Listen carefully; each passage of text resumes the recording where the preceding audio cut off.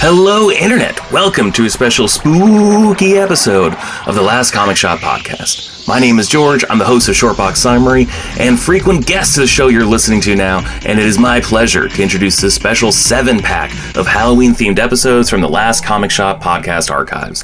No tricks today, just treats, as your favorite comic book podcast covers Marvel Zombies 3, My Favorite Thing is Monsters Book 1, FrankenCastle, My Favorite Thing is Monsters Book 2, Marvel's Blood Hunt, DCeased, and Tomb of Dracula issue 50. So grab some of your favorite mouth candy as you listen to this mega episode of Ear Candy, and keep a lookout every Tuesday for brand new episodes of the Last Comic Shop podcast everywhere fine podcasts are sold. Countdown to the Last Comic Shop in 5, 4, 3, 2, 1. If anybody had told me I would be waiting in a pumpkin patch on Halloween night, they would have said I was crazy. But just think, Sally, when the great pumpkin rises out of the pumpkin patch, we'll be here to see him. What's that? What's that? I hear it! The great pumpkin! There he is! There he is! It's the great pumpkin! He's rising out of the pumpkin patch! Ah! Ah! What happened? Did I faint? Did he leave us any toys? I was robbed! I spent the whole night waiting for the great pumpkin when I could have been out for tricks or treats. Halloween is over and I missed it, you blockhead! What a fool I was! I could have had candies, apples, and gum, and cookies and monies and all kinds of things, but no! I had to listen to you. What a fool I was! Trick or treats only come once a year. And I missed it by sitting in a pumpkin patch with a blockhead. You owe me restitution.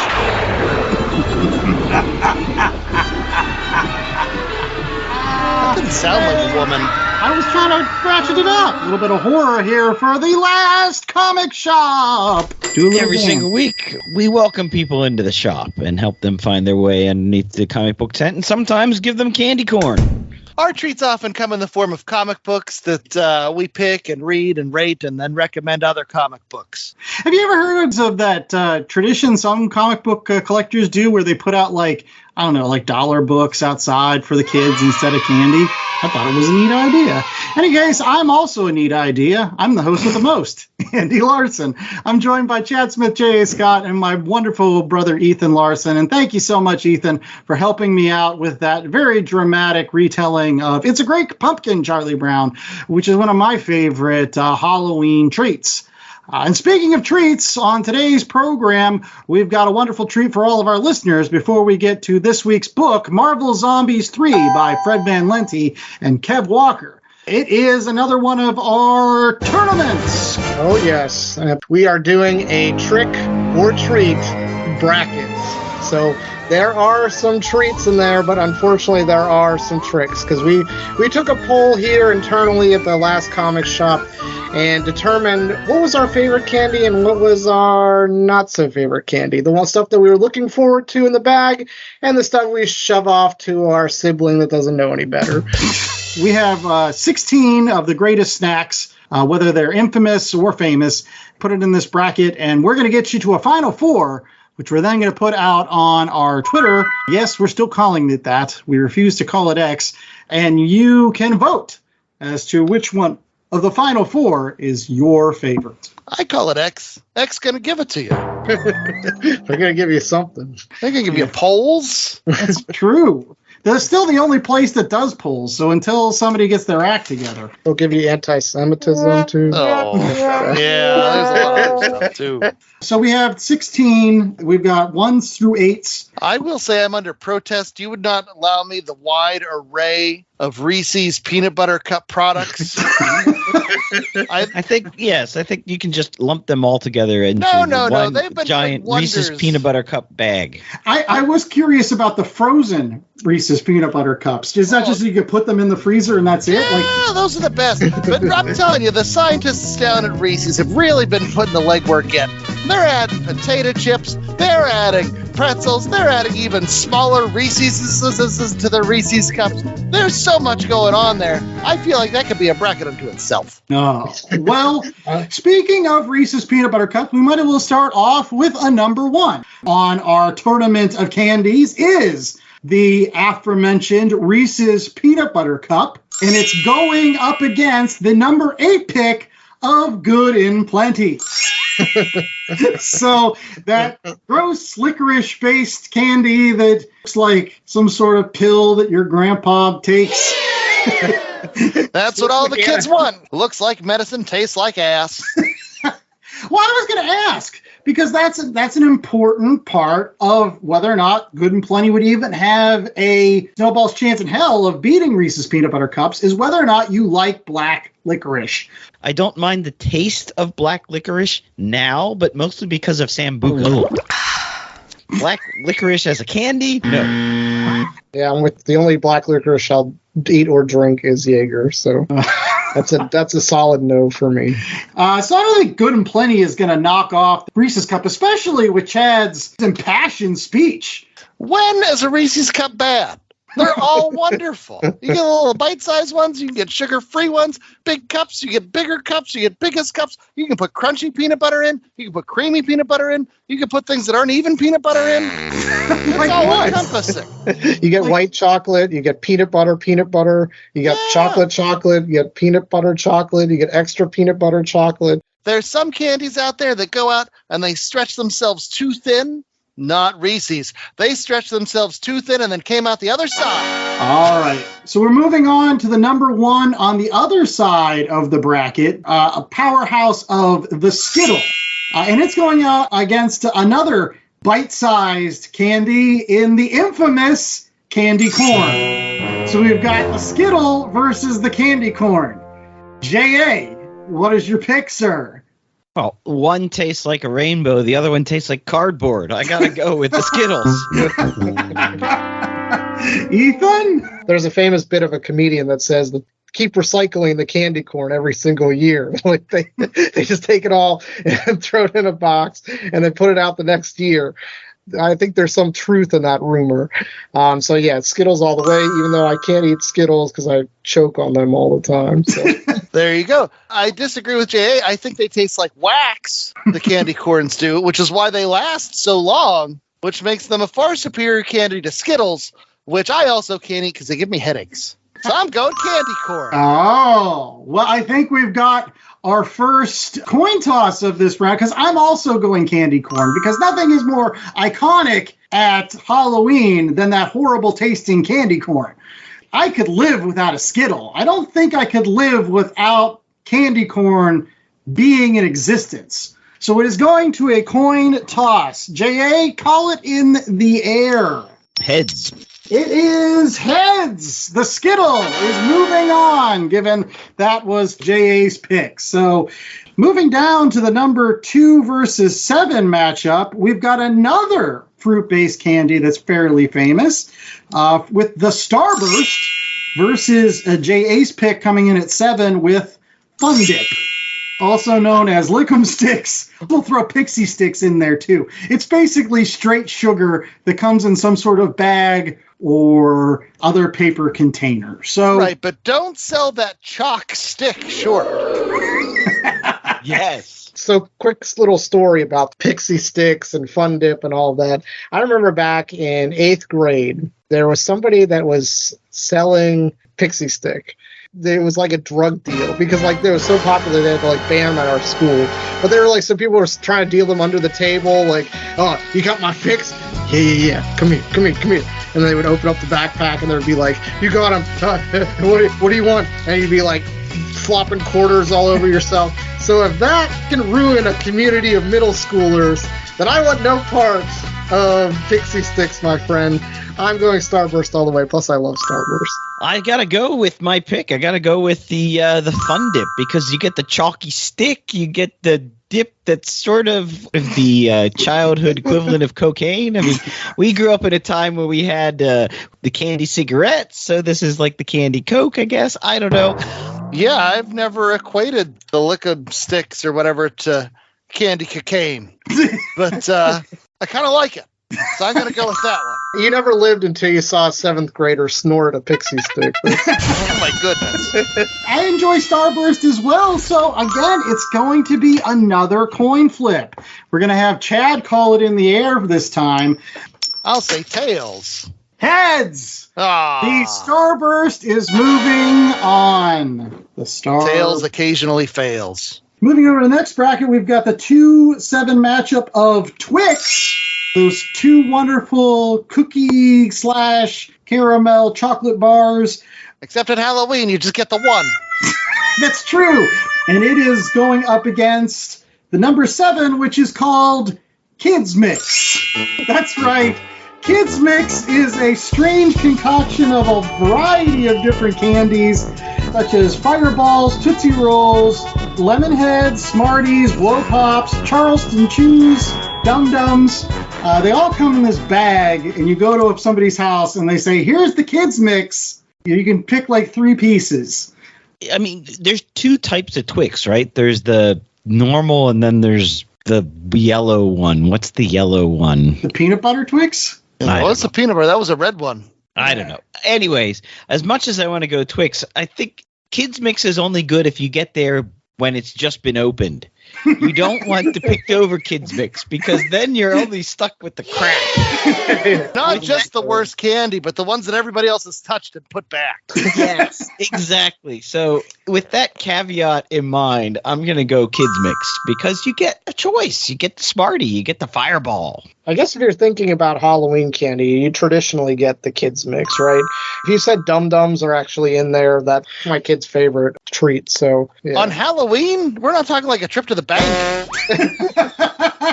Now, Chad, do you think the Kids Mix is a Dum Dum, or are you going with... I don't want to denigrate the Kids Mix until people put all their grimy hands in it and all their snot-laced everything else.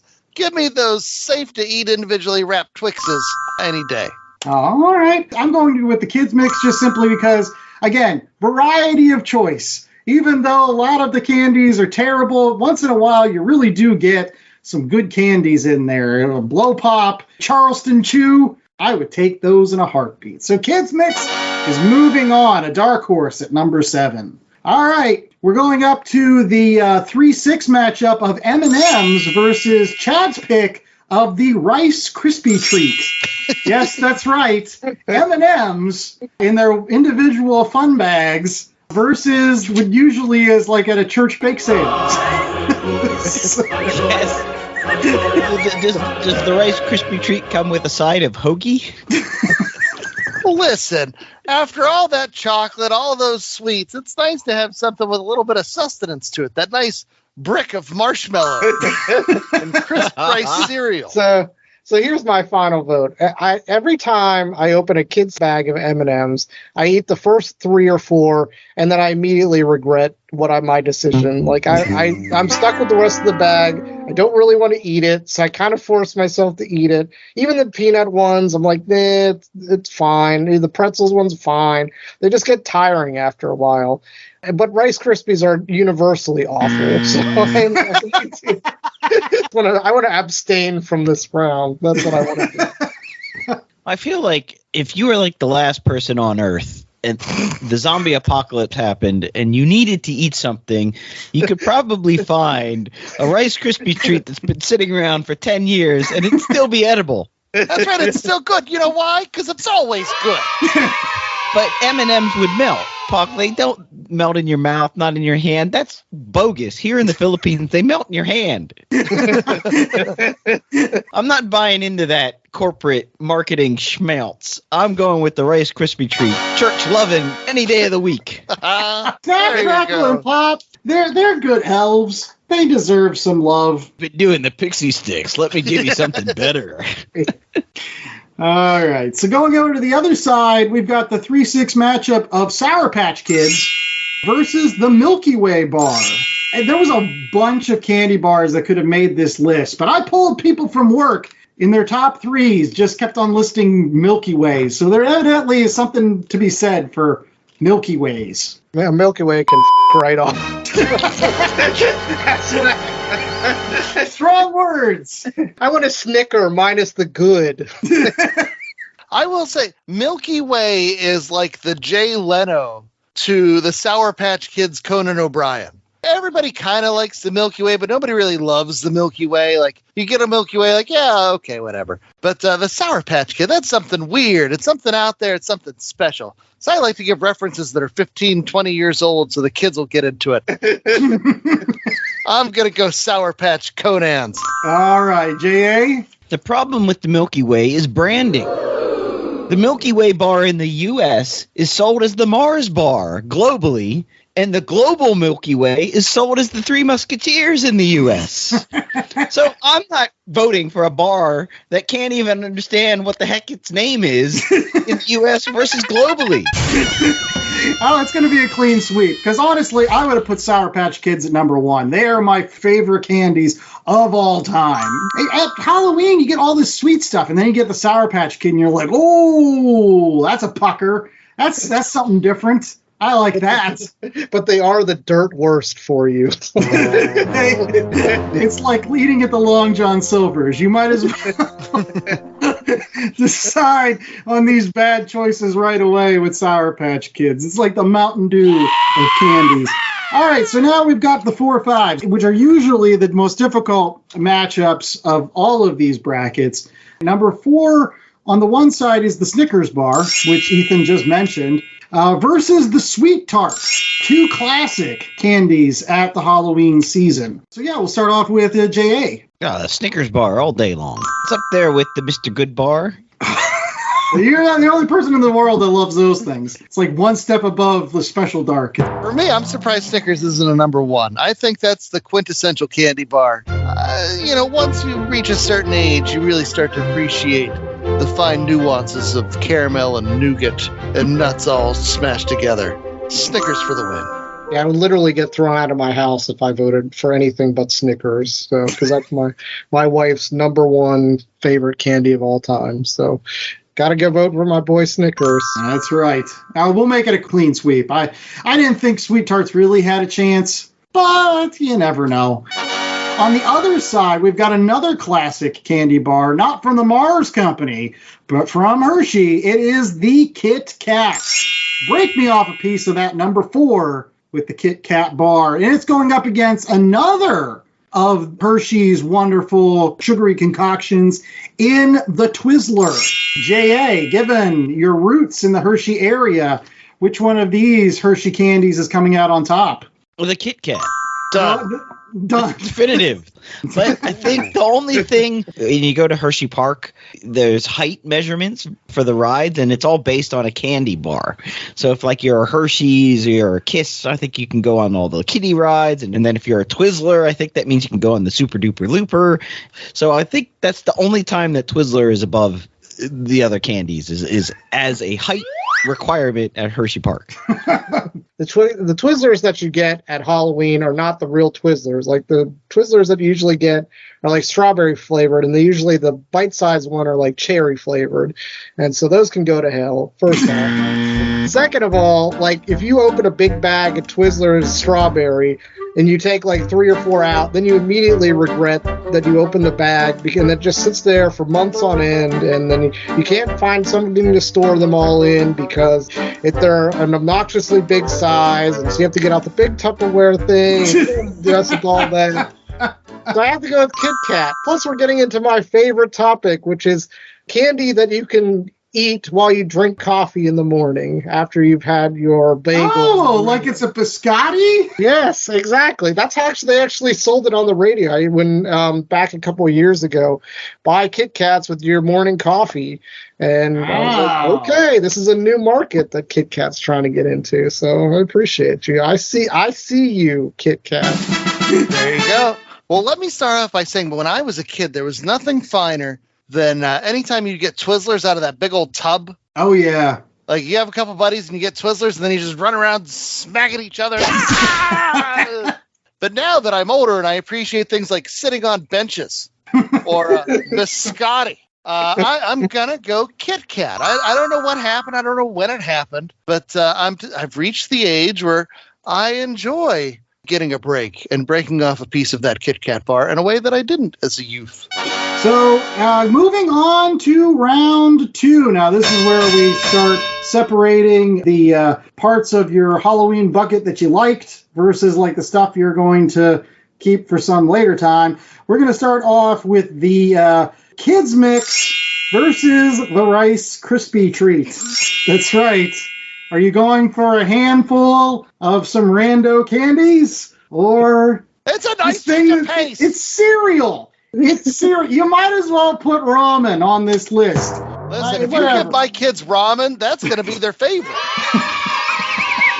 All right, Ethan, you're picking kids mix Rice Krispie treats.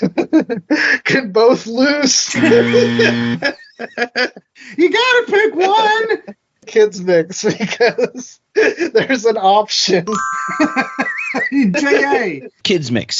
Chad, you still on your hill with I'm your... holding strong with the right. I'm telling you, the change of pace on Halloween, you don't appreciate it at the time, but after you've gorged your face on so many chocolate bars and everything else, it's nice to have something. It's like, oh, this is different. Now, are we talking kind of like sustenance. homemade Rice Krispie treats? Or are we talking the? I'm thinking the corporate one that comes in the little foil. Oh, okay. I was thinking like something that your mom baked and it. Yeah. threw at you in the front. Dude, old kids mix is moving on. Because, like, to Chad's point, there's a lot of things you can get here. Lemon heads. Those are delicious. So, kids mix, moving on to the finals. Then we've got Starburst versus Sour Patch Kids. A 2-3. No contest. Sour Patch Kids. I have a love-hate relationship with Sour Patch Kids. They're like I'm like a jilted lover with them. I want to try to leave them off, but they keep coming back in my bed, and I have to eat them and get cavities, and because I like them so much. I have an addiction to Sour Patch Kids, and I'm not afraid to admit it, damn it. Right. J.A.? Yeah, Sour Patch Kids. Oh, yeah. Starburst shouldn't have even gone through. They got lucky. Sour Patch Kids over Starburst, because you know what the bad thing about Starburst is? It takes you time to actually unwrap them and still give you some really bad flavors, like orange. I hate orange Starbursts. Oh, that's awful. Like lemon and cherry. Those are like the best flavors. Sour Patch, it's the white trash of sell them in a big bucket at Walmart. Can't beat them. Skittles versus the Kit Kat.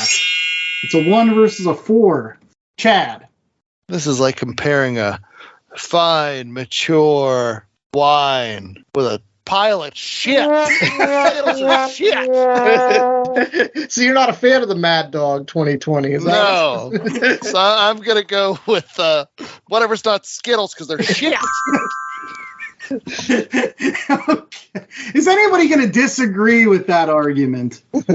Nope. Kit Kat for the win. Kit Kat for the Skittles win. are the Boone's Farm of candy.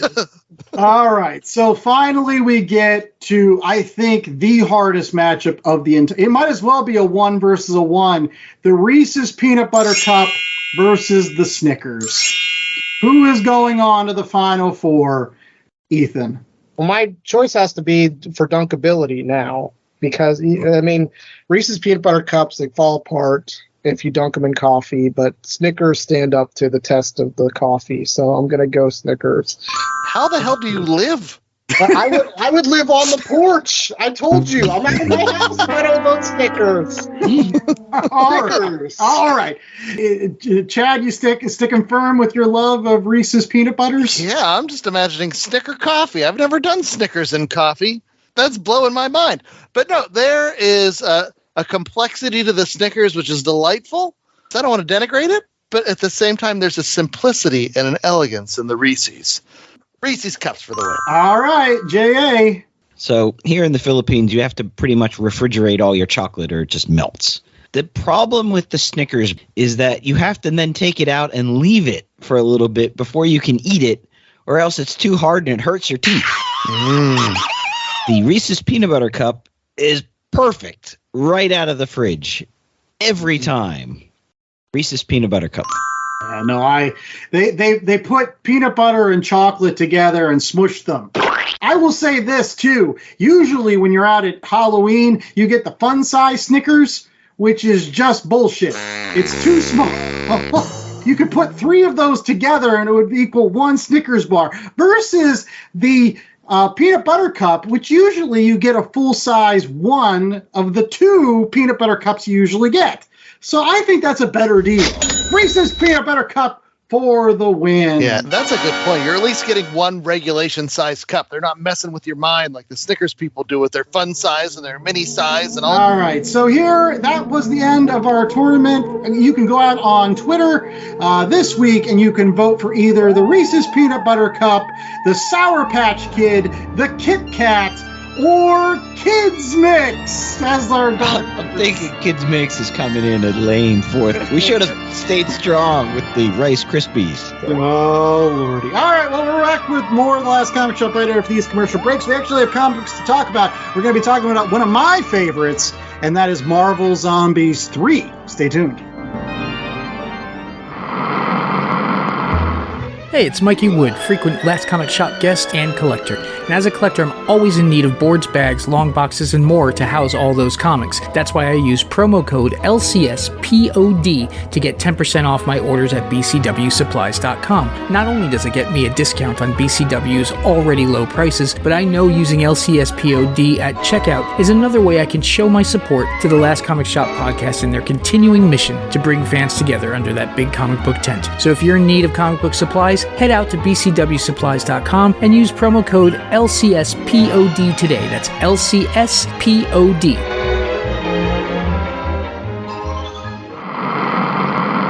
Hello, friends. Do you like the 80s and Transformers?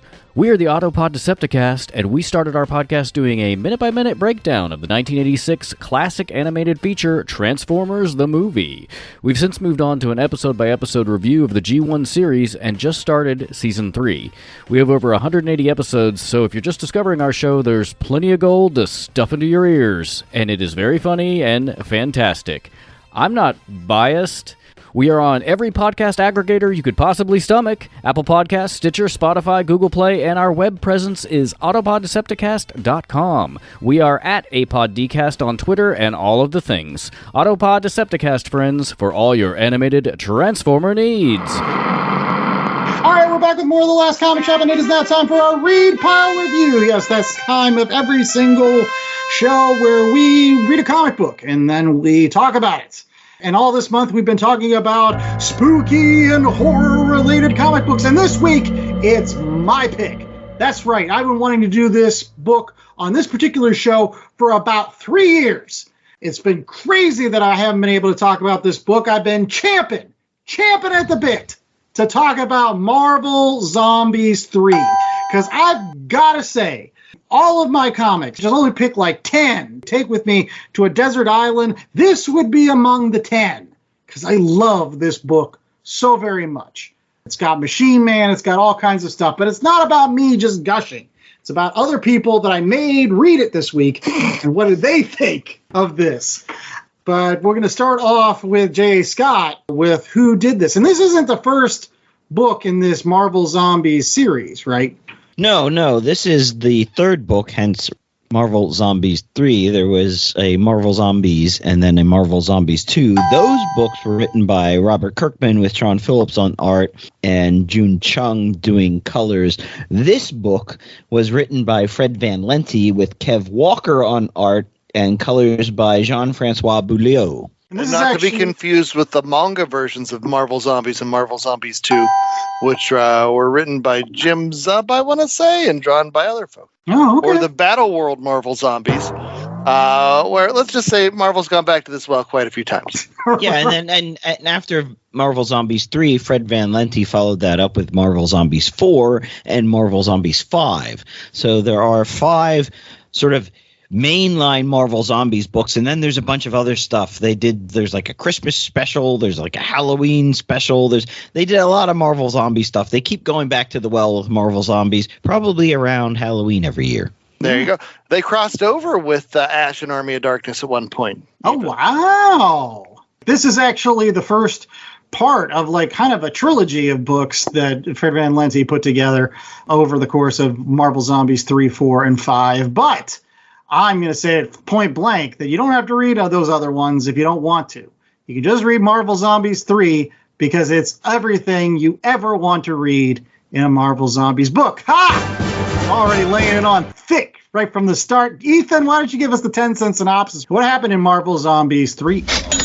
Well, there's another dimension that exists outside of the Marvel Universe that's perpendicular, is what they described it as being, where they're zombies and they're eating a bunch of superheroes and supervillains because it's an easier conduit to spread their virus. And the zombie version is trying to get to the regular Marvel Universe, and Dr. Morbius trying to develop a serum to basically inoculate all the superheroes that exist in the regular Marvel Universe, just in case the zombie universe crosses over and gets them. What they need is a human blood from the alternate universe to develop the serum. And so they don't want to send people with flesh down there because they'll just get slaughtered immediately. So what do? They find two robots, Machine Man and Jocasta, and both of them go in, and Machine Man kicks a lot of ass, doesn't drink a lot of beer, but talks about beer a lot. The Stone Cold Steve Austin robot, Terminator, ass kicker. Yeah, what else do you need to know about this? It is the Army of Darkness version of a Marvel comic book. And to Chad's point, that's why it was perfect that it crossed over with Ash and the Evil Dead and all that other stuff. Because this is great. This is Machine Man at his all-time finest. You just put him in 4 issues and let him just kill zombies indiscriminately in a lot of wonderful ways. But I'm not here to just gush, as I said, about how wonderful this book is.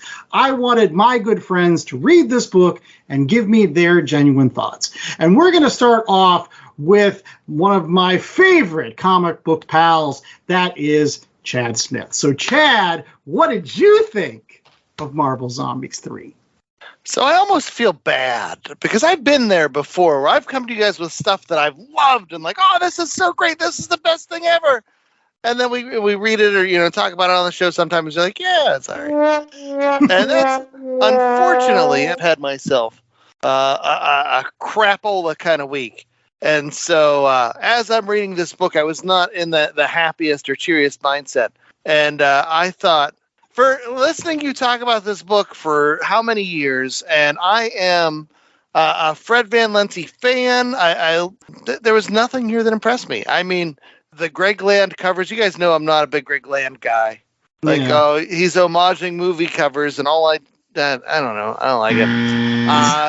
And then the use of the Marvel zombies themselves, like Robert Kirkman in Marvel Zombies 1 and 2, he really had some fun with the characters in the Marvel Universe being zombies and playing with all those zombie tropes. Here, they're just cannon fodder, so I didn't like that. The Machine Man kicks all kinds of butt, and that's fine, but it's better next wave. And Jocasta, nobody cares about Jocasta, right? So why do we care about this? I don't know. I genuinely, I don't mean to poo-poo the things that you love, because this is one of those, I wasn't in the right space. This one wasn't for me. All right. Well, let's go to somebody that shares kind of a similar mindset to me, with Ethan. Ethan, what did you think of this book? So my biggest problem with the book, I guess I'll just start out there, is kind of my problem with the MCU in general. Talking about the movies, and we've had this discussion before. This is for the hardest of hardcore Marvel fans, in my opinion, because you're featuring the two main characters are to Chad's point, like Jocasta. I've never heard of Jocasta in my life, and I've been tangentially around comic books almost 40 years now. So I barely heard of Machine Man. I didn't read Next Wave, unfortunately. I know I should. Next Wave! But if I were to just give this to somebody, they would have no idea who any of these people are. I mean, maybe the Kingpin, maybe Black Bolt. What Wasp's relationship with Jocasta is, that one was just she just comes out of nowhere and is like a bitch to her, and I'm like, what? Yeah. To unpack that a little bit, Jocasta is the robot version of Janet Van Dyne, just like Ultron is the robot version of Hank Pym. Ultron wanted a wife, and so he created Jocasta as his wife, and evidently that didn't fly with Jocasta, and she went and shacked up with Machine Man any case. And there's a disturbing scene too, just speaking of that, where like Vision is being hooked up with all this wires and crap coming out of him, and he's being tortured by his pseudo wife, the zombie Scarlet Witch, and I'm just like, did I need this scene at all? Like, I don't understand the context behind this. That was hilarious. Vision sitting there like, yeah, can I get a kiss, dear? And she's like, no, not tonight. I have a headache. I don't know. Somebody say they liked it. These people poo-pooing. You know, we get to my second point. but my second point is Machine Man fucking rules, man. Like, he is awesome. Like, I don't care if I don't know who he is. He was cool as hell. Like, he was doing all this cool shit. Like, Inspector Gadget on crack. He just, like, makes weapons out of nowhere and blowing crap up and riding the Ghost Rider wagon. And I dig that, man.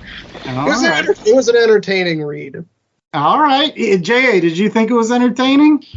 Yes. I mean, how can you not love the opening scene? You've got these 4 jobbers that I haven't ever heard of. One guy's made out of living water that he found called the Conquistador.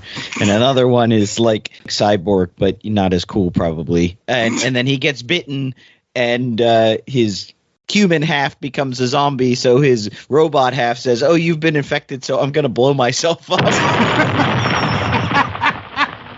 And that's the thing. Like, you're just talking about the first couple of pages. And I don't mean to jump back in and gush as to why I really love this. But, like, I got to talk to Fred Van Lente at a New York Comic Con a couple of years ago. And how about this whole book was like a love letter to folks that actually read a lot of, like, Bronze Age comics. Like, Jennifer Kale, she's the Abigail Arcane for Man-Thing. Like, she's like the girl that hangs out with Man-Thing. And so that's where she comes from. And you get Joe Costa, you get Morbius. It's a love letter to those people, to Ethan's point. If you did pay attention to Marvel and you do understand these characters, there are all these little Easter eggs that, like, Fred Van Lente just peppers throughout all this book.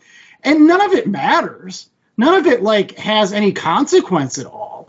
It's just Machine Man, going through and just killing zombie after zombie. But it's just the zombie versions that you see. Like, again, the zombie version of Kingpin, how he keeps Vanessa alive, feeding her cat food. I can't give away the ending of the book, but it's picture perfect for how the Kingpin deals with Vanessa in the end. Like, it's dark, but it's hilarious at the same time. And every single moment you think Machine Man's going to fail, he just walking Swiss Army knife. Was there a favorite scene from this particular book you liked? Now, that's a good question. And I want to ask that to Chad by painting one of my favorite scenes, because I know he's a fan of the Black Bolt. Did you like the fact that Black Bolt could now talk because of his dead larynx? Or did you think that was just stupid? I was in a cranky mood. Black Bolt doesn't talk. And if he is going to talk, it's got to be for a cooler reason than that. Yeah, 90% of this is going right over my head. Like, put in my Marvel card because I'm like, I don't know who these people are at all. And you guys are going deeper down the rabbit hole, and I'm like trying to dig out. But no, I think it was when he stole the Ghost Rider thing. I thought that was really cool. You know what this book is? To pull it back to our poll earlier, this would be like if your entire bag of Halloween candy was just kids mix.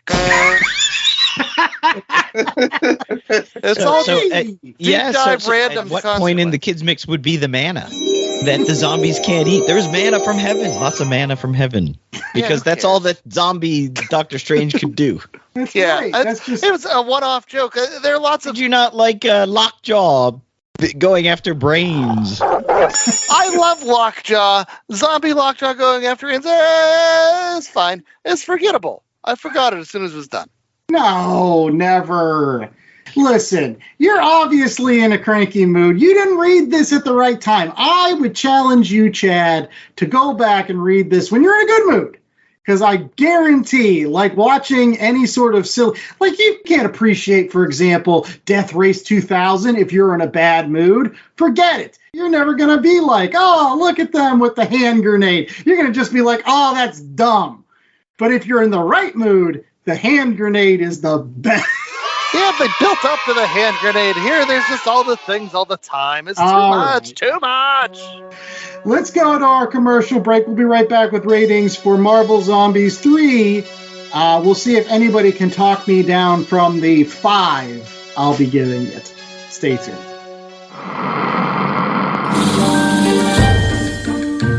Greetings, ghouls and boils. I'm the Ghoul Master, a loving homage to horror anthology narrators of yesteryear.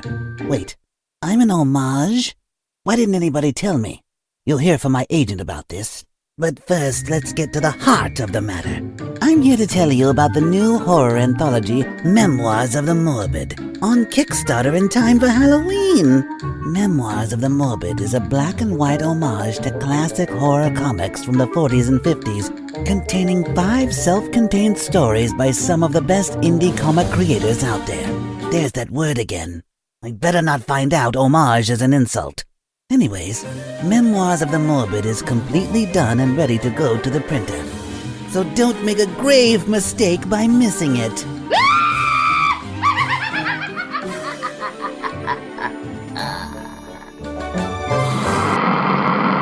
We're back with more of The Last Comic Shop, and it is now time for our ratings. Yes, that time of every single show where we hope that we don't give you kids mix. We give you something that's a little more substantial. It's something like, I don't know, a 1 out of 4 scale, maybe? And it comes from J.A. Scott. So, J.A., what is that 1 out of 4 scale for Marvel Zombies 3? 1 out of 4 brains. And there are some really disturbing parts of this, too, like Jackal's making clones so that they can eat the clones because they don't have any. And that was really icky. To say it bluntly. Are there ever any good clone stories? Silver Surfer going out like a punk and getting eaten, and then that actually pissed me off. Silver Surfer. No, I saw you that. would have thought that he would have like done some cosmic ray thing, Right. right? He is Space Jesus. Come on. The part in the beginning that I thought was a really overt sexual thing, but it just turns out I was tired. The cyborg guy, who no one cares about, Protector of Florida, also no one cares about, gets his robot head blows up, and then he falls down into the lap of a lady, and it looks like, yeah, you can look at it. Oh, I forgot that he's not the Protector of Florida; he's the Protector of Orange County. I hate to be this guy, but when did this come out? I'm gonna guess 2008 or 9ish. So it's prior to 2020. Is that what we're saying? Oh, absolutely. No, it's like because 2005, it's when I got to issue 3, they were talking about like Dr. Morbius's plan of inoculating people and giving them the fake virus. It just kind of hit different in 2023 than it does probably when it was written in 2008, just because of what we've been dealing with, basically a zombie apocalypse for the last 3 years. And when I saw that, I almost stopped reading. So Okay. Well, let's finish with your grade. So how many brains you giving it? I mean, it was like a tale of 2 books for you. Which one wins out? Yeah, and if it's tale of 2 books, it's got to be a 2. Unfortunately, this is where I land on it. Like I said, this is for the hardest of hardcore Marvel fans, and that I am not, sir. So, but I appreciated the ultra violence and the kicking ass when it comes to Machine Man. He's an awesome character. I can see why you love him so much, Andrew. But yeah, that's a 2 for me. All And right. please, if you haven't done already, please go get vaccinated. You can find your local vaccination sites online or call your local 211. Yeah, and make sure you get your dogs vaccinated. Some people believe that What? the rabies vaccine's bad. That's ridiculous. Any case, J.A. I liked this book. It was fun. If I could ding it anything, I would just say it was too short. They could have expanded the story a bit by the end when you've got the Midnight Suns getting together. I'm like, give me that story. And I think you had to wait a couple of years, and then they put out another one. So it's almost like not enough. I wanted to go on and read Marvel Zombies 4 because it was too quick. It was only 4 issues. They had all these great ideas, and then they used some of them. There was a lot of Machine Man doing Machine Man things where he just basically he's like the machine equivalent of Green Lantern. Whatever he thinks up, he can create. And then I don't know where the rockets come from because that's chemicals. And then suddenly he's got a plasma gun and then machine gun. I mean, it's comic books. So best not to think too much into it. I laughed. I didn't cry. I just laughed a lot. I laughed and thought, oh, that's funny. Oh, that's awesome. So I'm going to give it 3.5. Brains, it just could have been a little bit longer. I thought it was almost too rushed. All right. Chad. Okay, as the resident poo-pooer, this was fine. It was fun. It was candy. I just wasn't in the mood for candy this week. So my apologies to Fred Van Lentine, Kev Walker, and all the folks who worked on this one. This one just didn't do it for me. I'm going to go slightly higher out of respect for you, Andy, and how much love you have for this book and the Machine Man ass kickery. I'm going to say 2.25. Well, I appreciate that, Chad. This is like a 5, 10. I don't know what it is. 4, 5, 6 brains. I love this book. I really do. It's like a weird, crazy Looney Tunes mixed with horror. The unfortunate thing about Machine Man is he's never really had a long series for a long time. So it's always like these partial, sparsed out things. Like he had this great run in the 70s that was done by Jack Kirby and Steve Ditko. And then later on, he had Machine Man 2020, which was really great. In the 90s, they made him X-51 and they gave him Sentinel technology. That's actually where he can create all these weapons from because he's got nanobites like he's a Sentinel. He has Sentinel technology now. Okay. Is that when he got the toupee? Yes. Although he had a toupee when he worked at an insurance company under the Steve Ditko run. But long story short, all of this kind of is building up to Next Wave, where they made him a humorous character. And then this kind of builds off of Next Wave. It takes him one step further into kind of the wacky antics, but also brings back Jocasta, which is like the major love of his life. And he had some great issues in the late 70s, early 80s, where Jocasta and Machine Man were kind of a thing. And so it's neat to have them interact as old lovers. And I honestly, to Ethan's point, I don't think you really need to know anything. It's good when you do know because you get all these little Easter eggs. But overall, it's just a story about like a reluctant hero that has to go to some alternate universe, kills a bunch of zombies, saves his girl, gets the kiss at the end. It's no different than any other horror-related comedy thing that you should watch at the Halloween season. So 5, 6, 7, it's a great book. Read it. Any case, some other books that you can read are our recommendations. Yes, this is the time of every single show where we give you other comic books in case you're like Chad and need something different from Marvel Zombies 3 to wash this out of your palate. And we'll start off with Chad. So, Chad, what is your pick for this week? Okay, so I'm going to go with a writer that kind of reminds me a little bit of Fred Van Lentine. And that traditionally his work is really creative. He has a really good hold of the voice of his characters and has some crazy ideas that he brings to fruition. It's Kyle Starks. And he published a book last year along with Peter Kowalski and Vladimir Popov, Josh Reed, called Where Monsters Lie. And the premise is there are all these monsters that when they're not monstering, they go and they live in this town. But then people start killing them, and they start, horror ensues. But it's Kyle Starks. It's a little bit crazy. It's all kinds of weird, and it's worth your time if you want to scratch that horror itch with a little bit of absurdity mixed in. So, Where Monsters Lie. That's my recommendation. 4-issue miniseries last year. All right, J.A., what's your pick this week? So I'm sticking with the zombie theme, and I'm recommending Year Zero, Volume 1 by Benjamin Piercy, Ramon Rosales, out of AWA Studios. It's a classic zombie apocalypse tale that follows a bunch of different people in different situations as they're dealing with the zombie apocalypse. There's a street kid in Mexico City, a translator in Afghanistan, a Japanese samurai assassin, and a survivalist in the middle of the United States, and sort of how they deal with the zombie apocalypse and going through. And it's just fun, good zombie movie type stuff. So if you like zombies and you like zombie apocalypse stories, this one's for you. I recommend starting off with Volume 1, and if you enjoy Zombie Apocalypse, that's the one for you. All right. Ethan, what do you have on your recommendation pile this week? Well, sometimes we get a little bit liberal with the recommendation read pile where we talk about other media, and I wanted to speak on that for a little bit. I was going to recommend, a comic book, but I don't have time to read anymore because I've been obsessed with a certain video game that I wanted to recommend. Cyberpunk 2077. Been much maligned in the media for the past 3 years, but they finally fixed it so that it's actually a playable game, and it's fantastic. It's been one of my favorite games. If you want a machine that's actually kicking some ass too, Cyberpunk's the game for you. It's a game based on character V gets this terrorist from back in the day that's trying to take over his brain, so he's actually dying the whole time. Dystopian future where the Earth has gone to shit by corporations.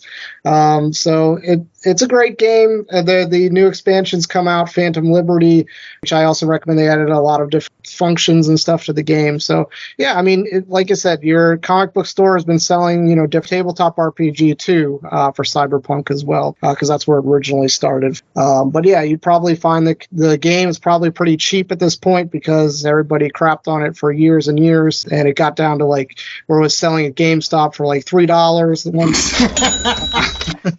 I remember the backlash when that came out. It was broken out of the box. Yes. They rectified it? Yes, and if you're actually playing on like a decent, like an Xbox Series X, PS5, or a higher end PC, with PC you get all the mods too.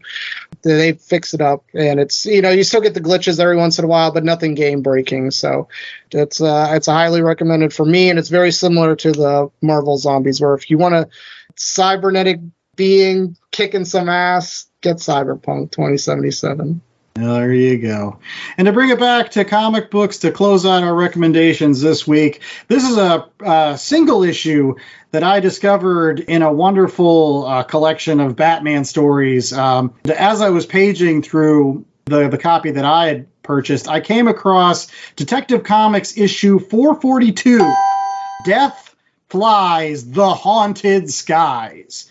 And it is a classic banger of a Batman story where you get a solo Batman trying to figure out who's been murdering all these folks using one of those old World War I barnstorming biplanes. And it's all painted white and it looks all ghostly and everything like that. The best thing about the entire story is all the art was done by the late, great Alex Toth, who Chad and I are huge fans of. And there is a fantastic sequence right within the first 2 pages where Batman is falling off of this biplane and has to save himself by doing these midair flips into like one of those water barrels like that used to sit on the top of buildings. And just the art and the animation of Batman trying to get himself in the correct position so he won't kill himself going through roof of this building. It's just immaculate cartooning done by Alex Toth. Again, it's just one issue. It's like a Columbo story. They give you a bunch of characters and you have to figure out which one's the one that and why he was the evil guy. I don't know. But it's great. I loved it. And it's got a great title to it. Death Flies the Haunted Skies. Pick it up, either in single issue if you can find it, or better yet, in that Batman, a celebration of 75 years. In any case, the celebration that we hope that you have every single week is listening to another episode of The Last Comic Shop. Again, we're going to have the Final Four for our Candy Halloween tournament later this week out on our Twitter or X or whatever, and you can vote on which one of our Final Four you thought was the best. But you can also rate, review, and subscribe over at www.lastcomicshoppodcast.com, where you can find all of these past episodes we did with similar tournaments, like just this year.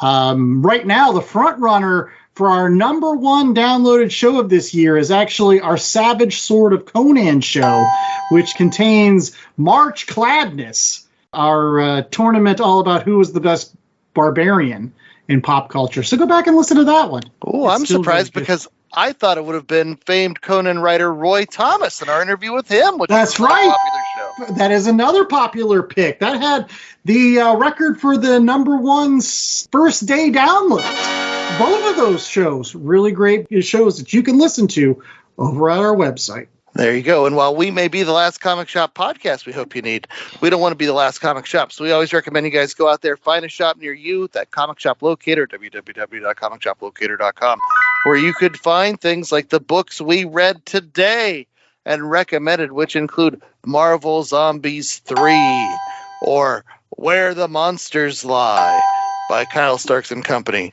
Or maybe you want to check out Year Zero, courtesy of AWA. Maybe you want to go with Detective Comics, find some classic Alex Toth stories, which can also be found in Batman, A Celebration of 75 Years. And maybe you want to go next door to your comic shop, find that video game store, and check out Cyberpunk 2077, which Ethan tells us is fixed. Yes, take my word for it, please. That's good. That's a great game. There you go. And so you can also circle back to our website where you can find links to the social media and everything else. It's www.lastcomicshoppodcast. And what else can they find there, J.A.? Oh, we've got our merch store. Get a tote bag. You can use it for trick-or-treating. Get all that good and plenty thrown into your bag. Who's giving out good and plenty? The house that you want to avoid. Yes, they're the ones with the Necco wafers, Go the to Juju fruits, the Juju. Oh, you think Starburst stick to your teeth? Those caramel apple lollipops, the ones in the green wrapper, Ah. are god awful. But one thing that is great is actually our Last Comic Shop Halloween shirt, right, J.A.? You can get that at Yes. So if you want a spooky Last Comic Shop podcast t-shirt, get the Halloween version. It's got bats in the belfry and looks good on you, orange. Yes, Or, it does. like you said earlier, on a tote bag. Remember, Yeah. you got options. You want mouse pads, you want tote bags, you want whatever. You want that Got it cup all. of coffee to dip your Snickers bar in. Yeah, Right. You get it in your Last Comic Shop mug. It's true. You get the pumpkin spice. I wonder if the pumpkin spice would taste good with the Kit Kat. I don't know. Is that too many flavors? Any It's the case. stickers that concerns me. I can see the Kit Kat. With boxes, bags, boards, get them all at bcwsupplies.com. Use our promo code LCSPOD at checkout to save yourself 10% off of your order. Again, that's bcwsupplies.com. Promo code LCSPOD. And Andrew said it before. Download our show, subscribe, and smash that 5-star review. Come on, man. We need the good juju, not the juju fruit. You know, we got to pump this stuff up. We're making moves, man. We got our most downloaded show, the March Cloudness. We got our most first day downloads for the Roy Thomas show, and we're just keep going up from here, man. So you want to get on the trolley, you want to keep downloading our shows, you want to keep subscribing every single week because you're going to get great content like the Trick or Treat extravaganza. I am going to try the coffee and the Snickers, man. I know I'm razzing it a little bit, but It's I'm good. intrigued. I am intrigued. I would be afraid that the outside of the Snickers, I mean, the Kit Kat, you bite the Kit Kat, and then you got the wafer to absorb the coffee, right? What's absorbing the coffee in the Snickers? Peanuts. Peanuts don't absorb. There's no Yeah. absorbing property in a peanut. Nougat absorbs. Come on. I don't know. Does nougat absorb? Is that like the dude abides? Nougat The nougat absorbs. Any case, that's all the time we have for Last Comic Shop this week. Make sure that you tune in next week for more Halloween goodness. Until then, I was the host of the most, Andy Larson. I was joined by Chad Smith, J.A. Scott, and Ethan Larson. And we hope that you stay safe, stay sweet. Nougating. Yeah, what's a nougat? Yeah, what is nougat? Where does it come from? Exactly. That's why I don't like Three Musketeers bars, because they're just all nougat, and I don't trust that. Except in Europe, where they're all Milky Way. Is nougat the same thing as marzipan? No, that's just gross.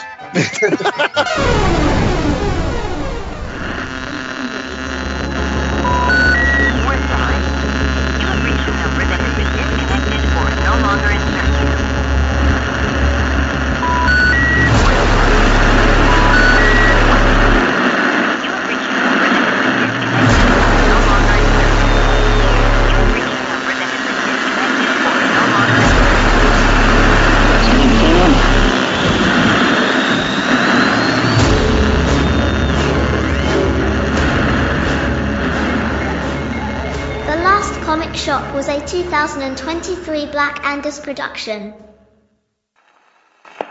Looking to save money on your collectible supplies? Whether it's comics, cards, sports memorabilia, or miscellaneous pop culture bric-a-brac, make sure to use promo code LCSPOD to get 10% off your orders at bcwsupplies.com. Not only does it get you a discount on BCW's already low prices, but using LCSPOD at checkout is an amazing way to show support to the Last Comic Shop podcast, the most incredible comic book podcast on the airwaves. So if you are in need of collectible supplies, head out to bcwsupplies.com and use promo code LCSPOD today. That's promo code LCSPOD. Cheers! Countdown to the last comic shop in 5, 4, 3, 2, 1.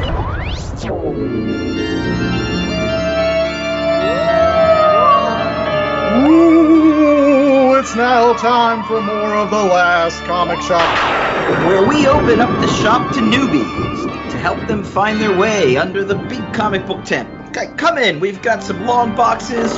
Throwing them open. Got lots of stuff. That's right, and we have some stuff that even the oldies might not be aware of. So we're trying to help those guys level up by, reading and talking about interesting comic books and stuff. And I'm the host with the most, as always, Andy Larson. I'm joined by Jay Scott and Chad Smith. And on today's program, again, keeping the kind of common theme around this Halloween season, it's all kinds of creepy, eerie books, monsters. Ooh, and we've got some monsters on today's program. Maybe not the monsters you might think of, though, as we'll get into that review later on. But it is a tremendous book written by Emil Ferris, an Eisner Award-winning tome. It is My Favorite Thing is Monsters. It's a book I've wanted to read on this particular show for a long, long time, just simply because I feel like the art, unlike anything out there. I'll gush on it later on the show, but it's just something else. You have to read it just for this art. Right. Nothing we say will do the art justice. You really have to check it out. But that's actually where I wanted to start, Andy, is because you're the one who exposed me to this book. And so I'm curious, when it comes to independent books, sometimes it can be really hard to sift through all the different stuff that's out there. And I'm curious, how do you guys find your independent stuff? It's I don't know, with superhero things, I feel like they're usually advertised and front and center. And, when you go to the comic shop, you know what's going on in the superhero universe. But with the independents, there's things that can come out of nowhere. And, what makes you pick up a book versus something else that you might just leave sitting on the shelf? Well, I will say that traditionally for me, it's always been about the artwork. Usually the artwork in some way has to grab me right from the start. And if I see something that I think is, ooh, that's interesting, or ooh, that's a little bit off the beaten path, I'm going to go for it. A bunch of books that I can recommend that kind of have artistic styles like that. Not only, again, this My Favorite Thing is Monsters, which first grabbed my eye at a free comic book day when they put out kind of a teaser version of this that you could pick up for free. That's, again, I was like, oh, geez, this art is tremendous. I started flipping through it during free comic book day, and I'm like, oh my gosh, I have to get this book. But in addition to that, I think back to when I read Kyle Starks's Big Rock Candy Mountain, and that has such an interesting art style. And that was one that grabbed me from just seeing it among all the other comic books in the row. I was like, that's interesting cartooning. I want to see what that's about. That's why I like Ed Piskor. That's why I like a lot of folks that I've recommended as independent books in the past. There has to be something that catches me. Okay. And I just want to chime in. A lot of those names you've mentioned, a lot of the books you've talked about, also tend to show up in the award seasons for things like Eisner or Harvey Awards. So I know that's always an option, too, to go back and see, well, what won this year, and to give you an idea of stuff to check out, or at least for me. But, Jay, what about you? What draws you to a book? I primarily read comic books digitally. So I think Comixology does a really good job at showing a bunch of different stuff, not just capes and cowls. They do, you can go obviously by genre and whatnot, but they always have a featured section or, what's trending. And it's always got a nice little mix of some independent books. Obviously, there's a lot of Marvel and DC stuff, Valiant and whatnot. But I like to, one day, I'm just scrolling through Comixology looking for something to read. And if you've got the unlimited account, a lot of older stuff is free. And I know that like Amazon is getting rid of the website and they're redoing it. It's supposed to make it even better. So I'm looking forward to the changes coming to Comixology. But there you go. That's a great resource. Yeah, for me, it's tough because like comic books are an investment. They can be pretty costly. And when you're looking at things that sometimes are appearing as original graphic novels, like you're dropping $30-$40 for something that you might not know about. But for me, I tend to follow creators. People like the Ed Brubakers or Robert Kirkman and Chris Samnee have that Firepower book coming out of Image right now. Like Mark Russell, he's a great writer whose name always seems to pop up with these independent companies, your Aftershocks or your Vault Comics or places like that. But and then I also rely a lot on word of mouth, I guess, just paying attention to what's happening on Twitter or in the comic shops or things like that. But it's tough because with the superhero and the Marvel and the DC and the more mainstream stuff, even the experimental versions of that, I feel like the risk is a little bit lesser as that's gone through a more professional filter. And with independent stuff, sometimes you can strike gold, like this book we're going to talk about today. And then sometimes you pick something up and like you plunk down your $4. Wait a minute. This is not a finished product. And that is why you owe it to yourself to always listen to the Last Comic Shop podcast. Because when we review independent books, which we like to do, fairly regularly, we make sure that we give you the good 411 on them. Absolutely. Not only that, but we oftentimes give you a bunch of other recommendations. An interesting kind of side note to this whole conversation of how I find independent books. It actually dovetails with my recommendation that will be in later in the show, a book called El Defo by C.C. Bell. And I actually found that because I had taken my kids to the library, and one of the things I've done in recent years is look over the graphic novels in the young adults section of the library. Because I really feel like, I've said it on this show many, many times that comic books should be primarily written for kids, people between the ages of 8 and 16. That has always been the bread and butter of the comic book industry. You catch them when they're young, and they're going to be comic book fans for a long time. And so it's always wonderful to go and look and see what folks are putting out for our youngins. And you'll find that there's some really, really interesting stuff. Again, not only the book I'll be recommending today, but I also found great stuff from Nathan Hale. Like there's a great book called One Trick Pony, which is all kind of sci-fi and futuristic. And he's got that other whole series, I think they call it Hazardous Tales, which is all interesting about American history and things like that. I was there the other day, and what did I find but Action Presidents by Fred Van Lente and Ryan Dunleavy. So again, you go to that young adult section, and you're going to see a lot of names that we talk about here on the Last Comic Shop, and they're putting out stuff for kids. It's like an untapped market, and it's something that should be applauded. So if you ever have a chance, just go to your library. I'm sure you'll find something that, again, fits one of my criteria. Interesting art, interesting ideas. It's experimental, but it's wonderful. Right. And the young adult book market, if you talk to anybody in the book business, that's what's driving things these days. Whether it's comic books, and you'll see DC shift to more of that style and format, even with some of their mainstream superhero books. You get, a Harley Quinn graphic novel or that Superman versus the Klan, but they're all trying to get that Dogman money. Yeah, that's the thing. That Dogman money that's huge. That's where the growth is. Right. I think if you were to ask kids of that age which character they would gravitate more towards, Spider-Man, Superman, or Dogman, half of them would probably say Dogman without blinking an eye, because my son, he waits in line for the next Dogman book. He waits. And the moment it comes out, I got to grab it. Like, that's the kind It's good stuff. Yeah, it's good stuff. It's fun. That's the fervor that you need among young folks for the comic book medium. That's the kind of thing that I hope will kind of eventually make its way over into the mainstream comic books or other indies. You know, there's great stuff out there. And speaking of great stuff, we've got a great book on today's program. My Favorite Thing is Monsters, and we'll get to that review right after these commercial breaks. So stay tuned. Do you ever find yourself sitting on the couch late at night wondering, what should I watch? Aimlessly flipping through streaming services, pondering as you let your cursor settle over a title, but you just can't bring yourself to commit and push play. Well, guess what?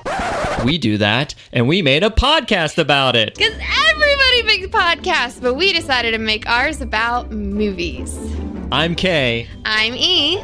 And together we start a journey through cinema where we watch a movie, sit down, discuss it, debate it, test each other's knowledge of it, and then give our final seal of approval or disapproval. Yeah. So join us as we try to search the infinite web, attempting to answer the age-old question, what should we watch?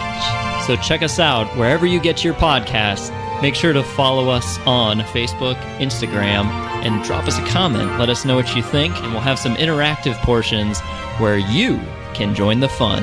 So, pop some popcorn, pop some wine, and join us, won't you? All right, we're back with more of The Last Comic Shop, and it is now time to get to our Read Pile review of My Favorite Thing is Monsters by Emil Ferris. This book was put out by Fantagraphics. And very similar to another Monsters book we reviewed earlier this year when we did Monsters by Barry Windsor Smith. I guess Fantagraphics does enjoy their monsters, but I will say that, as we'll get to in my review, this has a lot of similarities in terms of artistic genius. Let me just say that. And terribility. There's lots of terrible stuff in this one. Yes. You know, one of the interesting things about this particular book is how it eventually got to Fantagraphics, I guess. And I think J.A. can add a little color to that in addition to the 10-cent synopsis. Yeah, so, well, when she originally made the book, she was working with this Chinese publishing house, and they had bound them, they had printed them, they had shipped them, and then they ran out of money. They, went bankrupt. And so the shipping got stuck in the Panama Canal. I think it got impounded in the Panama Canal for, lack of payment or whatnot. So it was, never to see the light of day. And then Fantagraphics picked it up and republished it and put it out there. So my question, and I haven't been able to find anything on this, is are those original ones still floating around somewhere? Are they like in a warehouse down in Panama somewhere? Somebody's going to just break in. I need all the original copies of My Favorite Thing is Monsters. Give them to me. What do you do if you impound a book that's never actually published? Like, what do you do with that stuff? Yeah. Is there a black market for... They destroy it at some point. Well, I hope they don't. I hope that they're still sitting out there, and someday, like Raiders of the Lost Ark, they'll have to get the Staff of Rye and open up some shipping container and be like, oh, and lo and behold, there were all the copies of the original My Favorite Thing is Monsters. So. It's like when they find those like warehouse finds, and it's got all these still in their original box first IBM PC computers. There you go. Or like when we find omnibuses or all these. Absolutely. But again, Jay, what is the 10-cent synopsis for My Favorite Thing is Monsters? It's very much a coming-of-age story that focuses on Karen, who's 12, 13? Yeah, some pre-teenish, I think. In 1960s Chicago. And she's living in a basement apartment, and one of her neighbors dies in suspicious circumstances, and she takes it upon herself to kind of figure out who done it. And she's also a massive fan of like late night monster movies on TV. So she always is depicting herself and seeing herself in her mind as a half werewolf cub. It goes back in time a bit. This neighbor who died was a Jew and was put into a concentration camp, how she was able to escape from the concentration camp. And then it talks about her brother and her mom gets cancer and dies and how they're dealing with that. Martin Luther King Jr. dies during this. Obviously, the Chicago riots, when that happened, are addressed a little bit too. She comes out to her brother at one point, so she's dealing with her burgeoning sexuality. She comes out as lesbian. So, I mean, there's some very heavy topics going on while she's trying to figure out if her neighbor was killed. The only thing I would add to that, J.A., it's not just werewolf, it's werewolf detective. She has the hat and the trench coat. Yes. And she's a wolf cop. Not a cap wolf. But no, as one of my initial thoughts of this particular series, and again, why I wanted to talk about it so much on today's program is, I mean, again, there's a reason why this particular book won Best Graphic Novel and Best Writer and Artist and Best Coloring at the 2018 Eisner Awards. It was also actually, believe it or not, nominated for a Hugo Award for Best Graphic Novel in 2018 as well. I just got to take a moment, just heap mountains of praise on this gorgeous artwork. I think that's the first thing I got to talk about, because I think that's the elephant in the room for me, is the reason why you read this book is because of this artwork, which is, again, done as if you have a 12, 13-year-old girl drawing in a notebook with a ballpoint pen. And so it kind of has that same feeling that you would get from certain movies that are kind of like that found footage kind of stuff, in which you're actually really getting biographical feeling from this whole book, because you feel like you found this notebook on the bus. And all of her writings and her drawings, not only depicts herself, but her entire universe. And some of those, she has an older brother who takes her to the art museums there in Chicago. And she, with a ballpoint pen, recreates like some of these gorgeous works of art that you would find in major museums. And it throws the complete like panel grid design of traditional comics out the window. You get a lot of full page spreads with very small pictures. The text is sometimes in the margins or around the picture, which I always thought was really interesting. So, yeah, I mean, guys, from an artistic perspective, have you ever seen a book like this? So for me, there are a couple of things to unpack there. One, you talk about how this is like finding a notebook. This is not like finding somebody's notebook. This is not something your average run-of-the-mill human being is able to create, like with the level of detail. And you talked about when they go to museums, and Emile Ferris, she's recreating these museum-level paintings with ballpoint pens, like Bic pens. So you have that element of like, yeah, we write in notebooks with Bic pens, but this is it's an artistic tour de force that, like I said, nothing we can say is going to do justice to this artwork. But another level on top of that I found out recently was that Emile Ferris was paralyzed from West Nile virus, and she was creating this book as she was reteaching herself how to draw. And it's like, holy cannoli! So that, like, you're adding factors on factors, and like the end product is just so beautiful. And there are times where it's photorealistic, and then other times where you have those elements of cartooning and design. And as you said, she really plays with the structures and how comic books are made, where it's not just panels. Panels might show up every now and again, but so much of it is just one image bleeding into another. It is a thing of beauty. Meanwhile, tackling a lot of pretty dark stuff. I jokingly mentioned the terribility. It's all this grotesque stuff about humanity. It's so beautiful art-wise. It's such a juxtaposition that you don't want to look away. Yeah, for people who haven't seen it and don't quite understand, essentially what they did is they took lined paper, and you can see the spiral bound on, the left side or the right side, depending on what side of the page you're on, with holes in it, 3-punch holes, and it's made to look like it is a spiral bound notebook. She had, like, one of those pens that you had the different color inks you could slide down, the red or the blue or the green. I love those. Clicky one. She had, like, obviously one of those super big ones. Everyone's gushing about the art. The art really, it's what drives the book. And I think you almost need it at the beginning because it starts very slow. If I went to nitpick and kind of think, I thought the story took a while to get up to speed, but then once it's up to speed, it becomes a very, it's a page turner. But the first 50 to 100 pages do just kind of develop a little bit slow, like, what's going on? Why do I care? I'm in Chicago. It's the 60s. Oh, everyone looks like a vampire or a werewolf, but it's not really a fun ghost story thing.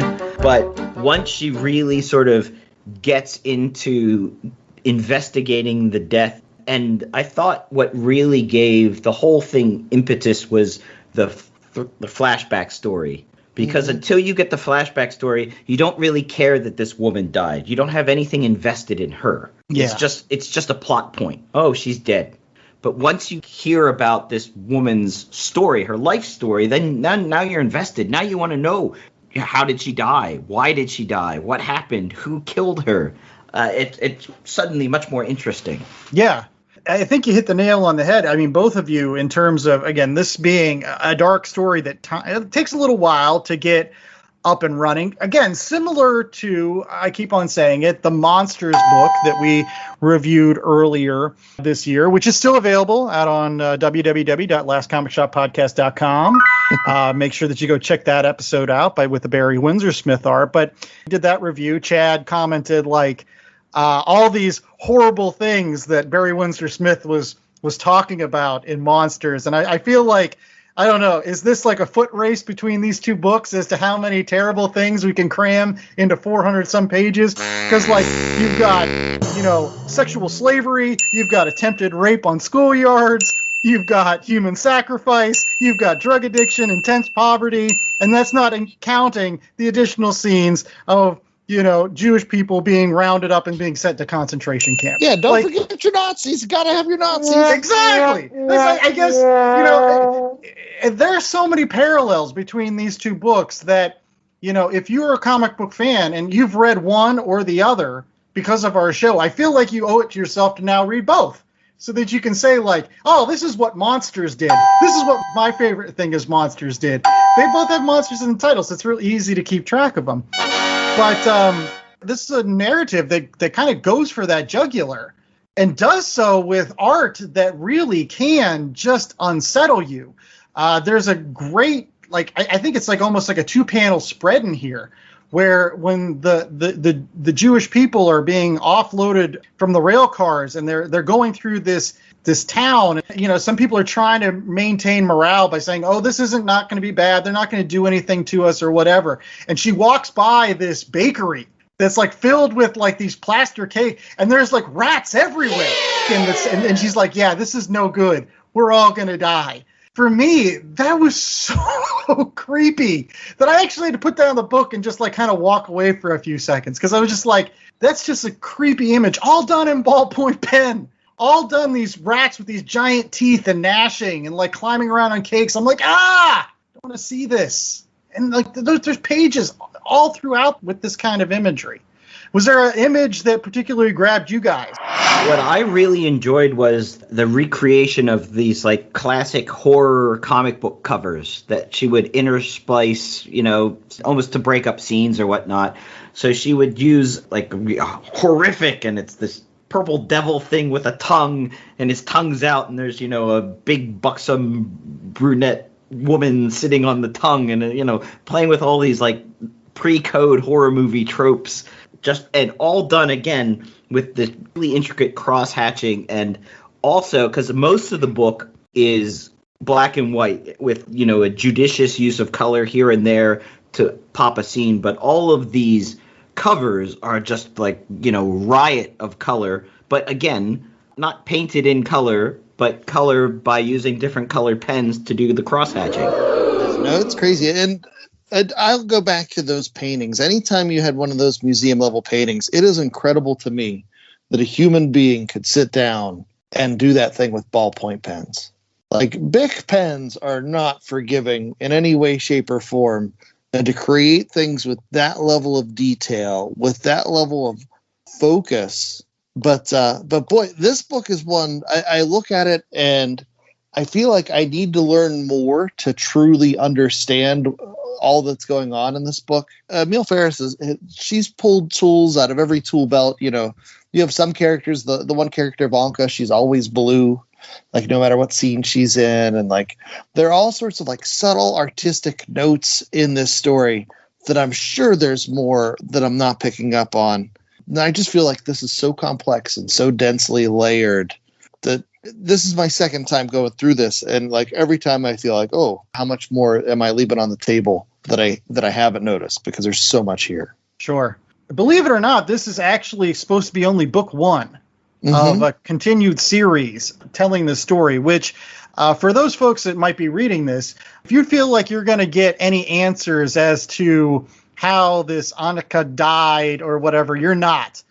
You're not even going to get her entire story. You get up to a certain point where she decides to escape from the concentration camp, that she's going to set up basically a brothel for some rich German higher up or something like that. And that's really where it ends. Like, you don't get anything more from that. You don't find out who ended up killing her. You don't find out pretty much anything. The only thing of really, interest that kind of has a conclusion at the end of this book is kind of the life story of her mother. Her mother is kind of one of the more genuinely nice character. Like, that's the one thing I can say about the mother. You go throughout this entire book and everybody has nice things to say about her mother. Kind of interesting in the fact that she has all these like superstitions and things like that. And it's kind of neat to read about those.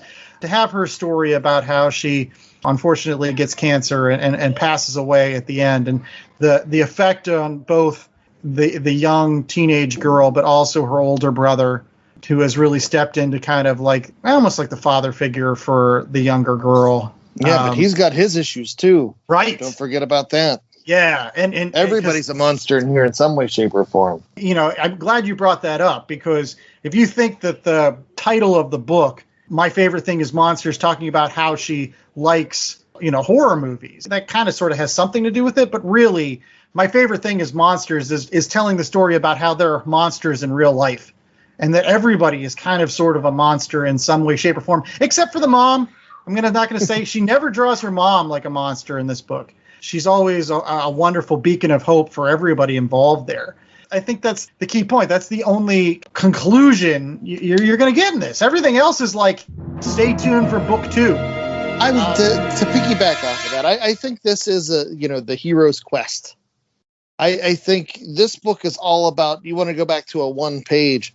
There's one page where we see the main character, Karen, not as a wolf cop, but as a little girl. And I read this where she's a little bit younger than I think you guys are putting her as. But like, there's one page where she accepts herself. Her brother's standing behind her and be like, see things how they really are, type of situation. And she's mad at him. She doesn't want to accept these things. To pick your brain just a little bit more, Chad, you're a huge fan of coming of age stories, and this is one of those coming of age stories. How does this kind of compare to other coming of age stories you've read?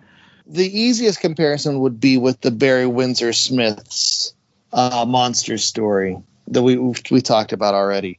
And I think they're both great, but if I had to choose between the two, I would choose this every time. I can't wait for the next chapter.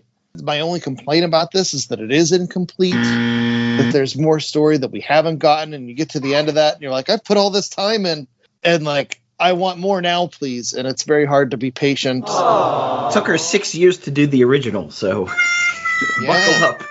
I know. So volume 2 is supposed to be out soon, correct? Yes.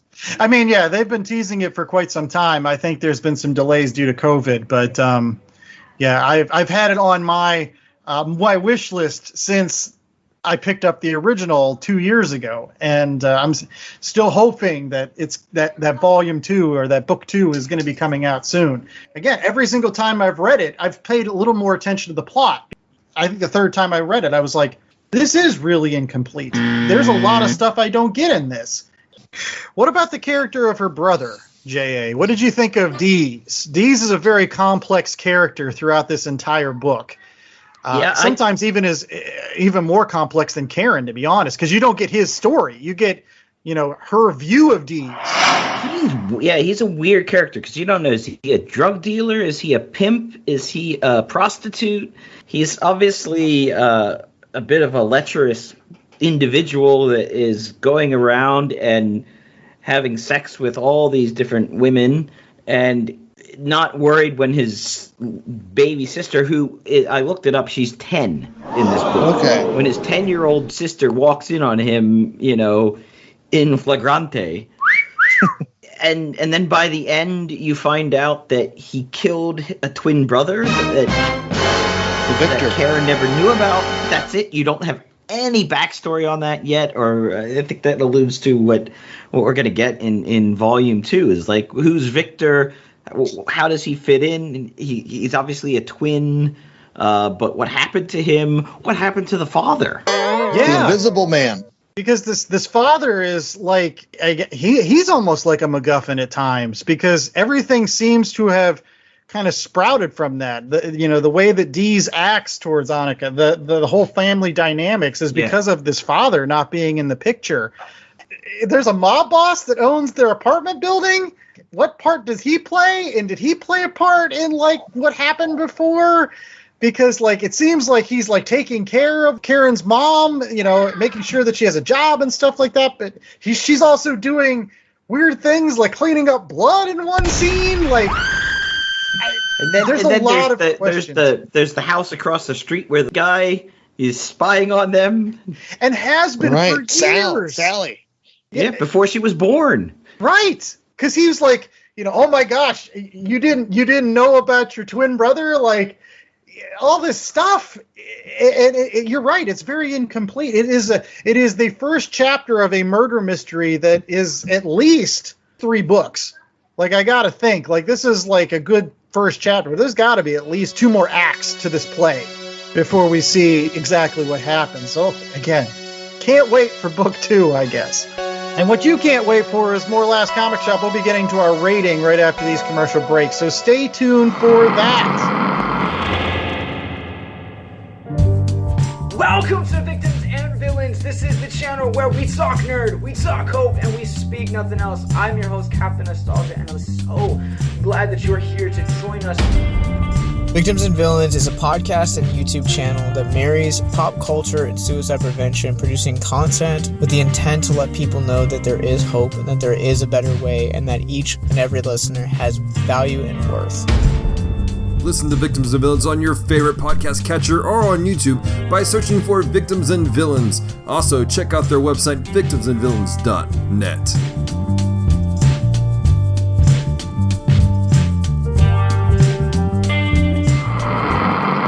All right, we're back with more of the Last Comic Shop, and it is now time for our ratings. Are we going to be monstrous with My Favorite Thing is Monstrous, or are we going to be grateful that we were given such a tremendous artistic tour de force in this particular book? As always, J.A. Scott likes to give us a 1 out of 4 scale so that we can rate our book appropriately. And J.A., what is our rating scale for this week? It's appropriately ballpoint pen. All right. I thought you were going to go with werewolves. That would have been a much easier sound effect to do. But I'll do ballpoint pens. It's fine. I think it's the same sound effect that I used for the Barry Windsor Smith show, Monsters. So it works. Go back and listen to that show again. All right, we'll start off with Chad, because, again, it's always wonderful because Chad recommends so many books for me. I hate to say it, but when it comes to indie books, Chad's often my in. So for me to give one to him and him be like, oh my gosh, I'm so glad. Yeah, no, this is great. I hate it. It makes me uncomfortable. It's beautiful. It's all those things together at the same time. It's frustratingly incomplete. I want to know more. I'm wrapped up in this story, but like I said, while I'm there, it's not a happy place. It's definitely 4 out of 4 Cliffy pens. It's just so beautiful. Just such an artistic tour de force. I can't believe a human being sat down and created this. It's a modern artistic marvel. And like I said, I think it's books like this that I picked up that Free Comic Book Day issue, and it sat in a pile with a bunch of other Free Comic Book Day issues that I forgot to look at. It's stuff like this that's so easily passed over that's sitting on the shelves at your bookstore that it's like, wait, no, you should stop and take a moment to go check this out. It's that good. It deserves your attention. Great work. Give me more soon. Okay. J.A., what's your rating? So I have to give it 3.75. I agree everything Chad said about the art. It's a tour de force. The story is complex. It's nuanced.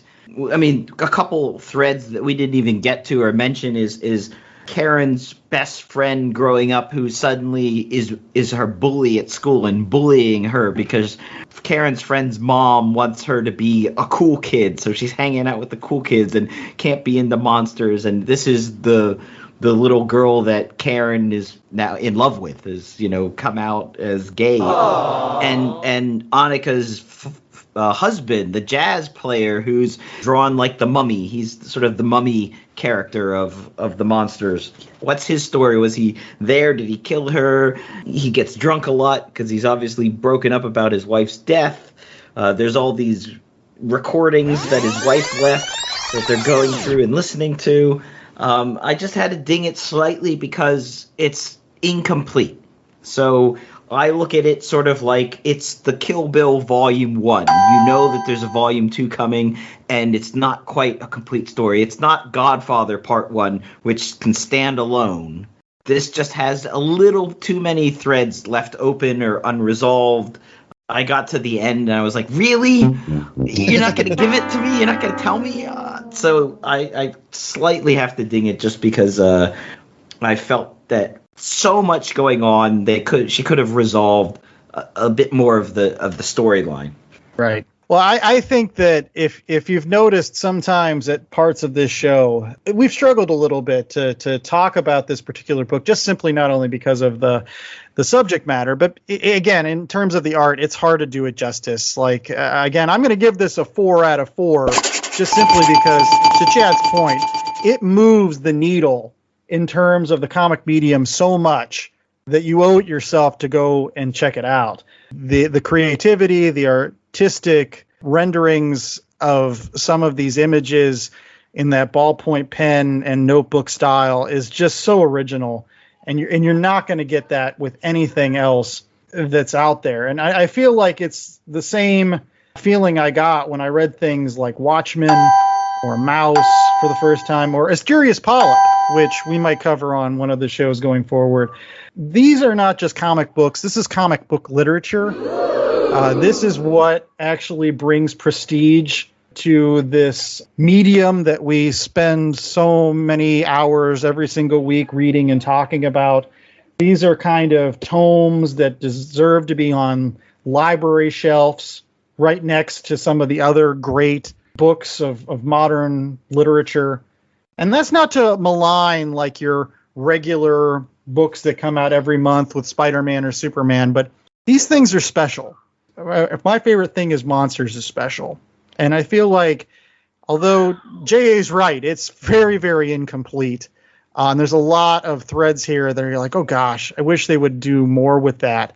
And to Chad's point, there's things that just give you the heebie-jeebies because, there's this one scene again where Annika, when she was little, was taken someplace with the express purpose of being killed in a human sacrifice, which is just, my God, like that's not just human trafficking. That's like, I don't know, that takes it one step further. It's like, I don't even know what to do with that.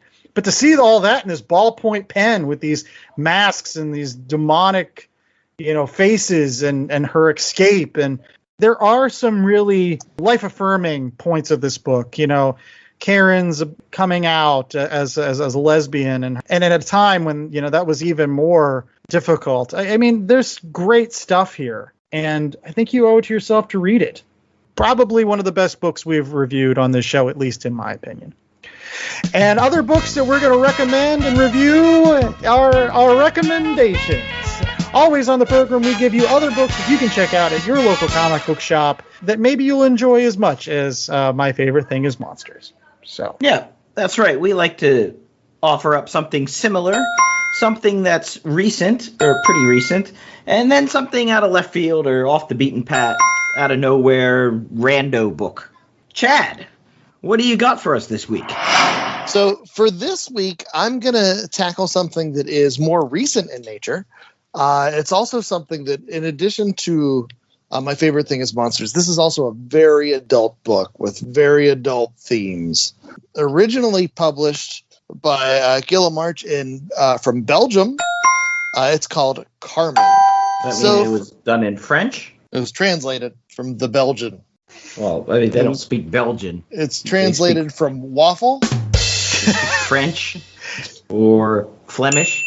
And so it was translated and released this summer through Image Comics in issue format. Originally it was a graphic novel unto itself, all done in one.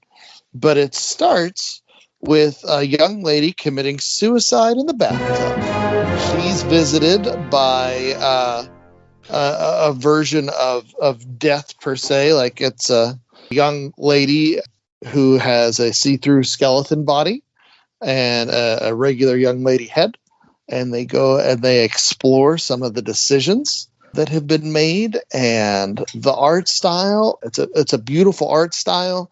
I will caution you, the main character does spend the majority of the book naked, but it's not gratuitous in nature. It's really just an artful exploration of, you know, what happens sometimes in these situations that drive people to these points.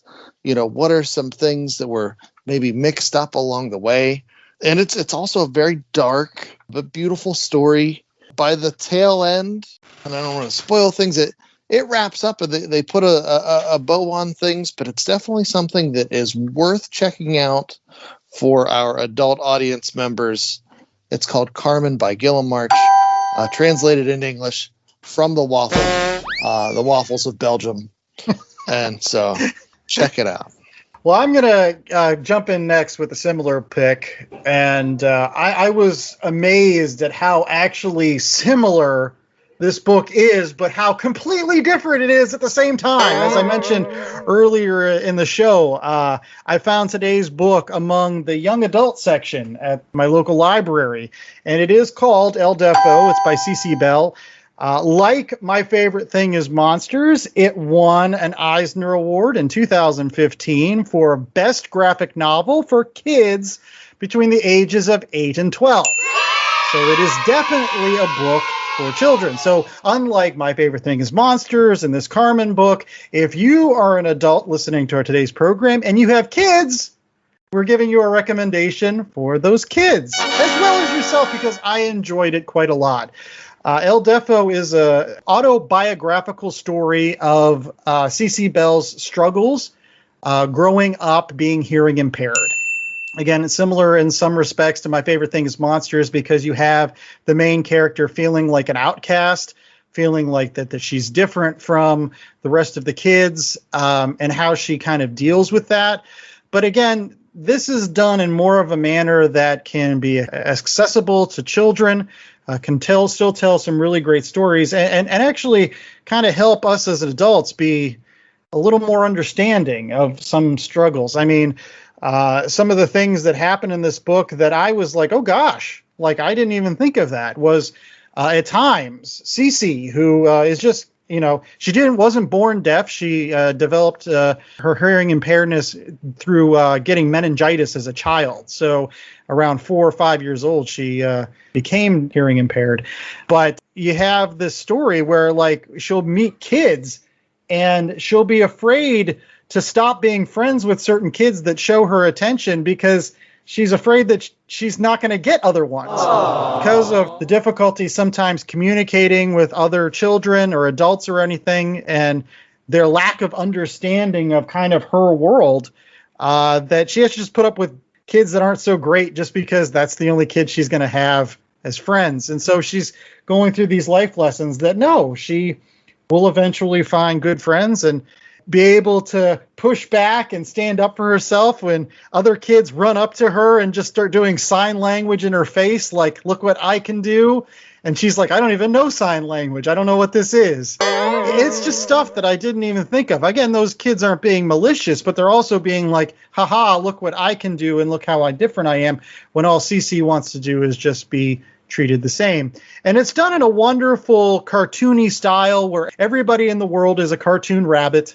Again, rabbits known for their big long ears and being able to hear well, and the fact that, Cece's character cannot, and she has to wear like a big bulky, because it's like in the 70s, 80s, so she has one of those big bulky hearing aids that she has to strap to her chest, and she's trying to figure out how to hide it, and hopefully people won't notice it. But she goes through all the same things that other children do, not only finding friends, but finding another young boy that she likes in the neighborhood, and how she deals with those feelings, and even how, adults treat her because of her disability. Plus, she's a superhero. She imagines herself as a superhero, similar to what Karen does, is imagine yourself as a monster. That kind of wish fulfillment stuff. It's a really, really great book, and I would highly recommend it. All right. Well, you mentioned monsters, and obviously looking at all those covers from My Favorite Thing is Monsters got me in the mood to read some original monster comic books, and I found this trade paperback, which is I think it's like $12 on Amazon, but you can get it also on Comixology Unlimited. Mummies, Classic Monsters of Pre-Code Horror Comic Books.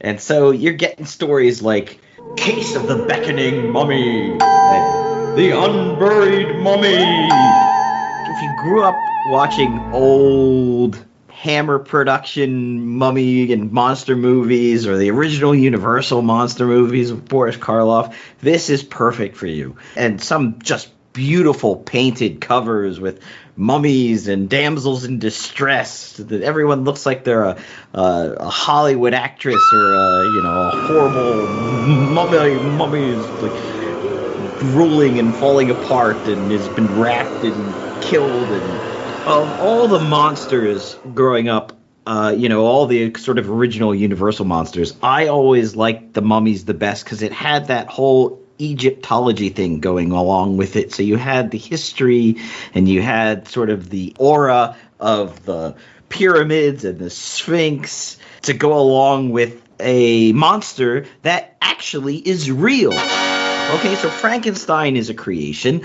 Dracula is or whatever, but mummies exist. There are mummies today.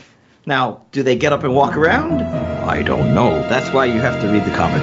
Plus, it's interesting from just a historical perspective because, again, in My Favorite Thing is Monsters, you get a lot of those horror magazine covers that Karen reads and is all into. And these pre-code comic books, especially the horror ones, the only reason there were horror magazines is because they had to stop making horror comic books.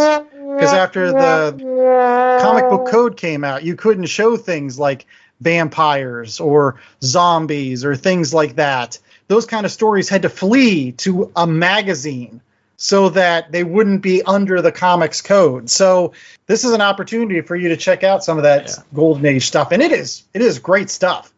And I should also mention, so it's put together by Craig Yo, who has been called like the Indiana Jones of comic historians. He used to work for Jim Henson, and he's been at Nickelodeon.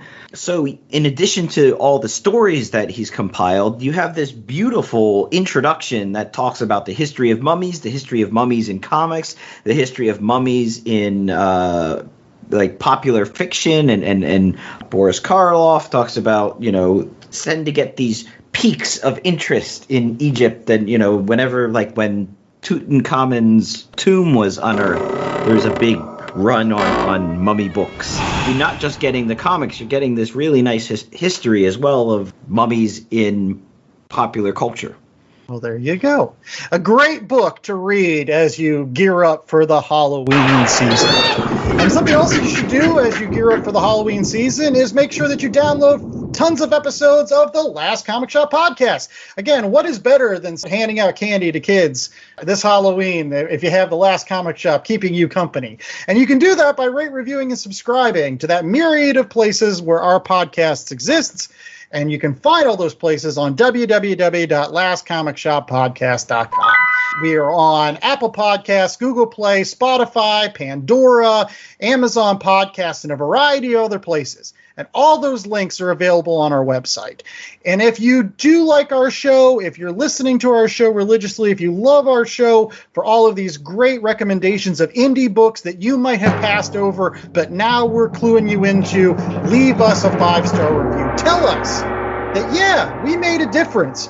We wouldn't have checked out My Favorite Thing is Monsters, or Barry Windsor Smith's Monsters, or comic book adaptation of Slaughterhouse-5, or Paper Girls, or the comic book history of animation. I wouldn't have checked out any of these books without The Last Comic Shop.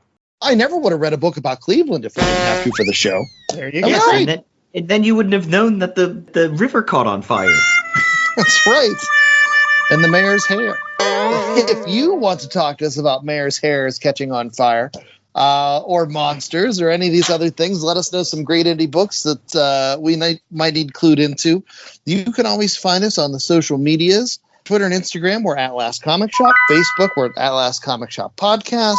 And all that runs through our website. Once again, it's www.lastcomicshoppodcast.com. And when you go to the website, you can also find a link to our merch store, where we've got mummy wraps this week, apparently. That's right. You can just get a bunch of our t-shirts and you can cut them up and wrap yourself up in the Last Comic Shop mummy wraps for your Halloween costume this year. I mean, sure, some of you are maybe daddies, but we can all be mummies. Go with you can, here's an idea. You get a microphone, you get a pair of headphones, you get a Last Comic Pop t-shirt, go as a podcaster. Oh, there you go. There's a lot of Let me get us out of this segment. While we might be the Last Comic Shop podcast, we don't actually want to end up being the Last Comic Shop. So go to www.comicshoplocator.com to find local shops in your area where you can find some great books that we were talking about today. Things like My Favorite Thing is Monsters, which I can't recommend enough that you guys check out. It's beautiful. You could find things like Gilliam March's Carmen with those serious adult topics, but that beautiful European art style. It's wonderful. You could find potentially El Defo at your local comic shop. Something for the kiddies that's going to deal with those themes of acceptance. Or you could go old school with the Mummies, classic monsters of the pre-code comics, and see what kinds of craziness abounded before we introduced the Comics Code Authority. All that and more is waiting for you at your local shop, so don't be afraid to check them out. We're always waiting for you here at the Last Comic Shop, so make sure that you tune in next week. Until then, I was the host with the most, Andy Larson. I was joined by Chad Smith and J.A. Scott. And remember to stay safe, stay sheltered, and we hope that your favorite thing is our podcast, because we're going to keep on doing it for you, regardless of whether it is or not.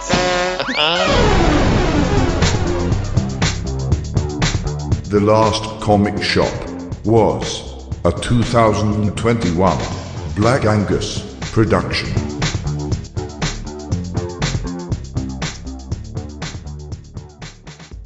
Hey fellas, looking to save money on your collectible supplies?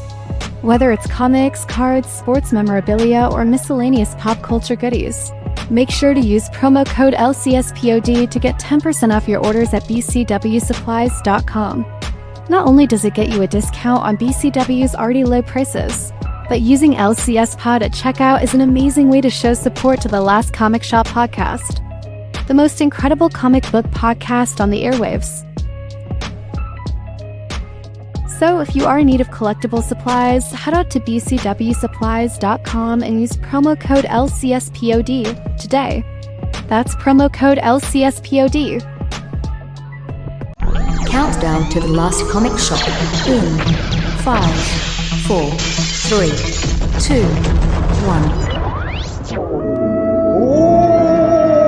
Oh, it is more time for more of the Last Comic Shop. I think you need to put some WD-40 on that door there. Opening the shop up to newbies to help them find their way under this cobwebby tent of comics. Yeah, we need to get a maid in here, dust a little bit or something. That's right. We're keeping the lights on as well for the oldies. so old, some might say undead. Ooh. Are they our mummies or our daddies? Aye. Insist. I'm the host with the most, Andy Larson. I'm joined by Chad Smith and Jay Scott. And again, we're hoping that you're enjoying this lead up to the wonderful second most popular holiday now ever after Christmas. Like, it's like Christmas and Halloween, and then that's it. Like, Thanksgiving's been put in the rear. It depends on who you talk to. Either way, they all start like 4 months before the day actually happens. Yeah. Seriously, I joked about it that, like, people were getting out their Halloween stuff right after Labor Day, but no. There were people getting their Halloween stuff out right after Labor Day. They're like, nah, it's time for pumpkin spice and sexy Pumpkin Halloween heads. costumes. Those Halloween stores that occupy vacant mall stores. Yeah. Where do they come from? Where are they the rest of the time? They have like these vans and they just drive around with nothing in the back except all the Spirit Halloween stuff. They're like gypsies on the road. That's a used Rite Aid. We can set up shop there. But any case, again, we're hoping that you're enjoying all this month. We've got Halloween sort of related books, except actually the week of Halloween, that's going to be a Black Adam book. I don't know why The Rock put out his movie then. Because everybody wants to dress like The Rock. It's Halloween still. All right. We're all But this hawk week- men and women and rocks. This I'm week gonna is rock. no different. We've got another wonderful Halloween kind of related, and it's one that we have been talking about, I have to think like a year at this point. I think last Halloween we said we were going to do this, and finally this week you get it. Chad, it was your pick. What are we reading this week? We are reading the best Punisher story of all time. Well, half of it. We'll get into that. We are reading FrankenCastle. Much to J.A.'s chagrin, or maybe, I don't know, maybe actually now that he's read it, he actually likes it. I don't know. We'll get to that when we get to our review. But for the opening segment of today's show, I thought that we would trick-or-treat some of our fans by doing another weekly poll recap. Right, J.A.? Yeah, we just did polls last week. I don't have any data yet. Give me some time to get some data. Well, if you don't have polls, then what do you got for us instead?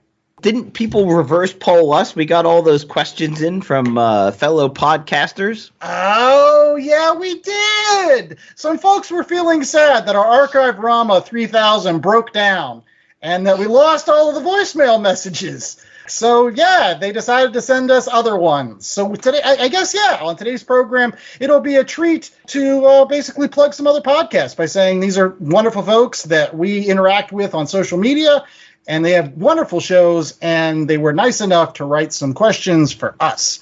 So first off, we're going to start off with Galactic Dads.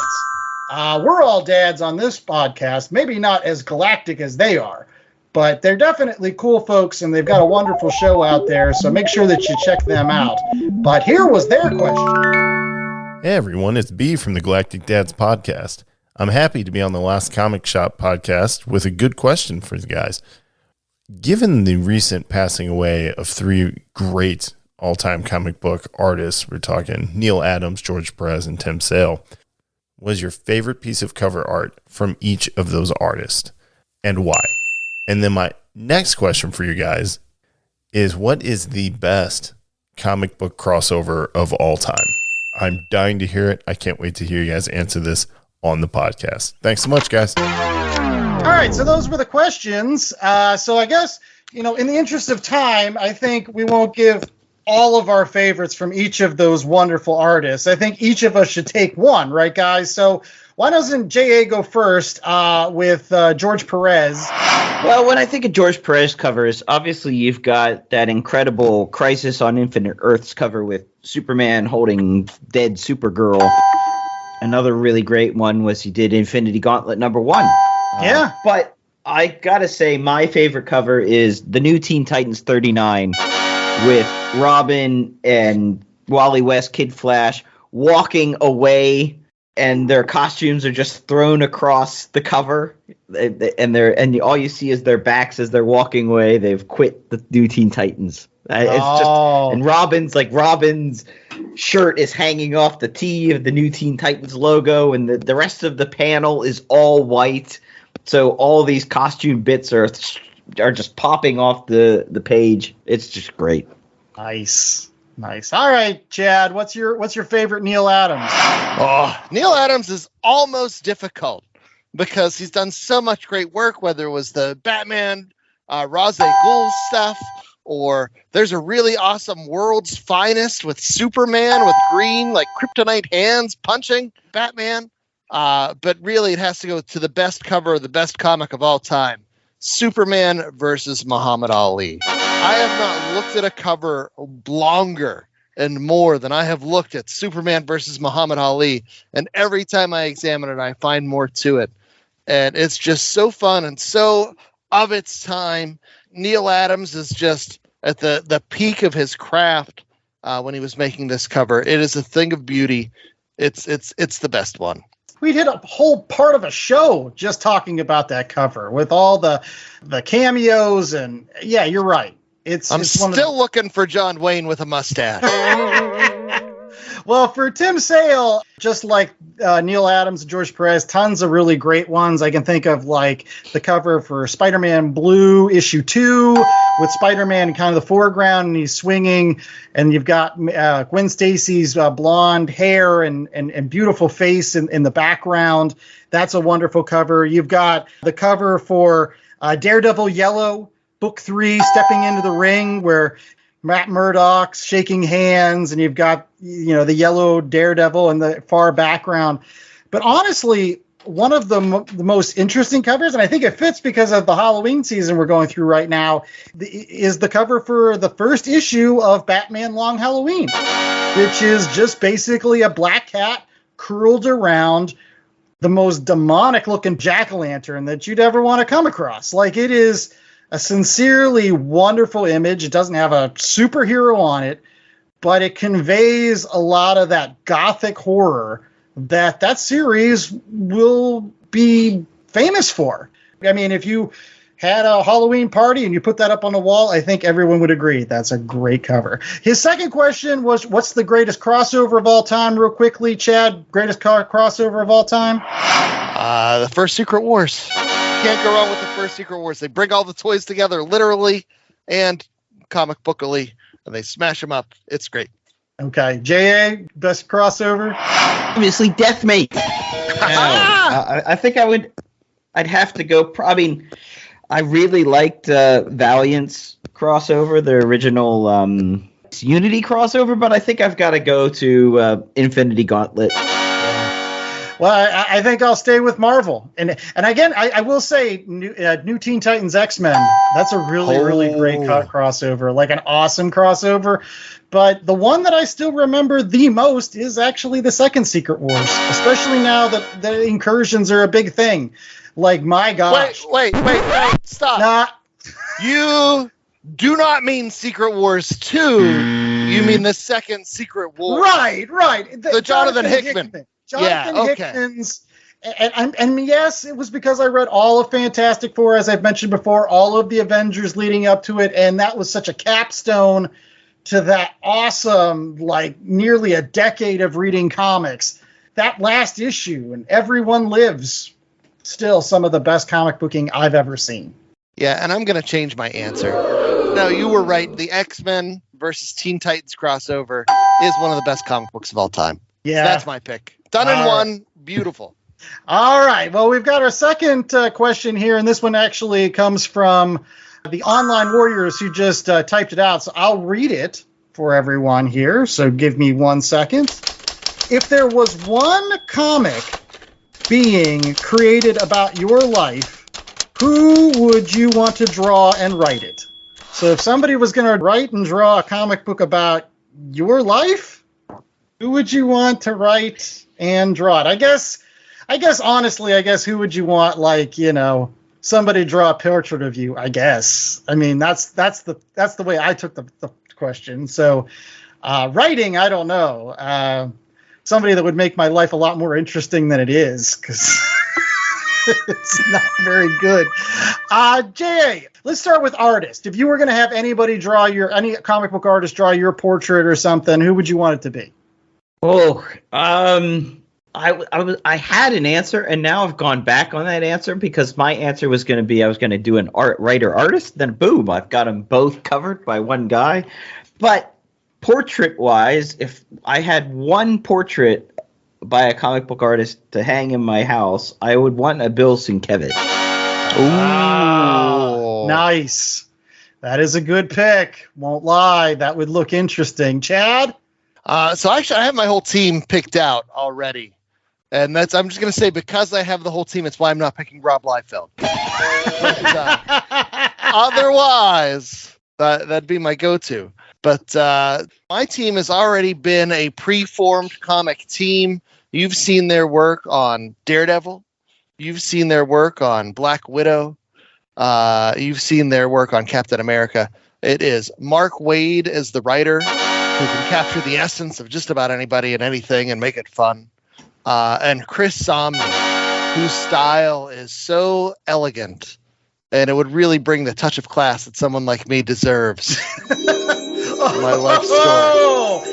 You know what? I would love to meet Chris Somney now and say, you have to draw Chad with his hand reaching out, giving somebody a jar of Grey Poupon.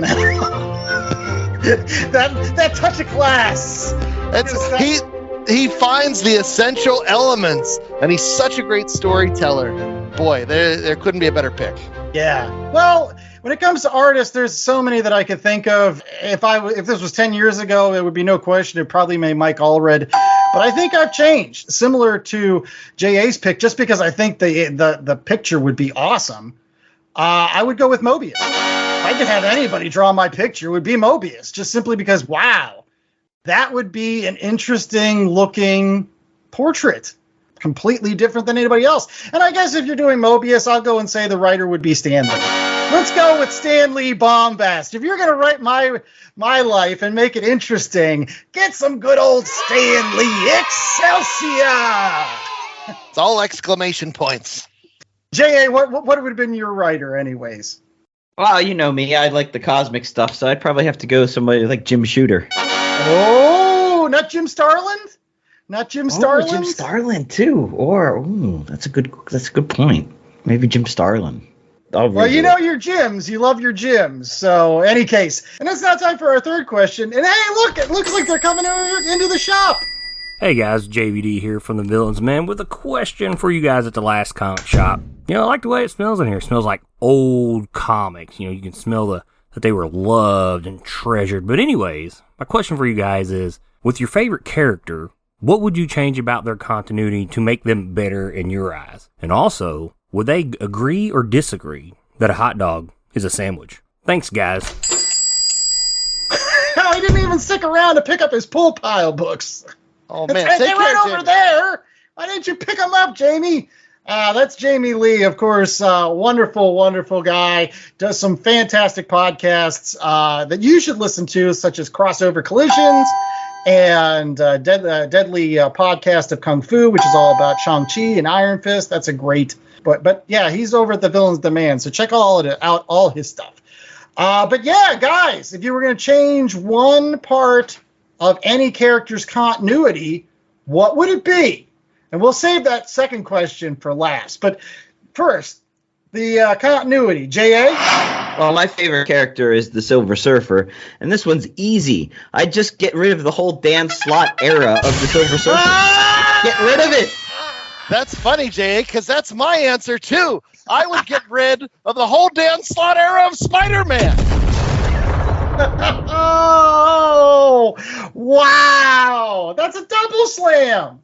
Oh, poor Dan Slott, not even here to defend himself. Nah, I'm fine with Dan Slott, even though I didn't read much of it. He can still be on the Fantastic Four. Who cares?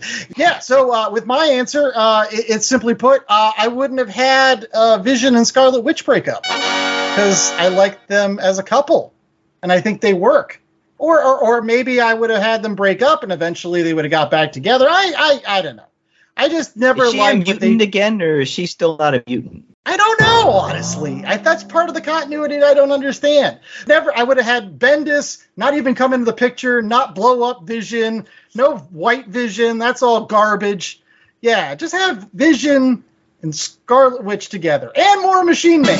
That's a change of continuity, but they should make him an original member of the Avengers. How about that? Yeah. So, in any case, is Silver Surfer considered a hot dog a sandwich? Well, you know, when he was a bum at the beginning of Silver Surfer Parable with the Mobius comic, you guaranteed that he ate hot dogs, so he would consider it a sandwich. Okay.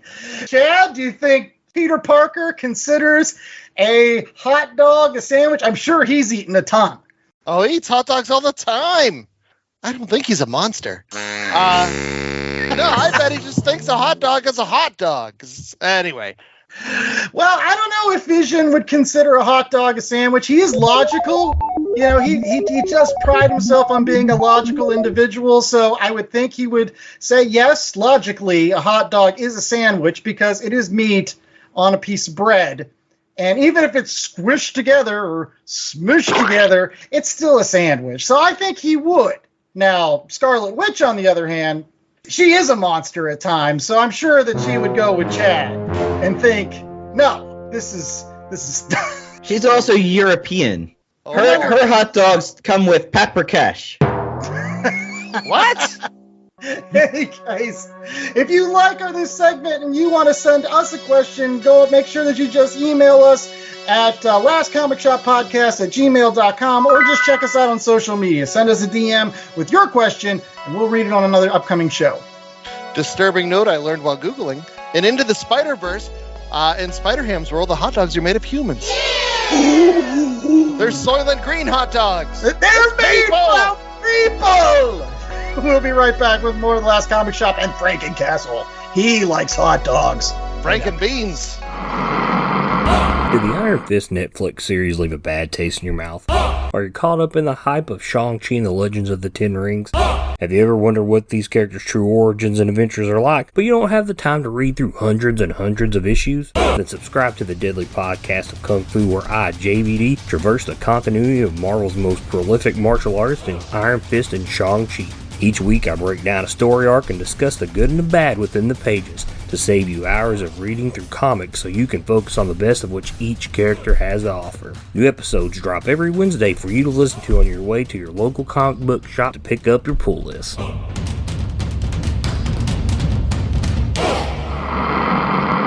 Hi everyone, I'm Nerd Bummer. And I'm Tactic, and we're two of the hosts of the Online Warriors podcast. Our podcast started as a way for three best friends to keep in touch and discuss their nerdy hobbies like movies, gaming, tech, and more. Since then, we've grown into a great community. Every Wednesday, we chat about the latest nerdy news before getting hands-on with our weekly nerdy adventures. And don't forget our high-stakes trivia game. Come join the fun at onlinewarriorspodcast.com and every major podcast platform. And now, back to the show. All right, we're back with more of The Last Comic Shop, and it is now time for a Read Pile Review. Yes, instead of giving you candy at The Last Comic Shop, we give you comic book talk about stuff that we read that maybe you have, maybe you haven't. But at the end of the episode, I think you should go out to your local comic book shop and pick up, because it's maybe good. I don't know. We haven't got to that part of the show yet. In any case, we're doing FrankenCastle with the Legion of Monsters, which is great because I love the Legion of Monsters. So I've been looking forward to this one for a long time. In any case, Chad, who did this? Which the version that we read is the complete collection, so it has everything. So yeah, it spreads out over about 12 issues. You start off with Dark Reign, The List, The Punisher by Rick Remender, John Romita Jr., and Klaus Janson. And then you get into the Punisher series proper, and it has issues 11 through 21. And there's also a crossover with Dark Wolverine. Is it Dakin? Dakin? I say Dakin. Dakin. Yeah, Dakin would have an eye. Dakin. Anyway, so Dark Wolverine issues 88 and 89. So on the FrankenCastle series, issues 11 through 14, 16, and 19 are written by Rick Remender with art by Tony Moore. with Mike Hawthorne and Dan Barrington providing extra breakdowns or painted pages. Punisher 15 and FrankenCastle 17 are written by Rick Remender with art by Roland Boschi. FrankenCastle 18, the artist was Jeff Hefte Paulo. On to Dark Wolverine, that was written by Daniel Way and Marjorie Liu with art by Steven Segovia and Paco Diaz with inks by Cam Smith, Guillermo Ortego and Paco Diaz. On FrankenCastle 20, we're back to Rick Remender writing with art by Tony Moore, Paco Diaz, and John Lucas. And then FrankenCastle 21, it was Rick Remender once again with Dan Barrington, Andrea Muti, and Luca Malison on art duties. That is quite a lot of creators on this particular project. Will our 10-cent synopsis be just as long, J.A.? I don't think so, honestly. No, it's essentially FrankenCastle the Punisher is killed, dies, is brought back from the dead by the Legion of Monsters. They bring him back as a Frankenstein monster.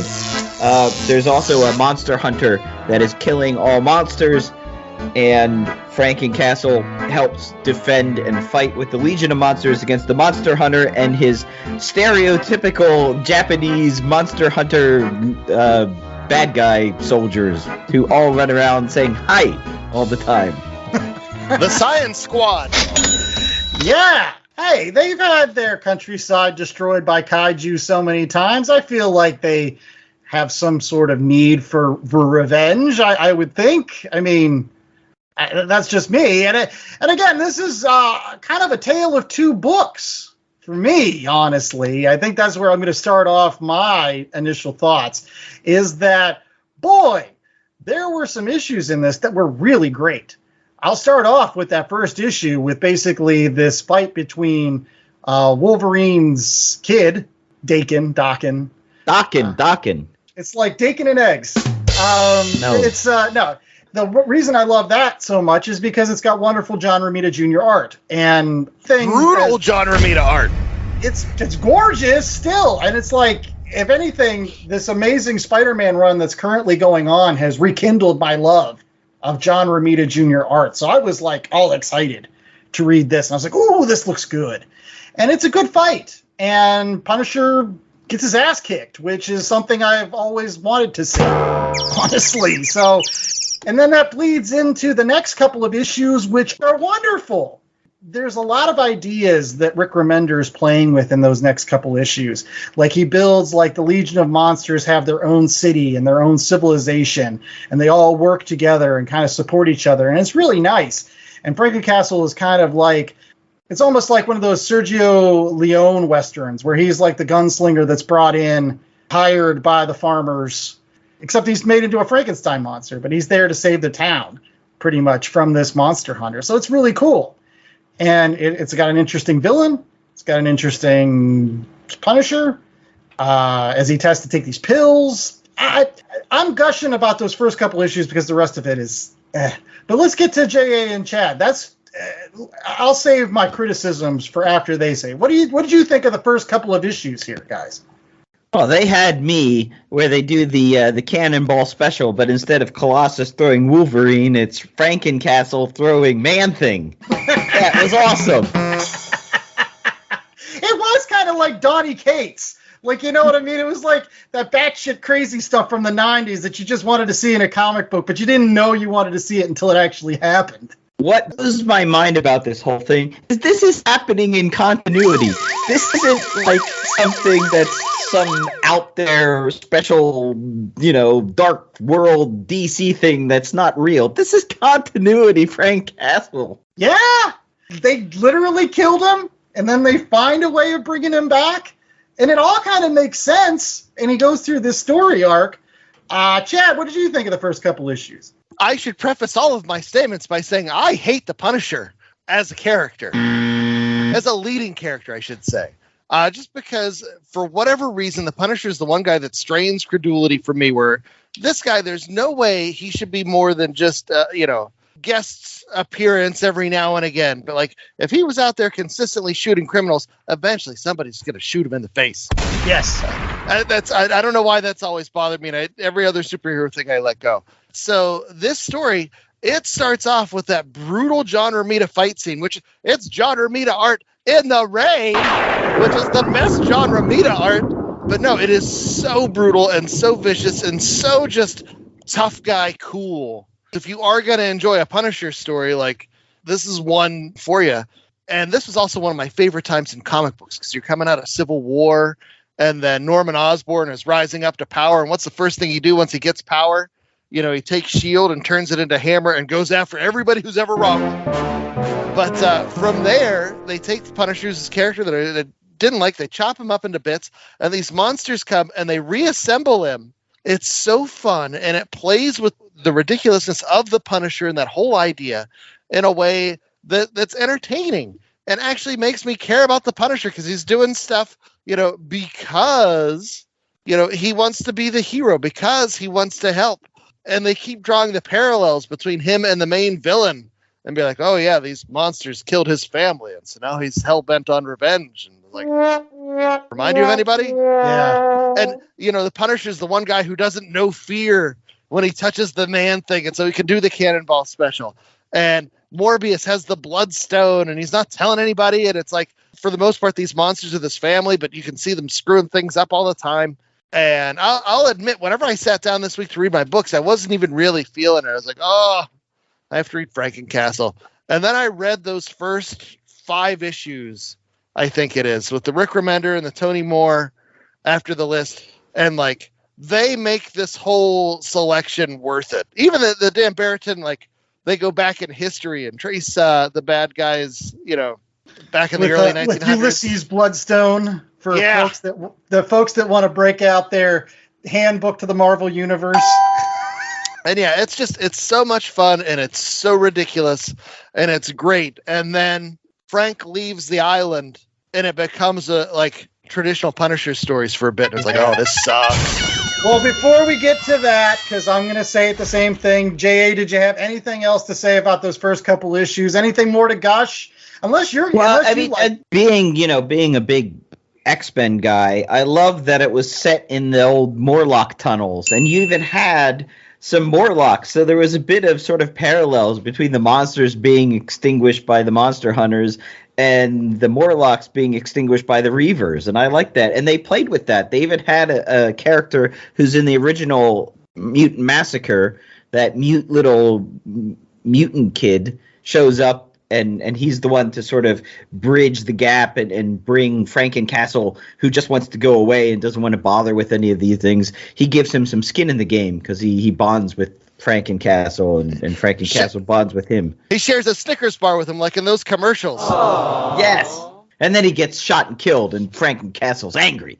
Yeah, that's what happens in those gunslinger movies. I mean, you and I have watched enough of them, J.A. That's what happens. Like, you got that lone gunfighter that comes to town. He doesn't want to be bothered with the problems, but then he bonds with the one kid who ends up getting, you know, and he's like, all right, now you made me angry. Now he flies on the back of a dragon to attack this castle.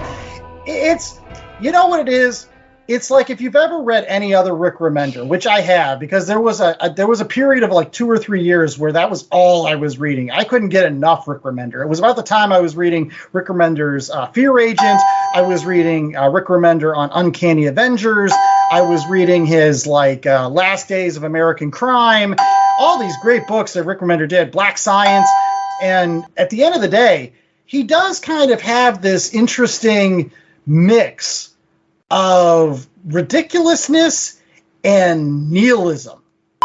Nihilists, you know what I mean? Like, he is, because everything is kind of like death, people on their last legs, or it seems very bleak, like that there's no way out for most of these characters. Like, the only way is the grave, and yet they figure out some way of getting out on the other side. And I think that's an interesting dichotomy with the humor bits and the mix of that nihilism. But then all of that goes off the rails right after they kill this big bad guy in the steampunk awesomeness in the pits of hell, and you have Manphibian with his great scene, "Didn't you know my brain was in my neck?" That was the best. But yeah, then it becomes, to Chad's point, it was a traditional Punisher book. He goes after, like, the people that wronged him. Like, he fights with Wolverine and a construction yard, and it's garbage. It's hot garbage. I didn't mind the Wolverine or the Dakin as much, just because that it was the whole cartoon, like, raising levels of ridiculousness, where he gets hit by a car, and he gets hit by a bus, and running with buzz saws, and, like, you know, it becomes a cartoon at that point. And then they give you that last issue where they bring it back home to Monster Island and wrap things up. But there was that one issue in there where he goes after Lady Gorgon. I read that and I was like, oh no. All right, J.A., did you like the second half of this series? No, it was a bit hit and miss for me. I mean, Chad's always going on how he doesn't like artists changing in the middle of a book, like he's getting into one artist, and I get that this is across a lot of different properties, so that's why you're going to have different artists. I wasn't a big fan of that, and I agree with a lot of what you said about the second half of this. Was a bit, it's just kind of, it's not as fun. It wasn't as camp.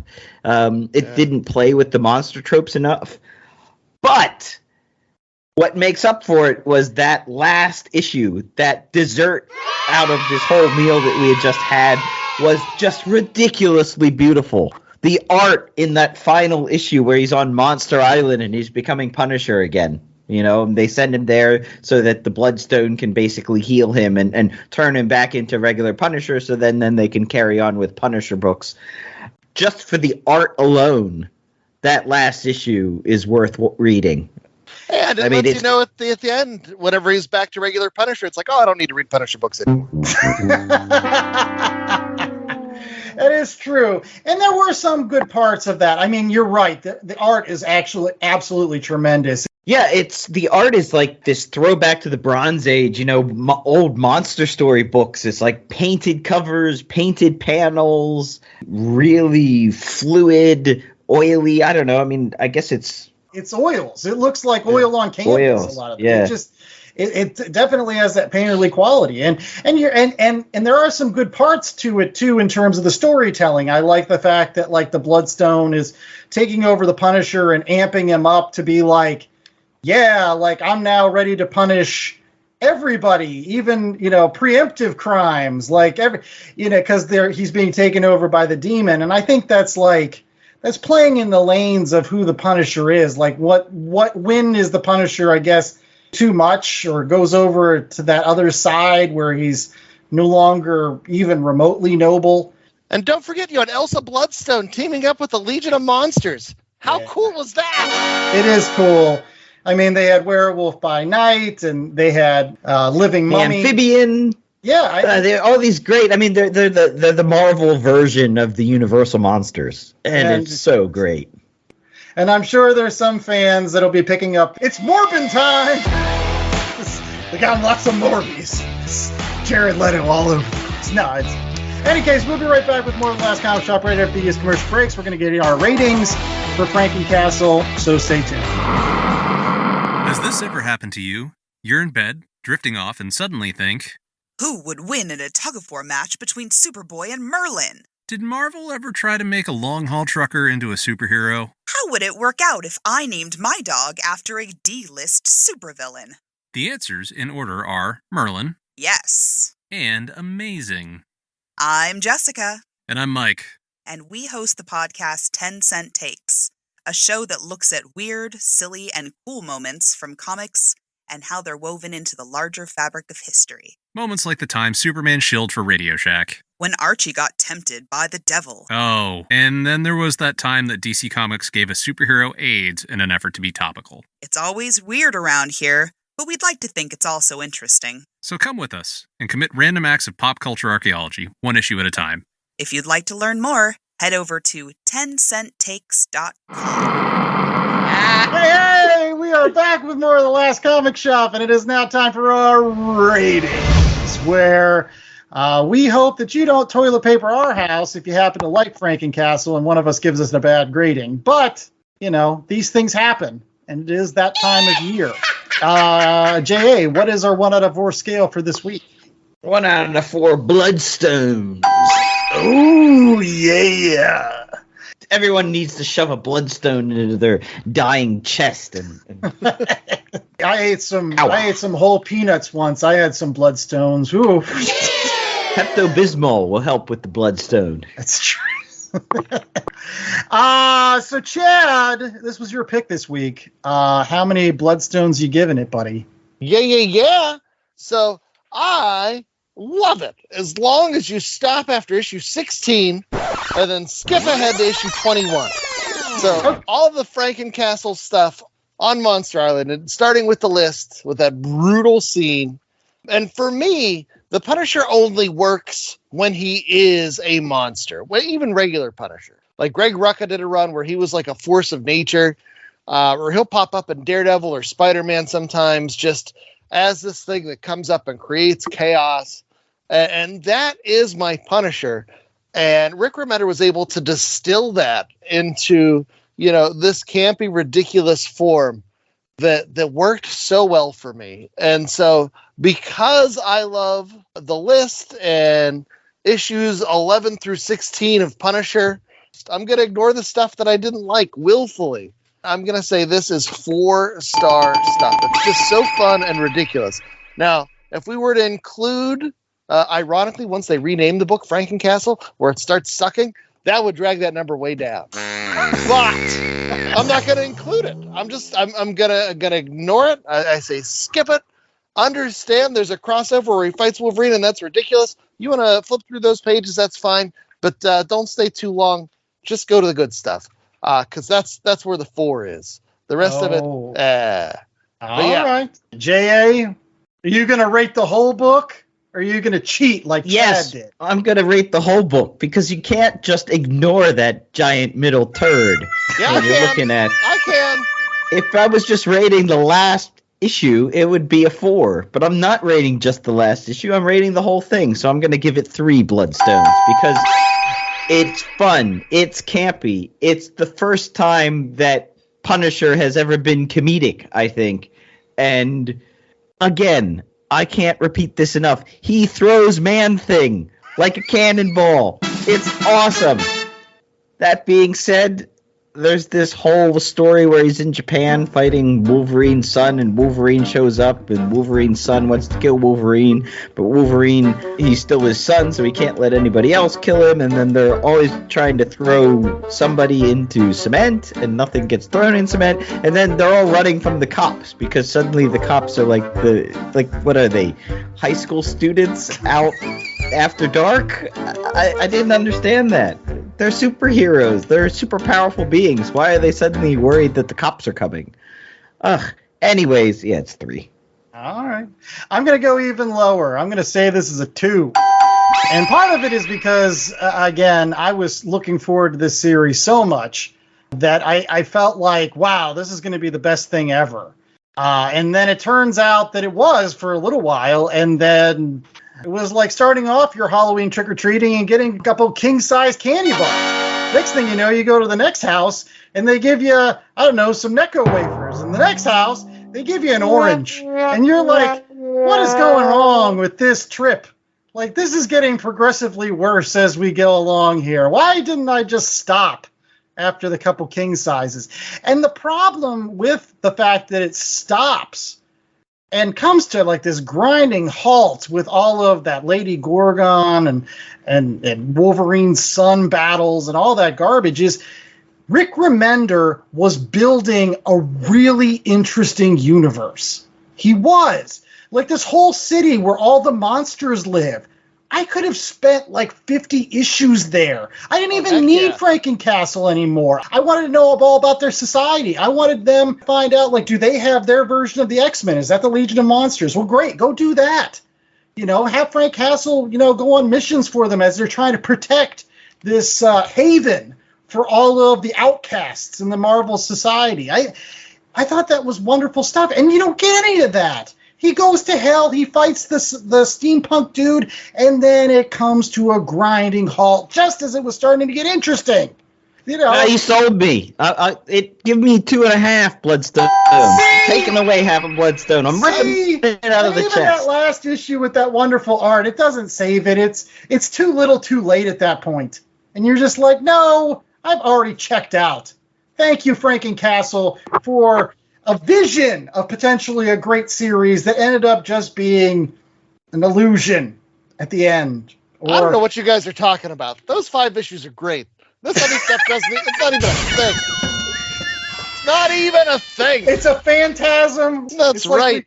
We saw that it was like a UFO we saw in the backyard. We don't have definitive picture evidence, so it doesn't exist. You have been haunted by several additional pages that really don't matter. It's not a thing. All right. Well, one thing that we're hoping that you are haunted with is some of our recommendations. And when I mean haunted, I mean that you actually remember them. They haunt you when you're at the local comic book shop and you're like, oh my gosh, I got to go pick these up. So yeah, we've got a couple of those for you. And we're going to start off with one comic book you can't get through the Halloween season without reading, and it comes from J.A. Scott. So J.A., what is your recommendation? So I am recommending Dark Horse's Hellboy Omnibus Volume 1, Seed of Destruction. This is by Mike Mignola, and it includes Seed of Destruction, which has a script by John Byrne, Wolves of St. August, The Chained Coffin, Wake the Devil, and Almost Colossus. It's the original sort of founding stories of Hellboy. What else can you say? It's great, gothic, perfect for Halloween. Yeah, storytelling, comic booking. You booking. Have to sell me on Mike Mignola art or the fact that that is, in some ways, the best Hellboy out there. Like, if you're going to read Hellboy, if you've watched the movies or whatever, or you're new to this comic book tent, go pick up Hellboy and pick it up in Omnibus and read the really good stuff that started off with, with the big mutant frogs and Rasputin and all that other jazz. That's great stuff. Liz Sherman's in it. Abe Sapien's in it. It's good stuff. Yeah. And great coloring. Dark Horse really did a nice job on the Omnibus presentation as well. There you go. All right, Chad, what's your recommendation this week?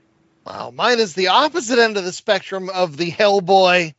I'm going to your local toy aisle, baby. The story I'm going to recommend is Mech Strike Monster Hunters. You see, last year there was a story called Avengers Mech Strike, where all the Avengers got giant mech suits. There was a 5-issue miniseries, and Kang was there, and it was ridiculous, and it was all kinds of fun. In the sequel, they still have those mech suits, but Dr. Doom has turned all the villains into monsters.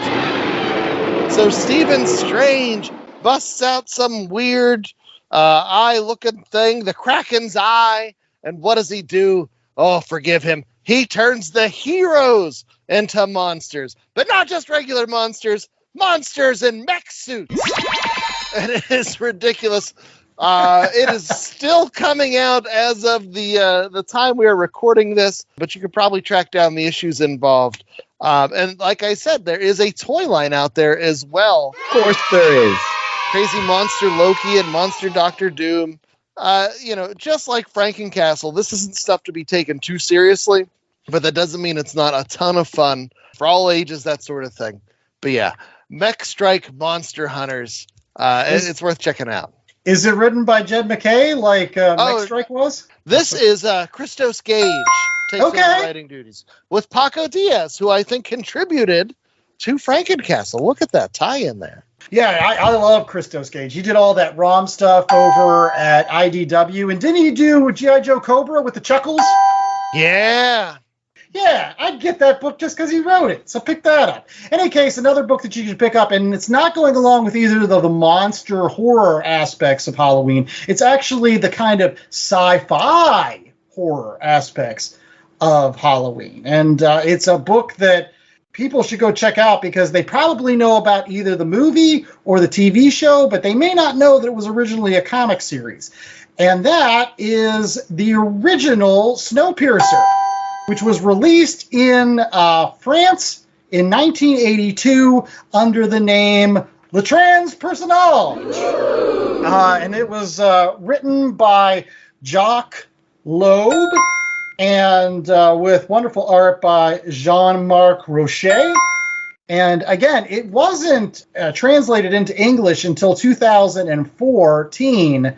by Titan Comics, and it was actually after the movie was released. But for all those folks that might know about Snowpiercer, again, it's still about the train that's running through the snow, and everybody's on this train trying to survive a post-apocalyptic winter. But unlike the movie, it's incredibly dark. Not even like any assemblage that anybody is going to survive in this thing, because there was this guy, he comes up from the back cars where everybody's pretty much eating other people because they've been starved to death or whatever, and he gets up to the middle cars, and he's trying to make his way to the front cars where all the luxury cars are, and he falls in love with this one girl.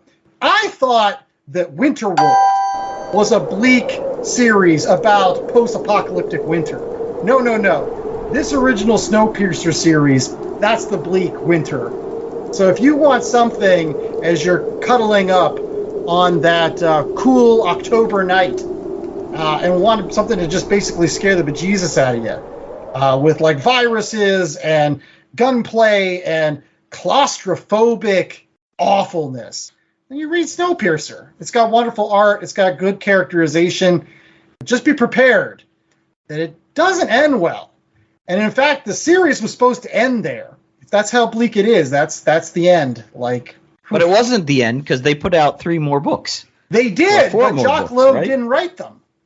And they didn't come out until way, way later. They didn't come out until like the years 1999 and 2000. So you're talking about like a decade plus that there wasn't a sequel to this series, and it was written by somebody else. So yeah, this is Jock Loeb's vision. This is his vision of awfulness in the future, and how like even people are trying to escape snow on a train, they're all gonna die. They're all gonna die. So yeah, but one thing that we hope doesn't die is your love for the Last Comic Shop. So you should come back every single week, especially during the month of October, for more wonderful Halloween treats. More great comic books that have that Halloween event, and also Black Adam, because there's a movie coming out, and that's what we got to do. But in any case, you can go out to www.lastcomicshoppodcast.com, and you can rate, review, and subscribe. We don't have movies for you there, but we do have awesome YouTube videos that you can click on that link and check out anytime you want. You can also follow us on social media at Last Comic Shop on Twitter and Instagram, where we can find weekly polls that we put up. You can find Golden Age covers to help put you to bed at night. You can find what books we're buying at the local shops, and all that and more. And if you forget, you can always go back to home base to find us at www.lastcomicshoppodcast.com, where they can find what else, J.A.? We've got links to our merch store, where we've got this week and all through the Halloween season specials on our Halloween-themed Last Comic Shop t-shirt. That's right. It's the Last Comic Shop with the bats in the belfry. Everyone wants one. It looks great, especially if you get it on orange or black. Ooh, dark heather, maybe. The maroon looks pretty good, because it kind of looks like that kind of blood red. It looks nice with the orange. That's the one I have. What a maroon. All right. And while we like selling Last Comic Shop merch, we don't want to be the last comic shop. So we encourage everybody to find a shop near you where you could find things like Punisher, FrankenCastle. If there's a volume 1 out there, just do that. You could find that. You could find the Hellboy Omnibus. You could look for Mech Strike Monster Hunters. Or you could find Snowpiercer, potentially. If you can't find a shop near you, you can always use the Comic Shop Locator at www.comicshoplocator.com. But yeah, go buy stuff. Support your local comic shops. Yeah. And we hope that you support us by coming back next week. Until then, I was the host of the most, Andy Larson. I was joined by Chad Smith and J.A. Scott. And we hope that you stay safe, stay spooky. And remember, it's the Halloween season, so you should watch Halloween movies. Guys, recommendations for Halloween movies that people should watch right now. Oh, I gotta go with the classic Exorcist. Oh, that is a good one. Elf, I'm already skipping to Christmas. You know what? No, you have to watch the original Bride of Frankenstein, folks. That is my Halloween tradition. It is the best of the Universal Monster movies. I will go down swinging on that. You stay. We belong there.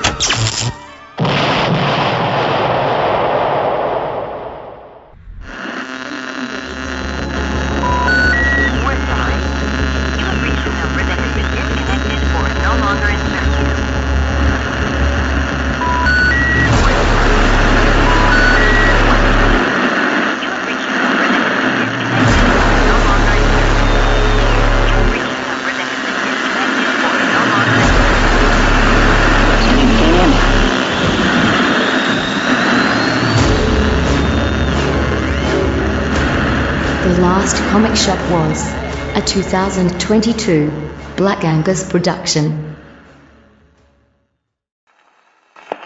Looking to save money on your collectible supplies? Whether it's comics, cards, sports memorabilia, or miscellaneous pop culture bric-a-brac, make sure to use promo code LCSPOD to get 10% off your orders at bcwsupplies.com. Not only does it get you a discount on BCW's already low prices, but using LCSPOD at checkout is an amazing way to show support to the Last Comic Shop podcast, the most incredible comic book podcast on the airwaves. So if you are in need of collectible supplies, head out to bcwsupplies.com and use promo code LCSPOD today.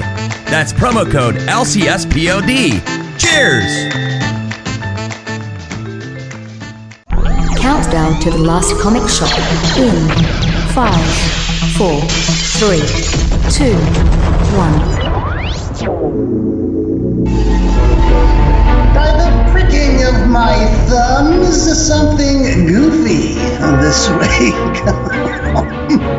It's the Last Comic Shop. I don't know, I was really trying to make it all creepy and spooky for the beginning of our October shows. I guess I failed miserably. Yeah, but you replaced the bell with the weird creaky door sound effect, so that works. We're opening up the shop. Apparently this week we need to oil the door, but we're going to talk comic books to help everyone find their way underneath the comic book tent. Yeah, and apparently that tent is haunted by monsters. We got monsters today of all sorts and kinds. And yeah, because that's what we do in October. Yeah. Monsters. Absolutely. People have been teasing this since, I don't know, Labor Day. People have started putting out their Halloween stuff. No, the day after 4th of July, that 4th of July store becomes Spirit Halloween. Oh, yeah. I'm the host with the most, Andy Larson. I'm joined by Chad Smith and J.A. Scott, my two wonderfully spooky compatriots, as we take a look at spooky books all through the month of October, as we traditionally do here at the Last Comic Shop. Really quickly, guys, I think I asked you this before. Do you have a particular favorite classic Halloween monster? I always like Dracula. Ooh. Do you like the Bela Lugosi? I liked Bela Lugosi's Dracula. It was great. Christopher Lee's Dracula was great. Was it Gary Oldman that was the Dracula? I would have loved the Gary Oldman Dracula combined with Gary Oldman from The Fifth Element, combined with Gary Oldman from The Professional.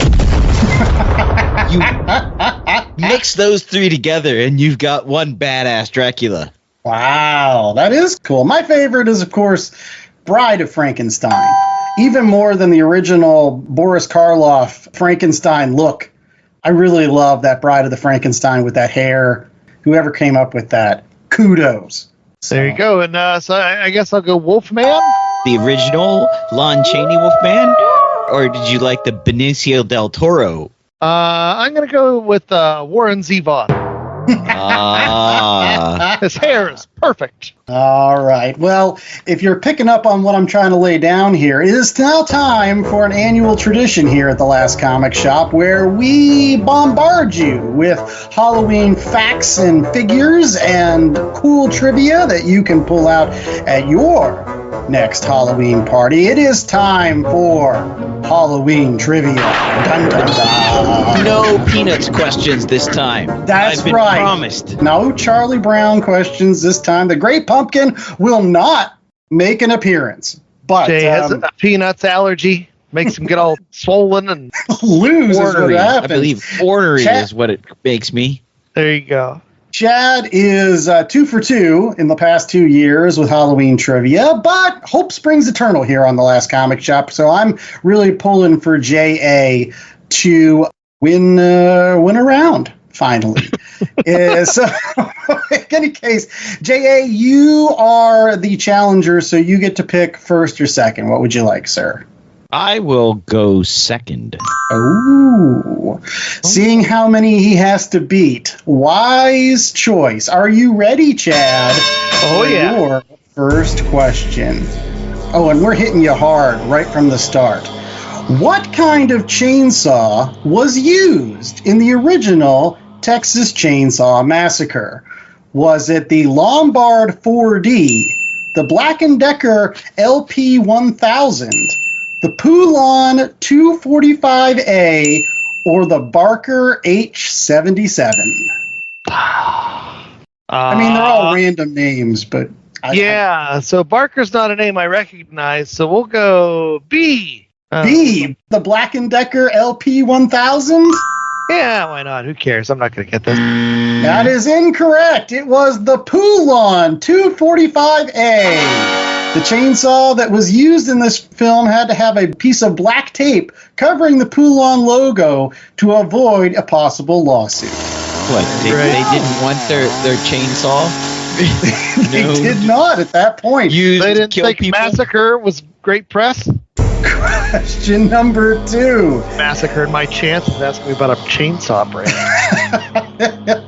Question number 2. In Bram Stoker's Dracula, which character is an inmate at the lunatic asylum overseen by Dr. John Seward? Is that Renfield, Lucy, Van Helsing, or Mina? We'll go Mina. That would be incorrect. That is Renfield. He was the one that originally went in Dracula, if you remember, to Transylvania and actually brought the coffin back with him on the boat. So you are 0 for 2 right now, Chad. Great. As we move into question number 3, what was the first city in the U.S. to plan an official Halloween celebration? Is that Leavenworth, Washington, Maysfield, Kentucky, Salem, Massachusetts, or Anoka, Minnesota? Go Salem.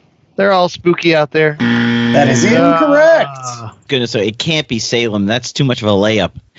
I'm loving the fact that you're 0-3, Bo. The correct answer was Anoka, Minnesota. When the Anokans woke to find their cows roaming main streets, windows soaped, and outhouses tipped over, they decided that something had to be done, and so in 1920, a Halloween parade was scheduled, and afterwards, hundreds of bags of popcorn, candy, and peanuts and other treats were given away to children who marched in the parade.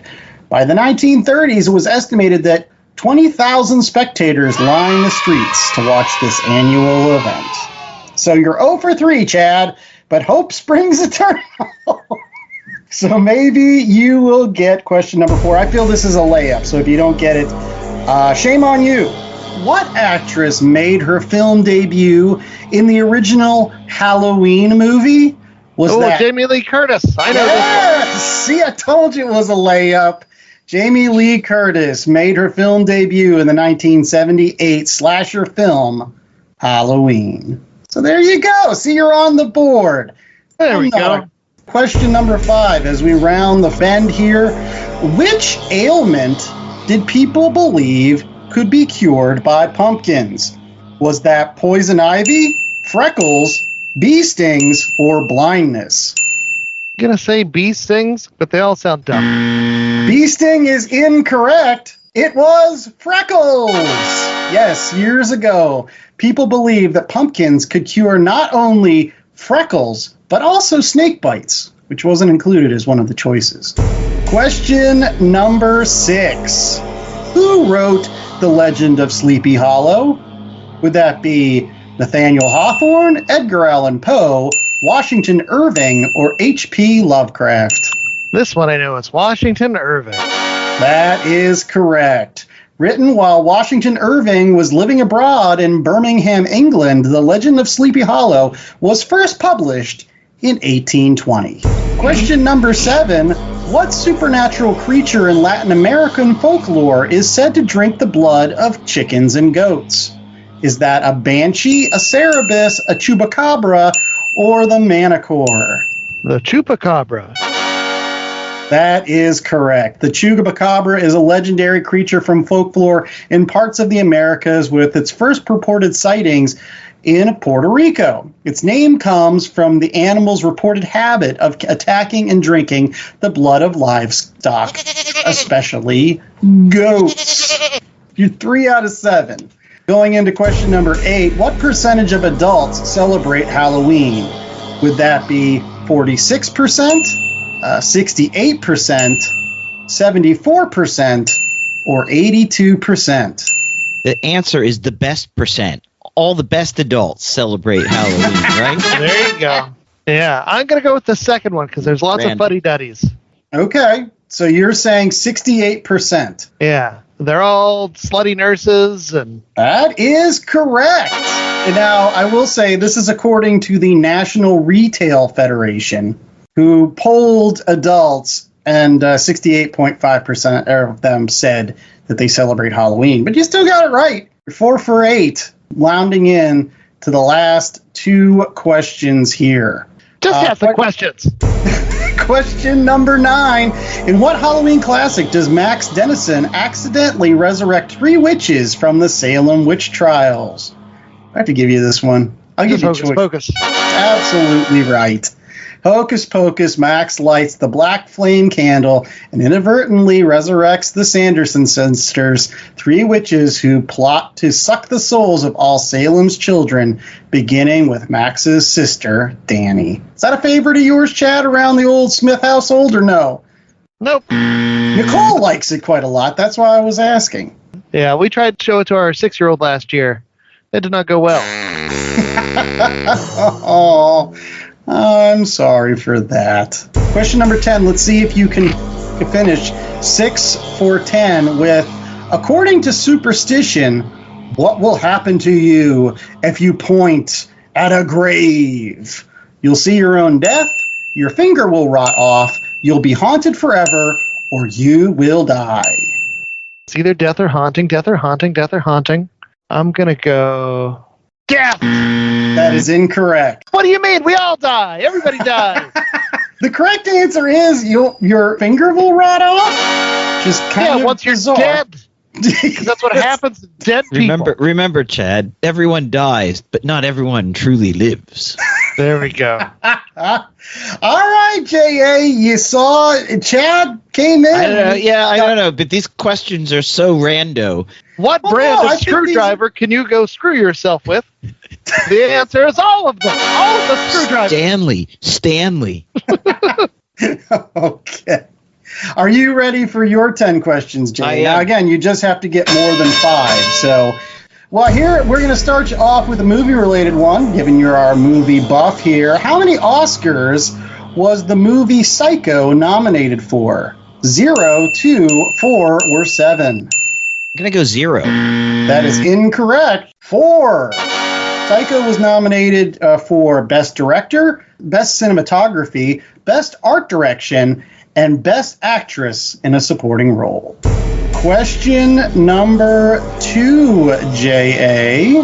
What monster is said to prey on children and women in labor? Wait a minute. I don't think children go into labor. No. Yeah, so like children, children, comma, and women in labor. Right. Okay. So Oxford comma there, doing some heavy lifting. Would it be the Og Banshee, the Snallygaster, the Pentagallon, or the Gladowakis? The Snollygaster. That is incorrect. The Pentagallon. The Pentagallon is a ghost from Southeast Asian folklore. It is a variation of the vampire myth, and the Pentagallon is said to be a detached female head capable of flying about on its own. These are so rando. Question number 3. What was the longest-running supernatural-themed sitcom of the 1960s and 70s? Was it The Addams Family, I Dream of Jeannie, The Munsters, or Bewitched? I want to say... I'm going to go Addams Family, but if it's Munsters, I'm going to shoot myself in the head. That is incorrect. I know for a fact Addams Family only went 2 seasons. Bewitched had 2 Darren. Yeah. That takes time. Chad is absolutely correct. Bewitched, starring Elizabeth Montgomery as a witch who marries an ordinary mortal man and vows to lead a life of a typical suburban housewife, did last the longest. And you're right. It had 2 Darrens. 2 Darrens. Well, there you go. All right. Well, here's your gimme question, J.A. What Halloween comedy stars Bill Murray, Dan Aykroyd, and Harold Ramis? Wait, you mean Ghostbusters? Yeah, it wasn't a trick question. But it's not really I don't know if it's a Halloween comedy. Because it's not set during Halloween. It's one that people watch a lot on Halloween. Yes, of course, because it's a scary, funny movie. But it's not I don't know. Whatever. I'm not going to quibble. You got the point. Yes. What are you go arguing on about that as we move into question number 5? What was the world's first combination candy bar? The Goo Goo Cluster, the Abba Zaba, the Twix, or the Reese's Peanut Butter Cup? I'm going to go with the Twix. That is incorrect. It was the Goo Goo Bar, the Abba It was Zaba. the Goo Goo Cluster in 1912 in a copper kennel at the Standard Candy Company in Nashville, Tennessee. The world's first ever combination candy bar was invented. It was a roundish mound of caramel, marshmallow nougat, freshly roasted peanuts, and milk chocolate, known as the Goo Goo Cluster. Did you say it came out of a kennel? You're not allowed to feed chocolate to dogs. They're killing all these dogs. Kennel, not kennel. Any case. As we move into question number 6, J.A., oh boy, you have to get at least, 4 out of the next 5 to tie Chad, all of them to win. What dictator was sworn in to power on Halloween night? Would that be Adolf Hitler, Benito Mussolini, Joseph Stalin, or Mao Zedong? I'm going to go Mussolini. That is correct! In 1922, on October 31st, Benito Mussolini became the youngest prime minister in Italian history. After removing all of his political opposition through the secret police and outlawing labor strikes, Mussolini and his followers would then go on to consolidate power through a series of laws that transformed the nation into a one-party dictatorship. So there you go! Hope springs eternal. As we move into question number 7. Who wrote the score of the movie Halloween? Would that be John Williams, Danny Elfman, John Carpenter, or Rob Zombie? I'm going to go John Carpenter. Correct. One of the major reasons for the success of Halloween was its moody musical score, particularly the main theme, which consisted of a piano medley composed and performed by director John Carpenter. It took Carpenter 3 days to compose the entire score of the film. He's just trying to save money. Let's be honest. I mean, it's great, but he was just trying to save money. All right, let's make this interesting with question number 8, and we'll give you a gimme one. What was Dr. Frankenstein's first name? Would it be William, Abraham, Igor, or Victor? I'm going to go Victor. Yes, that is correct. Victor von Frankenstein was the title character of Mary Shelley's 1818 novel Frankenstein, or the Modern Prometheus. He's a scientist who, after studying chemical processes and decaying of living beings, gains insight into the creation of life and gives life to his own creature. Alive! Alive! All right, let's make this super, super interesting as we go into number 9. I want to keep this close. With question number 9, what was Anne Rice's debut novel? Was it The Shining, The Vampire Lestat, Blackwood Farm, or Interview with a Vampire? Interview with the Vampire. Correct. Published in 1976, Interview with a Vampire was based on a short story Rice wrote in 1968. We are now tied. Going into all the marbles. Final. This is for the win, J.A. And it is a film one. You are a film buff. So, in what horror film does news anchor Karen White transform into a werewolf during a live broadcast? Would that be Wolfen, The Howling, The Company of Wolves, or An American Werewolf in London? I'm going to go with The Howling. That is correct! Woohoo! The Howling! Karen resolves to warn the world about the existence of werewolves and surprises her employers by launching into her warning during a live television news broadcast. Then, to prove her story, she then transforms into a werewolf. She does it on purpose to prove that werewolves exist and that they should be killed. Kind of weird, but it doesn't matter because J.A. has finally won some Halloween trivia. Coming back, going 5 for 5 to beat Chad at 6-5 here Karen White, played by Dee Wallace of E.T. fame. There you go. Definitely one of those that you would have rented in the pre-Blockbuster days. We will be right back with more of The Last Comic Shop right after these commercial breaks, as we'll finally get to our comic book review, which is My Favorite Thing is Monsters, Volume 2. Woo! Hey, it's Mikey Wood, frequent Last Comic Shop guest and collector. And as a collector, I'm always in need of boards, bags, long boxes, and more to house all those comics. That's why I use promo code LCSPOD to get 10% off my orders at BCWSupplies.com. Not only does it get me a discount on BCW's already low prices, but I know using LCSPOD at checkout is another way I can show my support to the Last Comic Shop podcast and their continuing mission to bring fans together under that big comic book tent. So if you're in need of comic book supplies, head out to BCWSupplies.com and use promo code LCSPOD today. That's LCSPOD.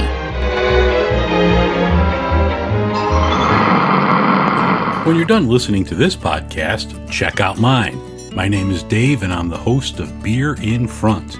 My podcast is just enjoying the beer that's in front of you. Sometimes we forget about a classic beer while we focus on the new trendy thing. What I try to do each week is to enjoy an old school classic or have a beer that has potential to be a classic. I'll also talk about events of the day, I'll add my spin to things, and each week there are people that really annoy me, and I'll call them out as the jag-off of the week. That's Beer in Front, available wherever you listen to podcasts. And we are back now to talk not Halloween trivia, but a book. We're covering part 2 of My Favorite Thing is Monsters. If you want to know about part 1, we did cover that on a previous show. You can find it in our archives. One thing I wanted to bring up from that show, which kind of relates to this a bit, was when Emile Ferris was trying to originally get My Favorite Thing is Monsters published, she went through this publisher in China, sort of almost like a self-publishing route, and the publisher ran out of money, and the books, which were in a container vessel, got impounded for lack of payment through the Panama Canal. And to this day, we don't know where. I'm sure they probably just burned them up at some point, or they're in a warehouse somewhere originally. But after Fantagraphics picked it up and ended up publishing it, and it went on to great acclaim. So Fantagraphics then came back to publish part 2, and it was another hard road for Emile Ferris, this time not because a Chinese publisher ran out of money and the books got impounded, but she kept missing her publishing deadline. As an author, sometimes, especially for follow-ups, you can see that sometimes you've got a deadline when you're meant to turn over your manuscript to the publisher, and then you miss that deadline, and then it gets pushed, and then it gets pushed. So there was a little bit of tension between Fantagraphics and Emile Ferris, apparently. And the one thing you left out was that Fantagraphics actually had to sue Emile Ferris because at one point she claimed that Fantagraphics didn't have publishing rights for the book. And so it was a long, messy process before they finally reached some agreements to finally get this out here. And we have it to read just in time for Halloween. Chad, do you think you can give us like a 5 cents catch up on what happened in part 1? No. No? I didn't reread that one. Let's see.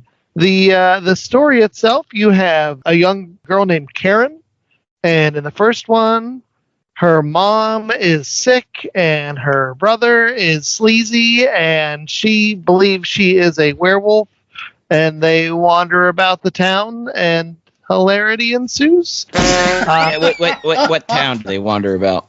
Is it Chicago? It's Chicago. Yes, it is. It's Chicago. It's all about Emile Ferris's ballpoint pen drawings. Like they go to art museums and you see ballpoint pen recreations of all the paintings, and then all of the old horror magazine style covers that are interspersed throughout. So that was part one for me. Okay. That's a good sort of synopsis. It's a coming of age story of a young girl. She comes out. She's dealing with her burgeoning sexuality as a lesbian. Her mother is sick. It's set in the 60s, so 1968 in Chicago. There's a lot of social tension going on with the Vietnam War and the election coming up. And so then that takes us to part two. Andrew, what happens in part two? Well, the 10-cent synopsis, you guys are missing like a huge, at least MacGuffin that starts all of part one, which is she has this neighbor, right? Anka. Who survived the Jewish Holocaust. She was a Jew in 1930s Germany. She was sent to a concentration camp. She had a really rough life. Prior to that, she was like a child prostitute and all these other things happened to her. And so a lot of volume one tells the story of Anka's life and her death. That's the big thing that you get out of volume one, which is Anka mysteriously disappears. She's shot, and Karen decides to investigate how this happened, like solve this whodunit, play Nancy Drew here. And a lot of the first volume is her trying to put the pieces together, listening to some recordings that Anka did about her time in Germany. And so basically these two stories are running on parallel tracks. Towards the end of the book, her mother does die, and that's where volume two picks up, is in the wake of her mother's death. Karen and her brother Dees are struggling a little bit, not only struggling with the death of their mother, but just struggling with this new reality that they're in. Like, now it's just them. And Dees is looking out for Karen, but at the same time, Karen's coming of age. She's starting to remember that she had another brother named Victor who Dees killed. And so she's trying to figure out about that. She's also worried that Dees killed Anka. And Dees is kind of a sleazeball character. He works for Mr. Gronin, who's like a mobster. Karen meeting a girlfriend. Karen trying to put more of the pieces together as to what's going on with the death of Anka. Whether or not Dees killed his brother on purpose. There's this mysterious father that she's never met. There's these mob implications. There's this dude named the Brain. It's a lot of stuff. If I was to synopsisize volume two, I think that's really what I'm going to say. It was a lot of stuff, and not all of it necessarily worked. I think that's where I'm going to start off with my initial thought, and I think J.A. might agree with me on this, that as much as I really love the art, and I think the art is still breathtaking and something that you can't see anywhere else, these ballpoint pen drawings, pretending like they're in a kid's notebook that's just a wonderful artist. I think in volume two, some of the novelty of that particular artwork, even though it's still striking, to me just kind of wore off a little bit, and I found myself paying attention more to the plot. And as I did so, I found myself being let down. A lot of plot threads would just go nowhere. And then other ones would pick up, and then they would go for a little bit, and then they would just disappear into the ether. And so it was a little bit frustrating. I was in a similar boat. I feel badly just because the primary burden here is on expectations, right? When the first volume of My Favorite Things Monsters was released, it was revelatory. Just the art was unlike anything I'd ever seen before.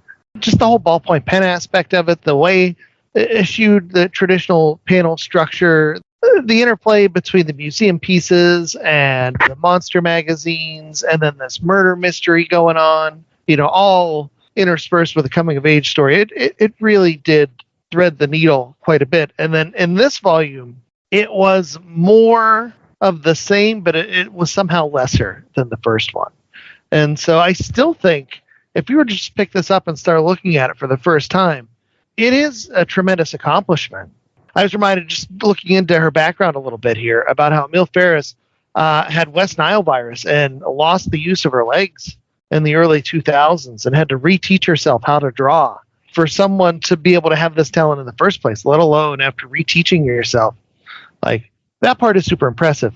But at the same time, there are definitely pages in this go-round where it did feel like, oh, this was a lesser effort. And, we've been waiting for so long. Some of the pages felt rushed, and I wonder if that goes back to what we talked about, sort of the whole back and forth that was going on between Fantagraphics and Emil Ferris just to get this published and missing deadlines, and then them having to sue.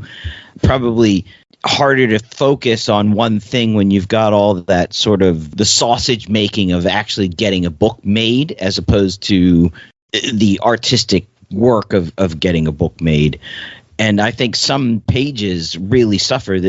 Almost you would go from something that looked like it had taken a week to construct and draw to the next page or 2 pages looking like it had been done very quickly, maybe in a couple of hours. And I don't know if that was on purpose, but it felt like it wasn't on purpose. Like she had to finish telling the story, so they were sort of interspersed and thrown in. Because when she was putting this together, I'm sure that she didn't do it in a linear fashion. I'm sure there were certain pages that she had mapped out already and certain images that she had taken a long time to draw.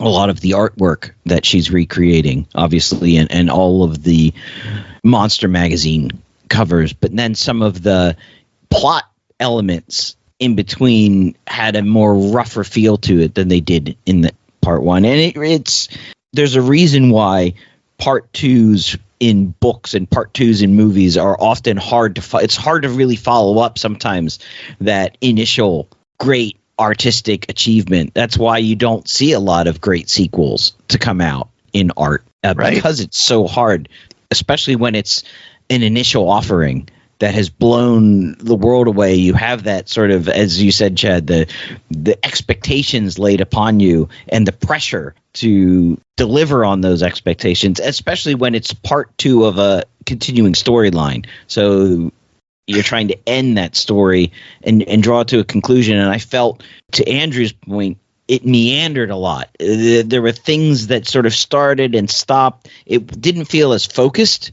as part 1. And halfway through, it was like we would go from, okay, we're going to get a little bit more Ivanka's story, and then we're going to go in and talk about Dee's for a bit, and then we're going to move off of that, and we're going to talk about politics and the Vietnam War and hippies, and then we're going to talk about ladies of the night and the prostitutes. And they all sort of felt a bit like throwing spaghetti at a wall and hoping things stick more than a fleshed out, conceived, we're going from A to B to C to D story. That was the most disappointing part of this volume 2 for me. Was, again, sometimes when people do something, it's monumental and it's groundbreaking, and there's like, oh, you got to put out a sequel. Sometimes a sequel was never planned, right? Like you'll find, oh, we're going to make Psycho 2 because Psycho 1 was so great, and it's sometimes a cash grab or whatever. But this was different. Volume 1 ended with a cliffhanger. There was definitely a story that was going to continue well after. And you could go back and listen to the tape. I think that was the hardest things about Volume 1 was I invested so much time and effort, and I got to the end and I was just like, wait a second. Like, nothing was resolved. We didn't find out who killed Anka. We didn't find out anything. Like, the story is still continuing. And so when I got to Volume 2, I'm like, yes, maybe we'll finally start to get some answers. And I guess there are some answers to some of those questions sprinkled in here. But boy, it's like a needle in a haystack. You really have to be paying attention to pull them out. And even when they are, you're just like, wait a second. That's what the secret tunnel was? Like, it's just frustrating. Did you have Volume 2 really mapped out when you wrote Volume 1? I don't know. Well, is Volume 2 the end? Because I honestly didn't read it that way. I just assumed there was going to be a Volume 3. Yeah, no, I agree. I think this is the trilogy, or at least a play in 3 acts. And so we just got Act 2. Like, that's supposed to be the act where everything falls apart, right? And to a certain extent, some of it does, but it just didn't answer enough questions to set up a potential Volume 3 to be a capstone. Yeah, and the other thing, too, is just that first volume, it came out of nowhere. This isn't a creator that we had heard of before. I believe this is her first work that was published. It was just so masterful. Was it a satisfying story unto itself? Maybe. It was a nice setup, and you forgave everything else because of the art. And then in here, whenever certain pages and certain panels were not done by a master, but by a mere mortal, heaven forbid, and you think about it, there's one person making this book with all these colors and everything else going on and dealing, like Jay was bringing up, with the other side of publishing too, not just the artistic side. It really is an impressive accomplishment, underscored by the fact that it's not as impressive as the first time around. And if this is how it ends, it's definitely disappointing, just because the story itself never lived up to the promise that we got in that first book. We've really focused in on sort of the story aspects of this part two, where some of the plot pages, also the art, we felt was a little bit rougher. And I don't know if that was on purpose or not. Sometimes it felt like it was, but there are still some pages and panels that are absolutely jaw-droppingly gorgeous. Really wanted to see the picture of Dorian Gray redone, and she didn't quite. I was like, because that's a great story. I mean, the painting that's hanging in the Chicago Museum from the movie, the only image in the Dorian Gray movie that's not in black and white is the painting shown in beautiful Technicolor. You can go see it on a YouTube clip if you want, if you don't want to watch the whole movie. Though I suggest you watch the whole movie because it's good.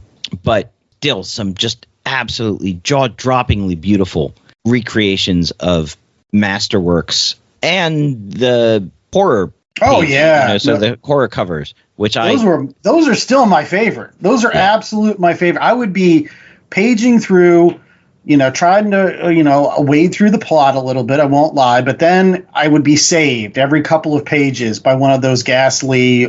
Especially my favorite one, I think, is the Shiacore, where she makes a manicore, but it's like a female version. I thought that was just, I don't know, it was just an awesome image. I loved it so much. Another great little tidbit about her art that I really, really loved is I still love how she draws Anka.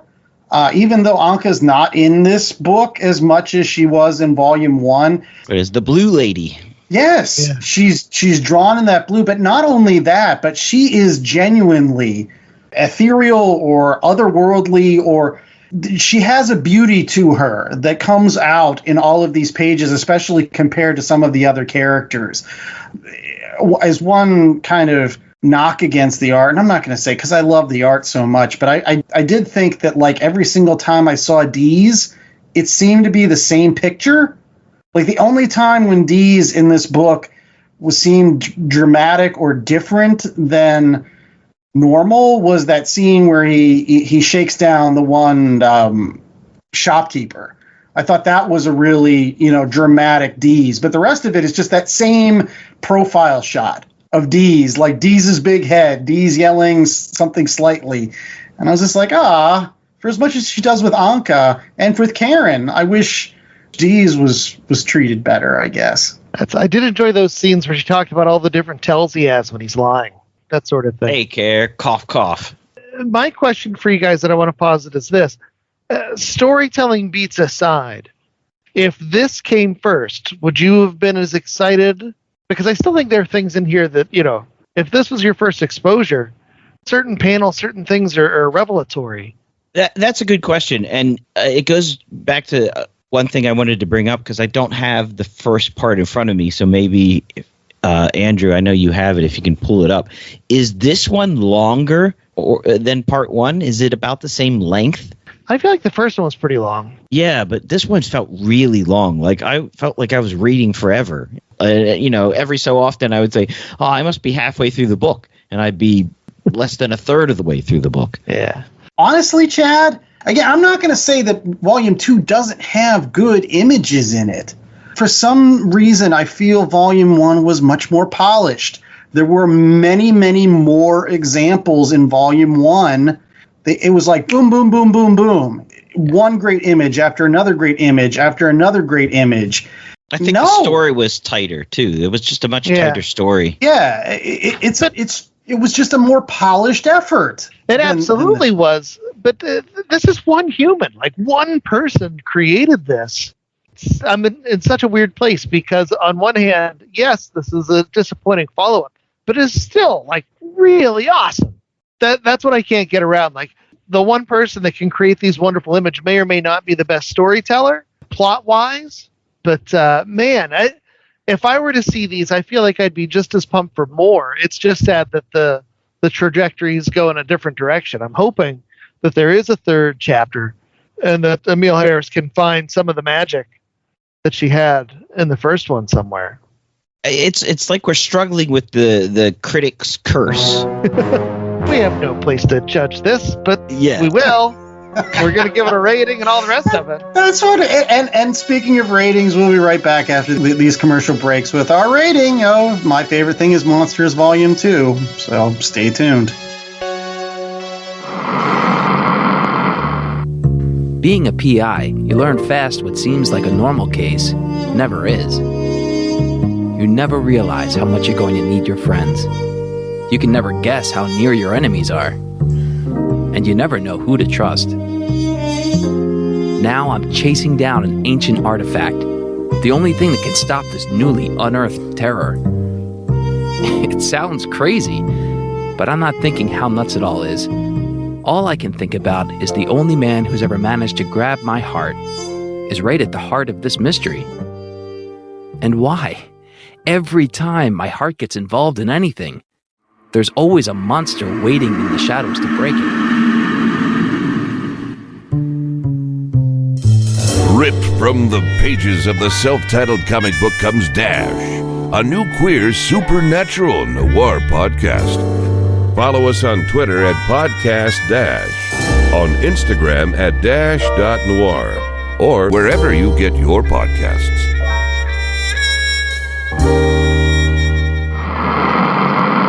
All right, we're back with more of The Last Comic Shop, and it is now time for ratings, where we're hoping that these are more treats than tricks for Emile Ferris. Just a wonderful comic book talent. I know that we're being critics on this particular show. We haven't done anything as artistic as this in our lives. This is just a rinky-dink little podcast, so we appreciate her excellent efforts. But we read these books, and now we got to talk about them, so we're going to give it a rating. 1 out of 4 scale from J.A. J.A., what do you got for us this week? We're going to go ghastly covers. Ooh. So in the first book, we did Bic pens, because that is one of the running themes through both volumes of My Favorite Thing is Monsters.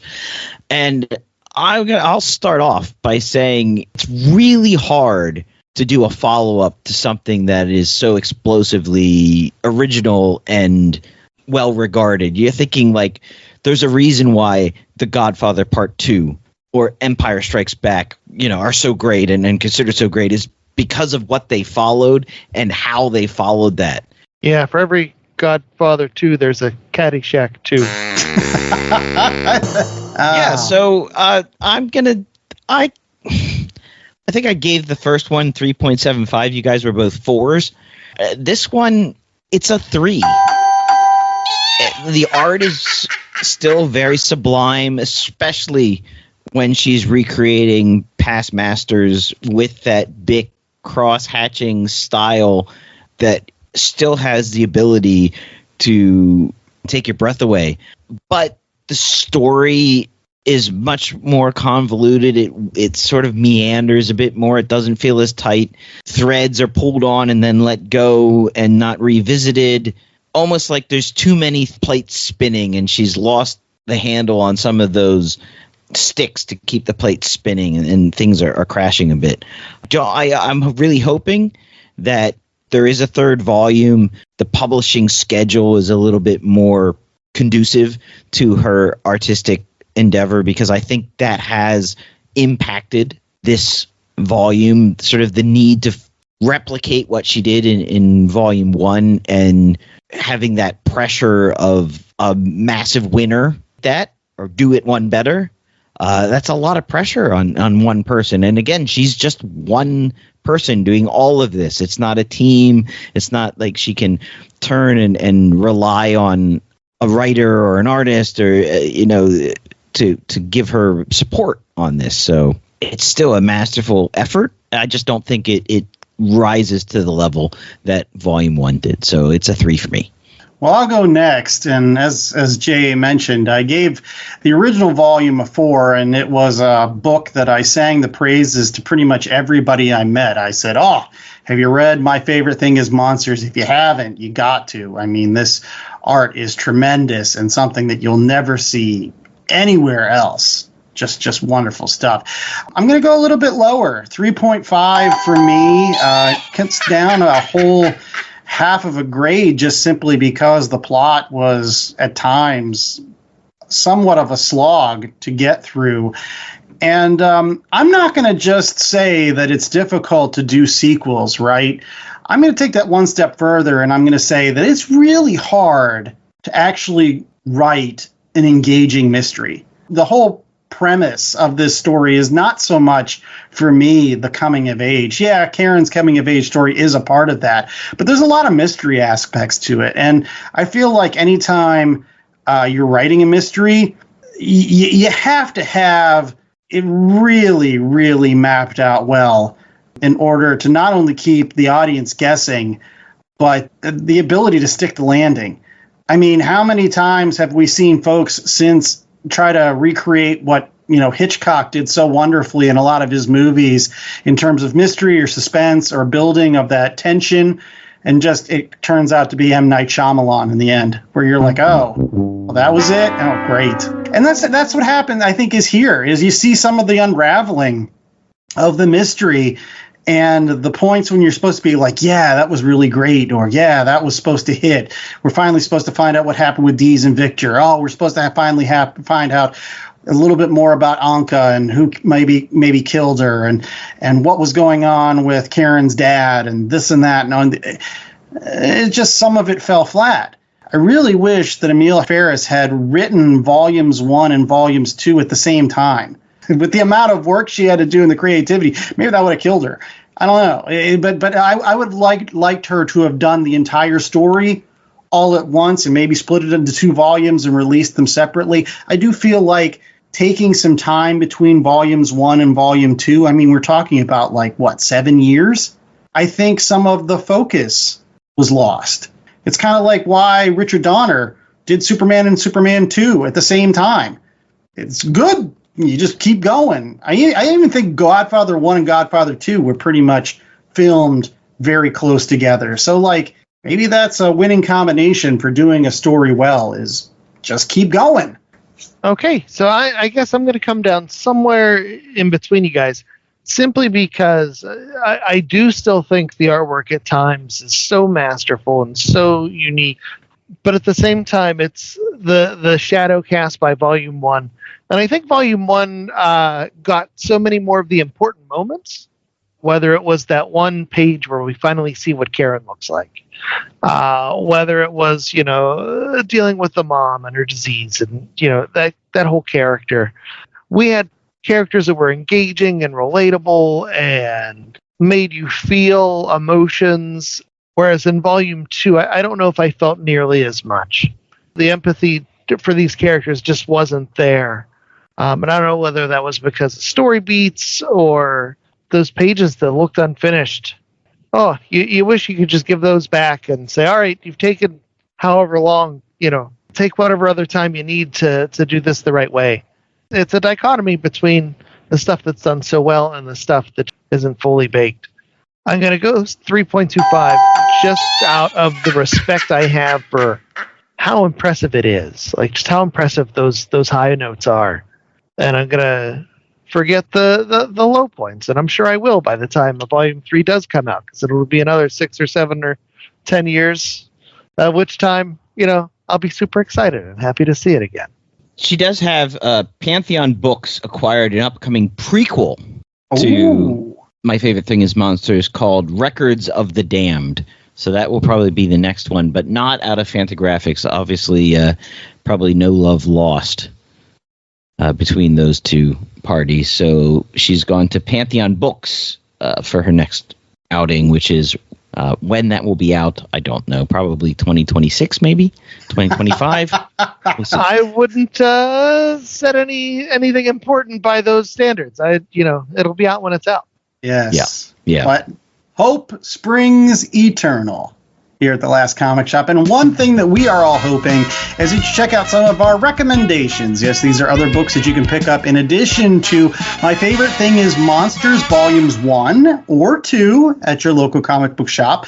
I'm sure all of the awesome kitschy ones that have that street cred will have both volumes in stock for you to pick up. But in addition to those, here are some other things that you might like. And we're going to go ahead and start off with Jay Scott. So Jay, what do you got for us this week? I am recommending a book that was gifted to me at Christmas by Mr. Chad, and that is Manga Stories by Haruki Murakami, adapted into English by Jean-Christophe Devaney with illustrations by PMGL. And it's just wonderful. Wonderful manga stories that are lighthearted, are funny, lots of pathos. The first one involves a frog saving Tokyo from a giant worm that is going to cause an earthquake and relying on an accountant, a bill collector. He's a bill collector. He has great courage because he goes after all these people that owe money, and he's not afraid to ask them to pay for the money. And the frog says, I just need you to be my hype man. Well, I will fight the worm, but you be my hype man. Go, frog, go. And he keeps calling him Mr. Frog. He's like, no, I'm just frog. But what about the worm? No, it's just worm. It's just, the art is dreamy and simple and cheerful. The stories are wonderful and absurd at the same time. And I think if you liked My Favorite Thing is Monsters, this will appeal to you as well. It has a certain quality to it. Yeah, there's an artfulness to that one that is just, I knew it would be up your alley. Delightful. It's delightful. Don't sleep on Murakami's books as well. Things like Norwegian Wood or Things I Think About When I'm Running or When I Think About Running. There's all kinds of great ones. Kafka on the Shore. Yeah, the Hard-Boiled Alice one. Just wonderful. But yeah, I'll go next here. My recommendation it was a Comixology original by Scott Snyder and Francesco Francavilla that was published in physical form in, I want to say 2022, but it is called Night of the Ghoul. It had been a minute since I was able to see Francesco Francavilla on interiors, and so that was the big draw for me on this one. And what it is, this is a classic horror story. It goes back and forth between modern day, where a big-time movie buff is tracking down the director of one of the greatest horror stories that was never released because there was a fire before it could be released, and most of the tapes were lost or scattered or wherever. But it's about this film buff and his kid as they go to find that filmmaker, and they find him, but he's been locked away in a hospital of sorts by a secret society. But it intercuts that with scenes from the movie itself, The Night of the Ghoul, and that's a story of World War II. There's a platoon, and one of the guys in the platoon gets infected by the ghoul. And so it was a 3-issue physical series. You can find it in trade paperback. It is terrifying on all fronts. Francesco Francavilla is a modern master of horror.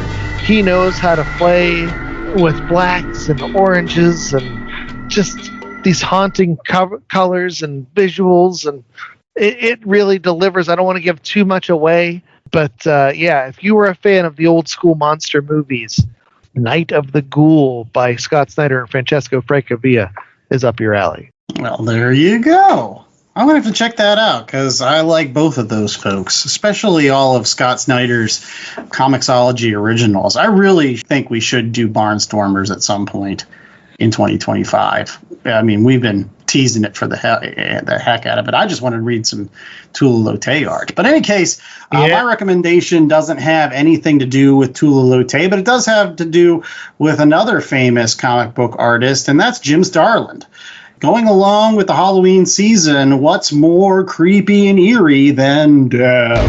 That's right. And so I'm going to finally recommend a book that I've had on my shelf for quite some time. It is the gallery edition of The Death of Captain Marvel. That's right. That famous graphic novel that was released in the early days of graphic novels at Marvel, telling the story about how Captain Marvel got cancer and basically passed away, and to this day is still a dead character, despite the fact that everybody in the Marvel universe comes back. They've kept the original Marvel. They've kept him in his. Has he ever come back? He's one of those untouchables, right? Yeah, he's pretty much an untouchable at this point, and for good reason, too, because as you'll read in this particular gallery edition, which not only includes the original graphic novel, but some other key issues from the original run of Captain Marvel, including his first 3 appearances in Marvel Superheroes 12 and 13, as well as Captain Marvel #1, where he meets Carol Danvers and so forth, as well as issue 34 of Captain Marvel. That's where he fights Nitro and gets exposed to this carcinogen that ultimately ends up taking his life. But the final chapter, Death of Captain Marvel, starts off with him and the rest of the folks from Titan going to get another famous Marvelite's corpse in the stone remains of Thanos, who died in, I think it's Marvel 2-in-1 annual #2, I think. That's where he first originally dies fighting Adam Warlock at the end of their storyline together. But simply put, after that, you find out that Captain Marvel has cancer. And the reason why it's good that he remains as part of the dearly departed among Marvel is because this story is really about an acceptance of death. That death is a natural part of everybody's existence, and dealing with that fact gracefully and with honor and dignity. And the story has it in spades. So, yeah, I would highly recommend that you check it out, especially in this gallery edition, which is so much bigger. Nice and big-end pages for all of us old folks with really bad eyesight. And I agree that death comes for us all, which is why the trivia question should have been correct. Should have been a tie. Yes. Will you just let J.A. have the W? Come on, I kid. Congrats, J.A. Jeez Louise. All right. Cue up that Peanuts music. And you can check out the Peanuts. We reviewed the, what it was like 1965 and 66 collections on our website, www.lastcomicshoppodcast.com. We've got not only, again, past episodes featuring the Peanuts, we've also got past episodes like My Favorite Thing is Monsters Volume 1, plus a lot of other Halloween-related comic books that we've reviewed over the past 4 years. And we hope that you're going to be sticking around, because in 2 short weeks, we are going to have our 200th episode. That's right, a star-studded extravaganza where we'll bring back Mikey Wood and George from Shortbox Summary, Ethan Larson, Nicole, all of our favorite guest hosts coming back to read Watchmen with us to celebrate our 200th episode. We hope that you rate, review, and subscribe so you don't miss it. You can also find us out there on the socials. We are at Last Comic Shop, where you can find Golden Age covers to put you to bed. You could find occasional polls or pictures of comic books being flipped through, or just general comic book-based discussion. And while we might be the Last Comic Shop podcast, we don't want to be the Last Comic Shop, so we encourage all of you to get out there to your hipster dipstery shops, where you can find things like My Favorite Thing is Monsters, Volumes 1 and 2, or you could find things like that gallery edition featuring the death of Captain Marvel, a touching story. Haruki Murakami's manga stories. There are 2 volumes of that. I still have to pick up the second one. Or you could find Scott Snyder and Francesco Francavilla's Night of the Ghoul. All that more waits for you at your local comic shop, so check them out. And then circle back to our website, www.lastcomicshoppodcast.com, where they can find what, J.A.? We always have links to our merch store. You can get coffee mugs, tote bags to carry around all the comic books that you're buying at the shop, be they books we just reviewed, or, you just want to pick up those Peach Momoko or Stanley Art Germ Lao variant covers. They will all fit in our totes, and being that is the Halloween season, we have our special Halloween-themed Last Comic Shop Podcast t-shirt. Bats in the Belfry. Limited time. Let's buy it now. Looks good in gray heather. Everything looks good in gray heather. Yeah, it does. Or even in that red, dark blood red maroon. Oh, that looks great. That's the version I have. The reason why you get it in blood red maroon is so if the vampire bites you, you can't see the blood. Easier to clean. And now you're a vampire. You're gonna live forever. You're gonna want that t-shirt to last. Exactly. We hope that you stick around for more Last Comic Shop in the upcoming weeks. Until then, I was the host with the most, Andy Larson. I was joined by Jay Scott and Chad Smith, and we hope that you stay safe, stay ghastly. Ooh, still some of the best parts of this entire book. Love those covers as a fan of creepy and eerie. And remember, if somebody tries to sell you a coffin, just tell them it's the last thing you'll need.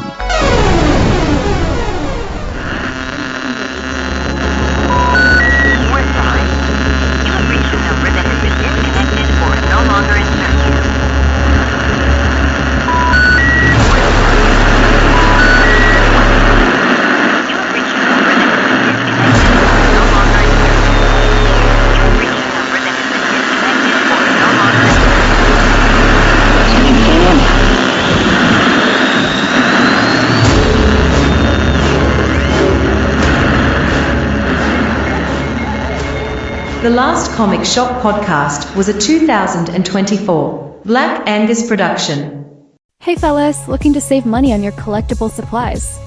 Whether it's comics, cards, sports memorabilia, or miscellaneous pop culture goodies, make sure to use promo code LCSPOD to get 10% off your orders at bcwsupplies.com. Not only does it get you a discount on BCW's already low prices, but using LCS Pod at checkout is an amazing way to show support to the Last Comic Shop podcast, the most incredible comic book podcast on the airwaves. So if you are in need of collectible supplies, head out to bcwsupplies.com and use promo code LCSPOD today. That's promo code LCSPOD. Countdown to the Last Comic Shop in 5, 4, 3, 2, 1. Woo-hoo! It is now time for more of the Last Comic Shop Podcast. Ooh. Yes, that is right. We need to open the shop to newbies to help them find their way underneath this comic book tent. Thank you, Jay. We're keeping the lights on for the undead that don't mind the lights and who want to read about comic books that involve vampires and superhero vampires, because all those Venn diagrams are represented here. Yeah, I'm the host with the most, Andy Larson. I'm joined by two folks that I would consider both my tricks and my treats for every single episode. That would be Jay Scott and Chad Smith, as well as somebody that's always my treat. / the biggest trick of his whole life. That is my wife, Nicole Larson, joining us for, as I've promised her, finally a book that doesn't have to deal with anything that's serious. That's right. I mean, this is still serious. It's still end of the world crap, but at least it's not the Holocaust or It's comic book end of the world crap. It's not real life end of the world crap. And if you do want to kind of play devil's advocate in terms of the seriousness, this was a series that they put in Mylar bags with the red band saying it is for mature audiences only. Well, before we get started, I'm going to just ask why. I mean, yeah, there was a lot of gore, but to be honest, it all kind of melded together. I didn't really even see anything that seemed that bad. I mean, people's heads getting chopped off and split in half, but I mean, what was so explicit about that? Well, that's the thing. I think that Marvel wants your money because They also simultaneously released the non-red band versions that would have slightly toned down versions of those scenes. Yeah. So instead of being vivisected, somebody's just plain old stabbed. Oh. I mean, I would argue that many of the comics that I've seen y'all read are more explicit just by the bathing suits and the bikinis that the chicks are wearing. I think deserves a red band across it on the That's shelf. what I would think. It would be the sex, not the violence. But that's I mean, our I was waiting society, for the sex in this because it said it was explicit. right? And none of that. You were brought in with the idea of hot vampire sex. Yes, I mean, I thought this was going to be like a la True Blood. Oh, but no. It turns out, not even close. Yeah, Alexander Skarsgård. I got tall blonde vampires. No scenes of Blade walking into Doctor Strange and Clea. I could see how you would be like all about that, but no, you're right. There was none of that, and I don't know why there was a red band on this, because I agree this was pretty tame compared to things I've seen in other comic books. But let's say what the comic book is finally, Chad. So we are reading Marvel's Blood Hunt, the 5-issue miniseries that came out here in 2024. Written by Jed McKay, art by Pepe Larraz, colors by Marte Gracia, and Fer Cifuentes Sujo, and Corey Pettit on letters. Anyway, 10-cent synopsis, J.A. Give it to us. Exactly. Okay. Man, Nicole does a lot better hosting than you do. She's just snappy. You know what? I throw him off his game. I'm like in his personal space. I'm like right next to him. I bring that marital dominance. 10-cent synopsis, please. Okay, so there are all these superheroes that are powered by dark energy, and they're all taken over, and they start oozing their dark energy up into the atmosphere, and it covers up the sun so that the vampires can come out at all times. And they come out and start killing everyone on Earth because they're vampires. And the Avengers try to stop them, and Blade turns out to be a bad guy, or taken over by a bad guy. Lots of things happen. Most of it not in these 5 issues. So as you go from issue to issue, suddenly you have like a half page of exposition that happened in some other Blood Hunt related comic book. I was so angry. What the heck? Like the whole idea of Blade's daughter and Spider-Man going off with Dracula, that doesn't happen here. They disappear for an issue, they come back, and they are meant to have done something very important because we see her running away, Blade's daughter, who's the antidote to this whole thing, in issue 2. She comes back in issue 5. You don't know why she came back, what convinced her to come back, experience her hero journey at all, because we didn't read any of the 30 different issues that are connected to this Blood Hunt thing. It's like a checklist. Yeah. Of like a long checklist. Of like, But wait a second. Hold on. Mr. Krakoan Island over here giving us crap. At least when they did X of Swords, they did 20 issues. They didn't say, okay, we're going to make X of Swords 4 issues, but you need to read these 18 other issues in different things. Yeah, I will allow this. I think that's a reasonable complaint, at least to put editor's notes. Like, yeah, because I thought I was getting the story of Blood Hunt, and all this other stuff was superfluous to it. Like, because I read the X-Men Blood Hunt connected issues, and they were just one-off stories. They existed within the world of vampires living on Earth, but they didn't have anything to do with this main story. But sort of Blade's daughter and Dracula and Spider-Man, Miles Morales, who is now a vampire, that kind of has an important part in this story, and you don't see any of it. I don't think it has that. This read the 5 issues here. An issue would end, an issue would pick up. Kind of sort of knew what was going on. Then the Avengers come back in. You're like, okay, great. Then just like it because it has Doom and the Avengers. It was fine. I don't know what your problem was. I actually thought your problem with this. This is a really dumb premise for a story. Like, this is super dumb. Super dumb. I'm just going to flat out say it. Jed McKay is an awesome writer, and he took like a turd and polished that thing up good. But it's stupid.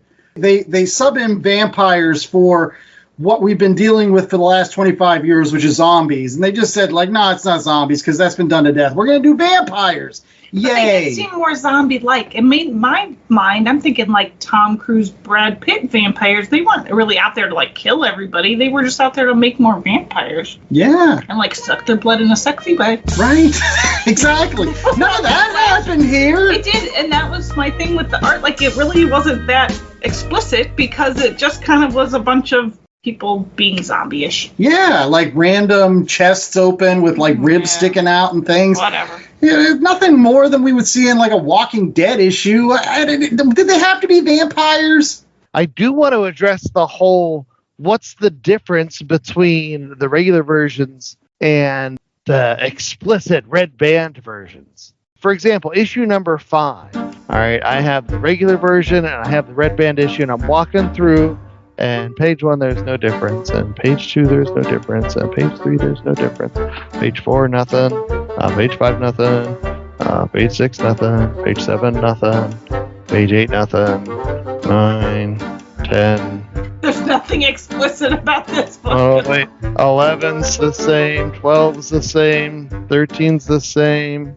Okay, so there's a scene where Moon Knight comes back and stabs at a guy, and the guy's like, "Ah!" So the red band edition, there is a 2-page spread of gory violence that is not present in the traditional book, right? Okay. So it's just a whole big 2-page spread of people stabbing at the vampire bad guys, and calling them things like chafe for the thresher, blood spray, and a vampire's ripping a Moon Knight apart. That's what's happening here. But that scene in the red band version of him stabbing, that's not gory.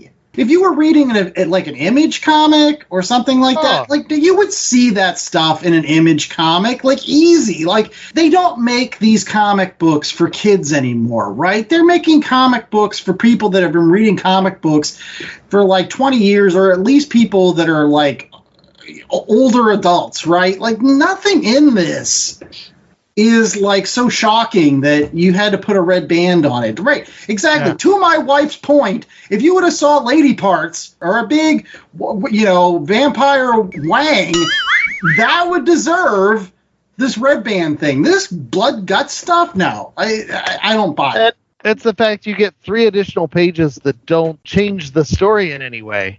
I will say those 3 pages, the one is a 2-page double spread. It's awesome looking. But yeah, that's what you're paying for. I'm still taking you to task, though, sir. You're supposed to explain why about the vampires. Like, why? It's like, again, this is a great. I enjoy. Why are they zombie vampires and not sexy Anna Paquin? No. Answer my question.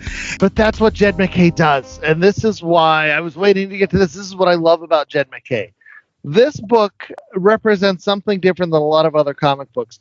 This is your classic, like, I'm going to tell you a story, and it's going to go month for month, and it's going to lead into another story, and you're going to think it's done at the end of this, but it's not done at the end of this. No, because it's going to set up some big things. I love the payoff at the end. I wanted to hear what you thought of that. Dr. Doom as the Sorcerer Supreme, because you knew when he said, I haven't saved Earth yet. You knew Doom's gonna doom. That was awesome. And Miles Morales, a vampire. What are your thoughts on that? Well, first off, Dr. Doom as Sorcerer Supreme, that's a long time coming. That's an awesome storyline that they've been teasing for years. And it makes perfect sense how Doom would be like, I told you I'd give it back when I was done with it. But I ain't done with it yet. I got some more stuff that I want to do. And so I'm excited to see with that. Miles Morales as a vampire, I think that's like that's a left turn too many. I mean, I'm sure it's no different than like Captain America becoming a werewolf. But like, I don't know how this is going to change his character. Like, oh, he's got teeth, but he can come out in the daylight and. The problem with Miles is they've tried to give him different powers and other things to differentiate him from Peter Parker, but it's still tough, and so now he could be Vampire Spider-Man. One more level of differentiation. I hate to say it, I'm sorry, but for those folks that have been around for a long time, and probably the general populace, it's awesome that they have Miles Morales. He is the Dick Grayson of the Marvel universe. Like, he's super cool, and I love him, and it's awesome that he's got great storylines. But he's kind of like the Robin. They don't know what to do with him. Go ahead. Oh, I just have several points I would like clarification on. Okay. So, this Blade dude, is he typically good or bad? Good. The Daywalker, yeah, he's a good guy. He's typically good unless he's avoiding paying the IRS his taxes. Okay, and so he's a vampire like all the time. He's half vampire. He's half vampire. He kills the so he could vampires. walk during the day. Yes. Or be out in the sun. He gets like possessed by this ancient dude who's a bad dude. Yes. Right? The first vampire. And then the second thing, so why wasn't Dracula part of the whole vampire thing? Like, why was he separate? I guess in some other book, he's setting up like some sort of vampire nation. So he's trying to like legitimize Yeah, He's doing his hero turn. He's sort of like the Magneto of the vampire universe. But that, again, comes to my point about the way they portray vampires in this particular book as being like these just mindless zombie-like running around, sucking manipulative and like things. Like, how could you make a nation out of that? Like, it doesn't seem like it just looks like they're like feral animals. Like, don't forget to introduce the vampire's very own Corgan Blade. And, yes. What? I was hoping that you would mention that with the superpowered vampires that are all Ebony weird. Maw. Yeah. What is that? What is the name of that team? It is the Thanos. It's driving me crazy. The Thanos group. They have a name for it was in every Black Order. There you go. The Black Order. And I was wondering whether or not that was going to piss Chad off because they were just like, here's this dude, that guy. Look at these big dumb looking vampires, but they each have different vampire powers. One is Craig from that What We Do in the Shadows, and he's going to take your energy, and one is going to take magic, and one is going to be psychic vampires. And one is going to have barbed wire that can go through Iron Man's suit. Yeah. I will say that was very rewarding, though, in issue 3, where, like, the Avengers show back up and they're just like, yeah, you sucker punched us the first time. Like, now we're ready for you. And your stupid powers and dumbass names ain't going to do jack shit against the people that protect this planet on a regular basis. And they just take them to task, and it's like, yeah! But what did you think of the very real Deus Ex Machina of Khonshu showing up with all of his Moon Knights to protect the travelers of the night, since it's perpetual night? I loved it. Yeah. Chad has mentioned on a couple occasions how good Jed McKay's run on Moon Knight has been. I have not read it, so like I think that's a question more for Chad. Was that an awesome payoff for you? Or heck yeah! So that whole Jed McKay Moon Knight run starts with him introducing the additional Fist of Khonshu, Hunter's Moon. And then it wrapped up at issue 30 with Moon Knight, making the big sacrifice. And then his crew carries on without him. And so this series, you get the payoff. You get Moon Knight back. But it's not just Moon Knight. It's all the Moon Knights. Yeah. And some of them are just vampire fodder and some are just fun to see. But if you've been, a long-time fan, like, that's a great story beat payoff where they're giving you what you want plus something else. And McKay really knows what he's doing in that regard. I have a question regarding the whole Khonshu thing. And maybe this was explained in one of the other Blood Hunt books that wasn't Blood Hunt. But why was he locked up on Asgard? So that wasn't explained in Moon Knight. I believe that was explained in the Avengers. Because Moon Knight was an Avenger and Khonshu went crazy and the Avengers had to fight him and whatever. That's the fun about comic books, though. McKay plays with all that stuff. Dude, he pulled out a reference to Blade number 5, which came out in like 1994 in this book. Like, he rewards those hardcore folks. And that's why I'm going to kind of say, in the defense of this, although I said it was a stupid premise, I really did enjoy this, and I think it's all because of Jed McKay. Jed McKay is the Tom Taylor of Marvel. Like, he's got a similar take on these characters. And it's because, again, I found this book very similar to DCeased, which we read last year, where the zombies take over the DC universe. You know, because you get some good moments and some good dialogue. I love when Scarlet Witch is on the first page and Iron Man's like, can't you, like, magic some things? And she's like, yeah, and then I'll just go and punch Galactus while I'm at it. That's not how magic works, you asshole. I liked in the 5th issue when they're saying maybe you need to say that spell that kills all vampires. She goes, no, I'm not going to do that again. Exactly. But this is the Marvel style, whereas DCeased is, it starts off as a 12-issue thing that's all self-contained. This is done in five issues, but also 600 mini-series. So if you want the whole story, you're going to have to buy like the important parts, like Miles Morales getting Blade's daughter back on board so that they can show up in the last issue and kill him. Yeah. Well, I do want to ask Nicole, given that she doesn't read a lot of comics, whether or not she feels like she got a complete story for just reading 5 issues. No. I mean, I think if you just take it at face value, I guess now that Jay mentions it, I don't know why they showed back up after she ran away and was like, I can't kill my dad. And then all of a sudden she's like, I'm going to kill my dad. I have to. Thank you. But if you just take it for its entertainment value, I don't feel like there was like holes that I was like very confused by. Like, there was a lot of stuff you could just kind of deduce that, like, oh, something happened. All right. I came back. Another quick question, as somebody that, doesn't read a lot of Marvel on the regular, but like has seen the movies and stuff, do you feel like you had a good idea of, other than your couple questions, you didn't get like completely lost? Like, you knew who like the Avengers were and this and that? I knew most of them. I just wasn't very familiar with Blade and the whole Dracula thing for me. I didn't know the bloodline, like, obviously, like, again, because it's Blade, so I didn't know any of that stuff. But yeah, I mean, I wasn't confused by anything else, and I thought it was pretty cool, Dr. Doom's little tricky. Yeah.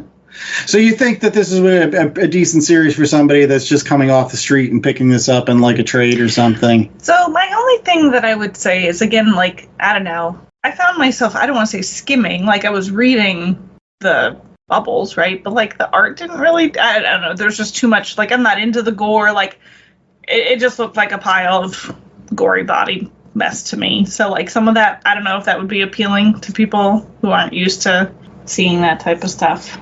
I don't know. I thought it was just all dark and couldn't really see anything. I'm of a similar mind with Pepe Larraz, where there's a part of me that thinks he's a great artist. There's also a part of me that thinks there's like one ingredient missing to make it really There's nothing good. Distinctual, right? Like each page of violence was just another thing of violence. Like, other than maybe when they were killing Blade / old ancient dude, they're really, even like some of the panels where the Avengers were getting beat up pretty bad, like maybe some of that stood out, but even then sometimes it just really blended together for me. And I think that would be a little hard for someone who's not a comic book person to then like pick up what's happening. Yeah, but I think in defense of Pepe, there were some images that I particularly liked. I honestly thought that all of his work in that Doctor Strange, Doctor Doom story. I was going to say I liked the art in like pretty much everything that Doctor Doom was in. Yeah, like he drew an excellent Doctor Doom. He drew an excellent Doctor Strange. Like when the Strange Academy kids showed up, I was like, oh, I know who all these people are. And I thought that was very well done. I also liked a lot of the Avengers scenes, even though, like, again, I think the costume designs for some of these Vampire Strike Force Team Alpha 6 is not the best. The blood coming. I loved that one scene where Vision uses his solar power, pretty awesome way to clean house on folks, and that was kind of a neat image with him like hovering with like the light coming out of his eye. I thought that was neat. It was kind of Superman-esque, but still, it was a neat image. But hit or miss, maybe, is maybe what I'll say here in this series. Definitely I thought the art breathed the best when Marte Gracia was able to infuse a lot of color into the scene, and there were some really nice full-page panels and full-page spreads that had a very painterly quality to it. A lot of the stuff with Doom doing magic I thought was done really well. and just that, classic Doom outfit, but with the green and then having Stephen Strange's red cape and doing the magic. I thought what made those panels so great was less the actual line drawing, but the coloring of it. No, I agree with you. When Thor goes up against Varney and they're god to god, and you get the thunder god with the, all the lightning versus the red and the blacks and that Venom like symbiote. I think I'm on the same page with Nicole in the fact that like some of the worst pages in there were like the gory bits. They just seemed like purple, red blotches, like, with just. I mean, I guess in a way, right, that was meant to be background. Like you said, where the more color things is infused is where you have the Avengers and Doctor Doom and whatnot. But there was just a lot of it, and I just didn't think it really added anything to, Well, one thing that we hope will add to this particular segment is our rating. So this is our time of every single show where we give J.A. a chance to shine, put something in our trick-or-treat basket, and that is a 1 out of 4 scale. So, J.A., what do we got this week? 1 out of 4 zombie vampires. Oh, yes. Again, I still don't know how you're making a nation out of those folks. Like, Dracula's like, I'm fighting for my people. Your people are just nameless. That's why I was confused. It seemed like there was 2 different sects of people. Sects.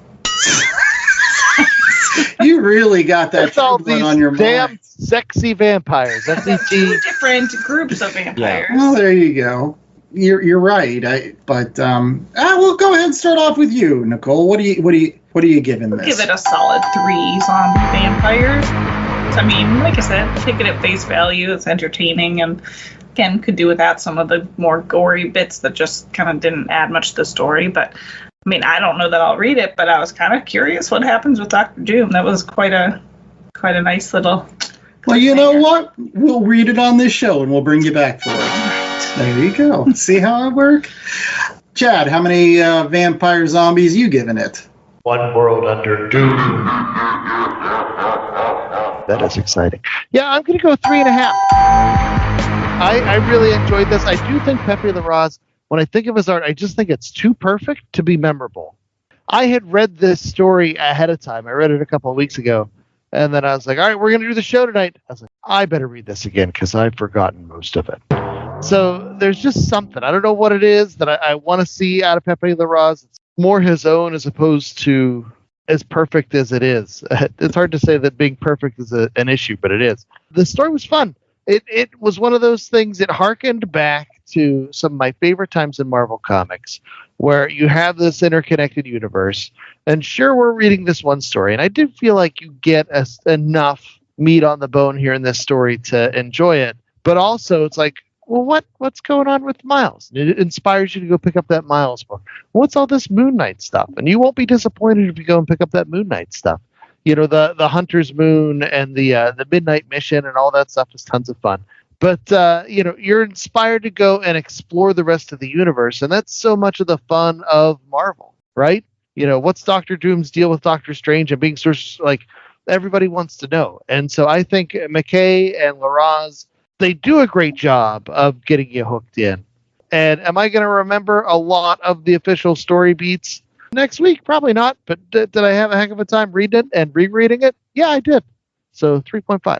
I'll go next, and I'll say that this is in between the 3 and the 3.5. It's 3.25 zombie vampires. I started to think about this book in terms of, like, if you were to give this to somebody that was, not really into comic books very much. Somebody like my wife or somebody that listens to this show once in a while and is like, you know what, I don't read a lot of Marvel comic books, but I want to pick something up that might be fun around the Halloween season. I think this book does that.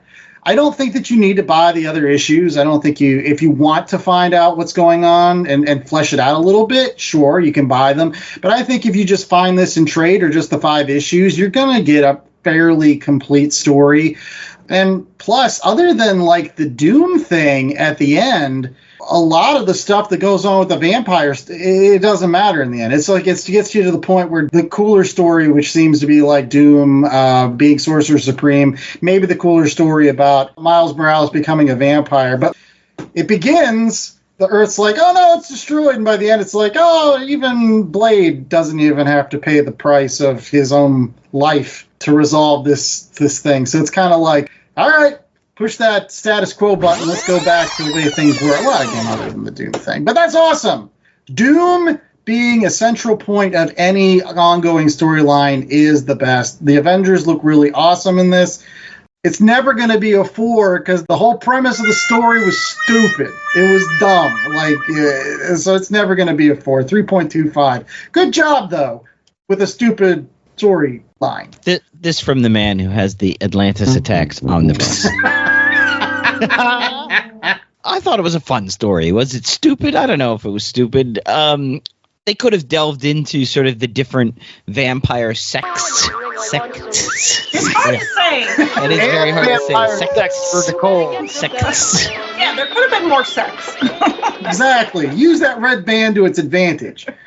The different divisions of vampires. There you go. Like, why is Dracula fighting against these other vampires that are rising up to be one thing under the vampire leader? And there wasn't enough of, I thought, and maybe they get into this on the Dracula story, so at that point I'm going to have to go read those issues now to see why, Dracula used to be the king of the vampires or the head of the vampires, or whatever title that's given, and suddenly he's not anymore. And, does he feel angry about that?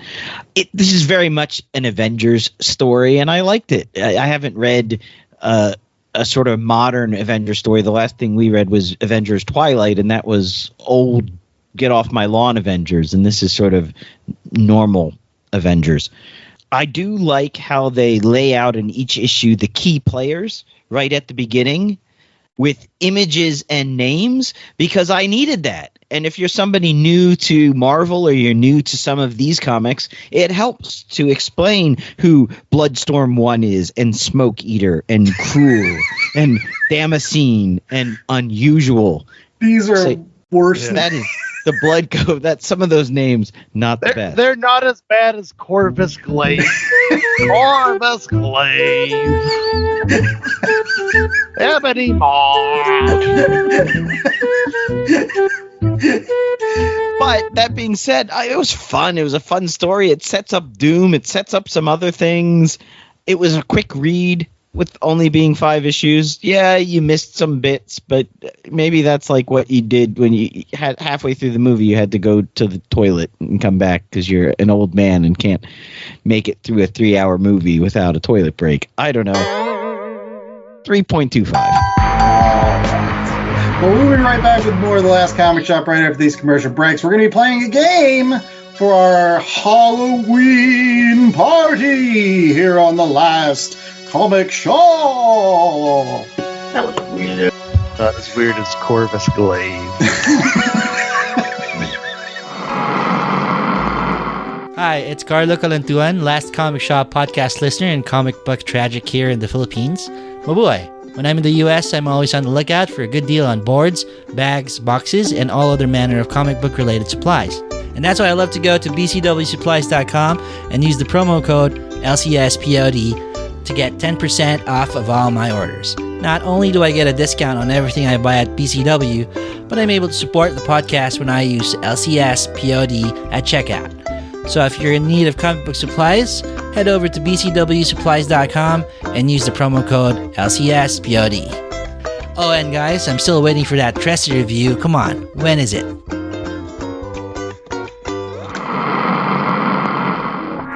In a world where there's often 60 plus years of history to worry about, how can you quickly get into a new comic character or franchise? If you're like me, then you turn to video games. But how well does that work out? In some cases, pretty well. In others, it's a giant disaster.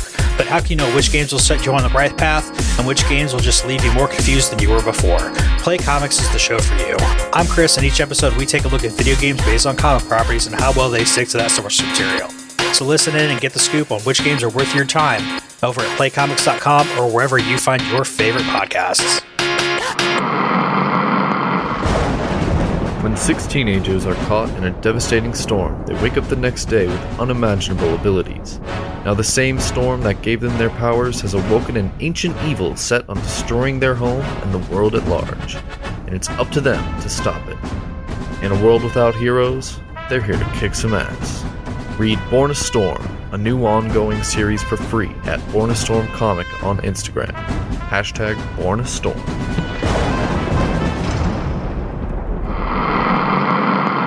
back with more of The Last Comic Shop, and it is now time for a game. Yes, that's right. We're not going to give you recommendations or any other comic book nonsense on today's show. We're going to give you real nonsense in terms of scenarios. I like this because I get to be the boss. That's right. Not that she doesn't get to be the boss like every other waking moment that I exist on this planet, but we'll just say she gets to be the boss during this game. That's right. The wonderful Nicole Larson is going to throw out some scenarios. And if you've never listened to this particular game before, how it's going to work is we're going to have 5 rounds. And she's going to throw out one of these scenarios, such as, which would be the best superhero to ingest candy corn? I don't know. We will all have to come up with either the superhero or supervillain that would best fit that scenario, and we'll get a couple moments to make our case as to why we feel like she should vote for ours, and then she's going to vote. And so there will be a winner every round. The only rule for scenarios, just to remind everybody, is that once a superhero or supervillain has been thrown out, you cannot use that character for the rest of the game. So if you said Batman was the best at eating a lot of candy corn, you'd be obviously right because he's the best at everything. So why wouldn't he be the best at that? But you couldn't use it for anything else. So. I bet absolute Batman eats some candy corn. That boy is thick. Any case, let's go ahead and jump into round 1. Nicole, take it away. All right, so for Halloween, we are going to take a journey through Halloween night. So first, you are out trick-or-treating, of course, with your kids. Whose house are you looking forward to hitting up because they have the best candy, and what candy do they have? Oh, so whose house? Like there's those good houses that give out the full-size candy bars. Exactly. The king-sizers, not the... we get a lot of in our neighborhood. We have a lot of hugs, and I like the little chip bags because those are great to pack in lunches. They're just buying us groceries at that point. You know what though? Our kids don't eat the candy, so then the candy sits in the cauldron. There was those people that were giving out potatoes that one year. Oh, that was great. Yeah, we cooked them up. It was delicious. I wish we had gotten more. Are you guys ready? Do you have yours? I've got it. Who would know candy? All right, you guys go, and then I'll figure something out. Unless she's gonna pick you first, Chad. I don't pick you first. I'll be nice. J.A., you hit us up first. Okay, you want to go to Hank Pym's house because he's going to take his Pym particles and buy those little Reese's peanut butter cups and turn them all into big ones. Oh, so you're not just getting the Reese's peanut butter cup, you're getting big Reese's peanut butter cups. Okay. But he saved on the money because he's bought the bag of the little ones, but they're not the little ones. No. So he really does take the fun size and actually make them fun. Yes, yes. Oh man, that is going to be tough to beat. I like it. It's like Honey, I Shrunk the Kids or Blew Up the Kids or whatever meets. Yes. Comic books meets Halloween. Yeah. J.A. should get this. But I will say Dr. Doom. Because you get to go to Latveria. He's wealthy enough. One of the best houses, right? Yeah, I mean, you're going to get an experience there. He's very creative and original. Dr. Doom's not just going to hand you, a bag from your local grocery store, a handful of candy from there. And, J.A. should have this one. That's a good answer on J.A. I like how both you and Andrew are literally looking at their walls of comic books trying to figure out what character. They're both searching around. I am not. You both are. I have a great answer. All right, go ahead, Andrew. I was going to go the opposite side of the coin than Chad. I was just going to say Reed Richards would be awesome to go to his house because, again, he's good with kids. You see Franklin and Valeria at school, you'd be like, hey, what's your dad going to do this year? And, then you come over and, obviously he would have, the sickest, lawn. He'd have all the best, animatronics and stuff because he would spend all the time building it for his kids. Anti-grav, ghosts and stuff, super cool things. And then he's sitting in the lab all day and he would make the great concoctions. Like, he would make candy that had, like, no calories, and it would taste like the original, and it would be awesome, but, like, it wouldn't have the sugar rush or rot teeth or anything like that. That's Reed Richards. You're saying that he's going to be the house that gives out the homemade Rice Krispie treats that nobody wants to eat. No! That's exactly it. Reed Richards is famously out of touch. He can do all those things, but he's making circus peanuts. Nobody wants circus peanuts. Even calorie-free circus. Oh, really? You would have Sue. Sue would balance them out. Then you'd have, Johnny flying around with, like, making the Fantastic Four symbol and cooking marshmallows to hand it. It would be great. Baxter Building. That's where you want to go. And who runs the Baxter Building if not Reed Richards? Hopefully they're not handing out, like, freshly cooked marshmallows. Disaster. All right, J.A., you win because you clearly have the best concept. Oh, man. That was a great concept. It was. I was playing from behind. Have you guys seen the jumbo cups, by the way? I enjoy the special shaped ones because, again, I'm not a huge fan of that thicker rind of chocolate around the regular cups anymore. Now I like, because I always used to push out the middle of the cup anyway. So I'm a fan of the pumpkins, the trees, the eggs, all that type of stuff. Wow. The eggs are great. It's just the perfect amount of chocolate around. It's just a circle. It's delicious. Any case, what's round 2? All right, so you come back for trick-or-treating. Your kids are still high on the sugar, but you get them to bed. Now it's time for the real fun to begin. So you're headed out to an adult-only party. Who wins the Best Costume Award at the party? And by adult, I don't mean scandalous outfits here. And they can't be superhero or supervillain. What? Yes, they have to dress up as something else. Oh, they have to dress up as somebody else. Okay. All right. Their own costume, no wearing somebody else's. Because my answer was just going to be Spider-Man. It's the best costume. And they haven't beat it. Spider-Man, so they have to think outside of the comic book box. Like, who comes dressed as a bunch of grapes? Or who comes dressed? And why would they do that? All right, fine. Who wins the costume contest? Who wins the costume contest? Not dressing up as themselves. Or any other superhero. Or any other superhero. / comic book character. You guys ready?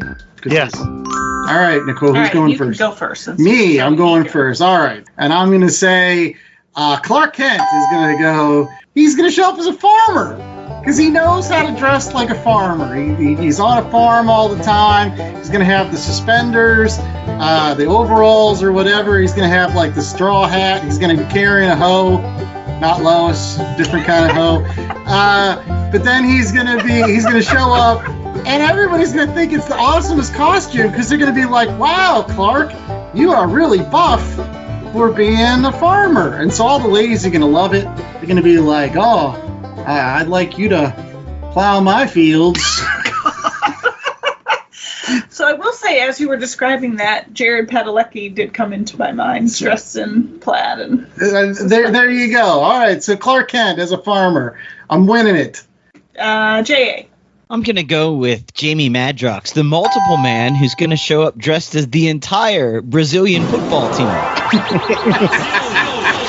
Football as in soccer. As in soccer.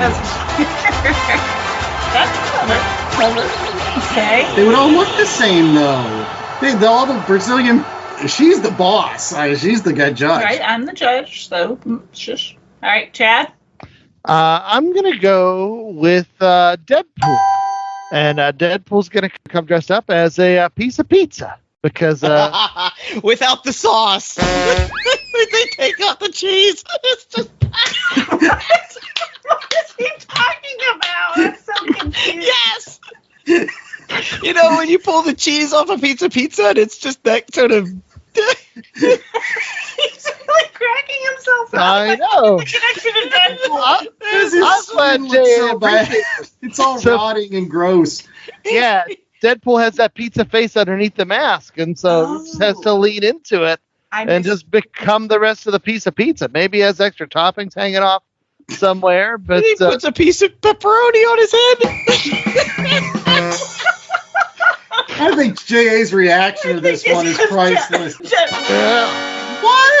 You were saying about the farmer and his sexiness. The farmer was very sexy, but you can't negate JA's funny. They're cheating. First, Chad says, like, oh, JA's the best, and then JA's like, oh, Chad's the... Andrew, you know I'm always voting against you.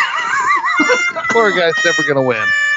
Lost a pizza face. Oh, man. That's funny. That's funny. That was just hilarious for some unknown reason to me, because I didn't know he had a pizza face underneath the mask. How did I miss that? Mm-hmm. Ryan Reynolds have a pizza face in the movie, did they? Oh, yeah. He looks ugly as hell. That's impossible, first of all. Unless you're talking about Nice Pool. Yeah, but he's Ryan Reynolds. He's so charming. You don't even know. You don't even notice after a minute. Interesting. Round 3. Am I going to finally win one? Let's see. Okay.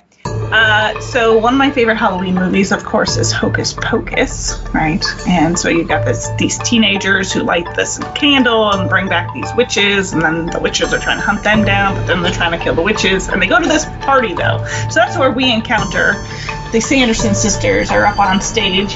They're singing their song, but then they go off to be chasing these teenagers. So what superhero takes the stage and kills it singing a Halloween song?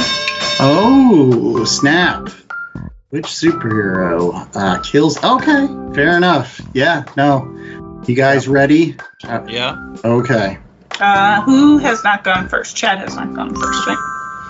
Okay, so mine is going to be FrankenCastle, which was when the Punisher got chopped up into pieces and then reassembled into a Frankenstein-esque monster, helping out the Legion of Monsters.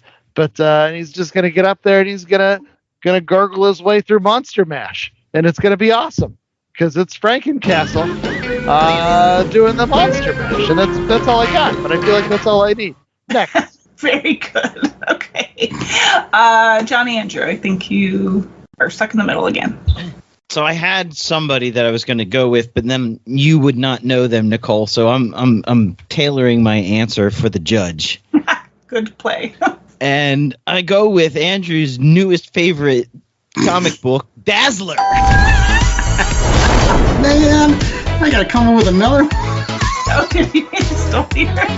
Damn. She don't know who Dazzler is. That's mostly why I did it. I think Dazzler is like the superhero embodiment of Taylor Swift. Oh. They even wanted her to play Dazzler. That was the big thing. Oh, Taylor Swift's going to show up in this latest Deadpool movie as Dazzler. So And I'm still getting all those issues just in case she does eventually play. Because the Swifties will be buying those up then. Never read a comic book in their life, but they'll buy the comic. Oh, they will. All right, what song is this Dazzler singing for us? What Halloween song? Love Potion number 9. Ooh, good I was going to say, name the Taylor Swift song that you know. No, she's doing a cover. Oh, she's doing a cover. Okay. I see. But she's re-recorded over and over again. Yes. Dazzler. There's Love Potion number 9, the cover version, and then there's Love Potion number 9, the cover version, Taylor's version. All right. Well, do you need a second to? No, I will throw out my second answer. The only problem with it is I don't recall what song they sing in Hocus Pocus before they leave the stage. Is it I Put a Spell on You? Ah, damn it! Because you know that like Scarlet Witch is better to sing that song than even those folks, because she could come out there all sultry. I put a spell on you. So I can't use that one. So I guess because she wouldn't come out and start singing the same damn song they just sang. That's a karaoke so it's gotta be somebody different. I'm gonna lose this because, like, I was gonna say, I'm gonna give you half credit for the Scarlet Witch thing because I thought that was really cute. I can't get a half a point. Who's winning the other half? Well, no, I'm saying you get like extra credit. Oh, who won then? I'll give it to you just to make it. Yay! Make it even. I knew if I looked miserable and pathetic, she would eventually give me something. I mean, that's how we had kids. No, you know what? It's not I Put a Spell on You. You just had the wrong song. You should have gone with Witchy Woman. Black Magic Woman. Oh, I guess there's a lot of them. Come on. I guess there's a lot of them. All right, next question. Witchy Woman. All right, so the party is over. Everyone's going home. But there's still a couple houses out there, and instead of giving out treats, they're giving out tricks. So now which house are you hitting up, and who has the best trick for trick or treat? The best trick? No, you're supposed to do the tricks on them, not... Oh, never mind. They don't give you tricks. Like, who would be the best to perform tricks? Oh, there you go. Yeah, because if they're giving out tricks, that's a totally different kind of house. Alright. What superhero does the best trick to leave the party? Okay. All right. Yeah, I got mine. Yes, I am also ready. Well, Yes, I am also ready. All right, who's going first this time? J.A. Who's the best superhero to give a trick? Yeah, like what? Yeah. Hmm. I'll give you a second to combobulate your Yeah. Chad, Thank you. Are you ready? yeah. No, I am ready as well. So, with someone who needs to be tricky, that's the easiest answer of all. It's the trickster god, Loki. Right? Yeah. The Norse god of trickeration and storytelling and all that other fun stuff. And it's what trick is he gonna pull? What trick is he gonna pull? He's gonna trick Jonathan Majors into thinking he's gonna headline a major Marvel movie and then take it away. No, that's real life. He's gonna trick Terrence Howard into thinking he's gonna have a long, prosperous career as part of the Marvel franchise. And then here comes Don Cheadle. Ha! He's going to trick Nicolas Cage into thinking they're going to make good Ghost Rider movies. I don't know. He's going to pull all these mean tricks on people, and now I feel kind of bad. Aww. Andy Pants. So I was originally going to go with the Joker. Then everybody would just end up dead. And that would just not be a good... So I'm going to go with a lesser-known DC villain called the Prankster. That's right. He's a Flash villain. And he's not as homicidal as the Joker is, but he's got kind of like, itching powder, ha, laughing, crime stuff. And he'll still steal everybody else's gift baskets to come around with the most gift baskets. That'll be his trick. But not everybody will end up dead. Prankster, softer choice for your trickster needs. Right. Prankster. Not everyone will end up dead. That's where you gotta stop, right there. Oh boy. John Andrew, your turn. Okay, I'm going to go with Mephisto. The devil. Because his greatest trick is convincing people he doesn't exist. Oh, Kaiser Soze. Wow. That extra time really let him sink it in there because he won. All right. I like it. Not the softer, gentler version of the Joker. You're starting to go pornographic, and we're trying to avoid those types of tricks, okay? All right. So, Halloween night's over. You've gotten to bed way too late. But the next day is a very important day because it is Dia de los Muertos. And everyone needs to get up to honor their dearly departed ones. So what superhero are you tagging along with, and who are they honoring? Okay, got mine. Boshos. Also me as well. Fill the void, men. Fill the void. Who hasn't gone first in a while? Me? Okay, you go. All right. Well, the obvious answer is Batman. That's right.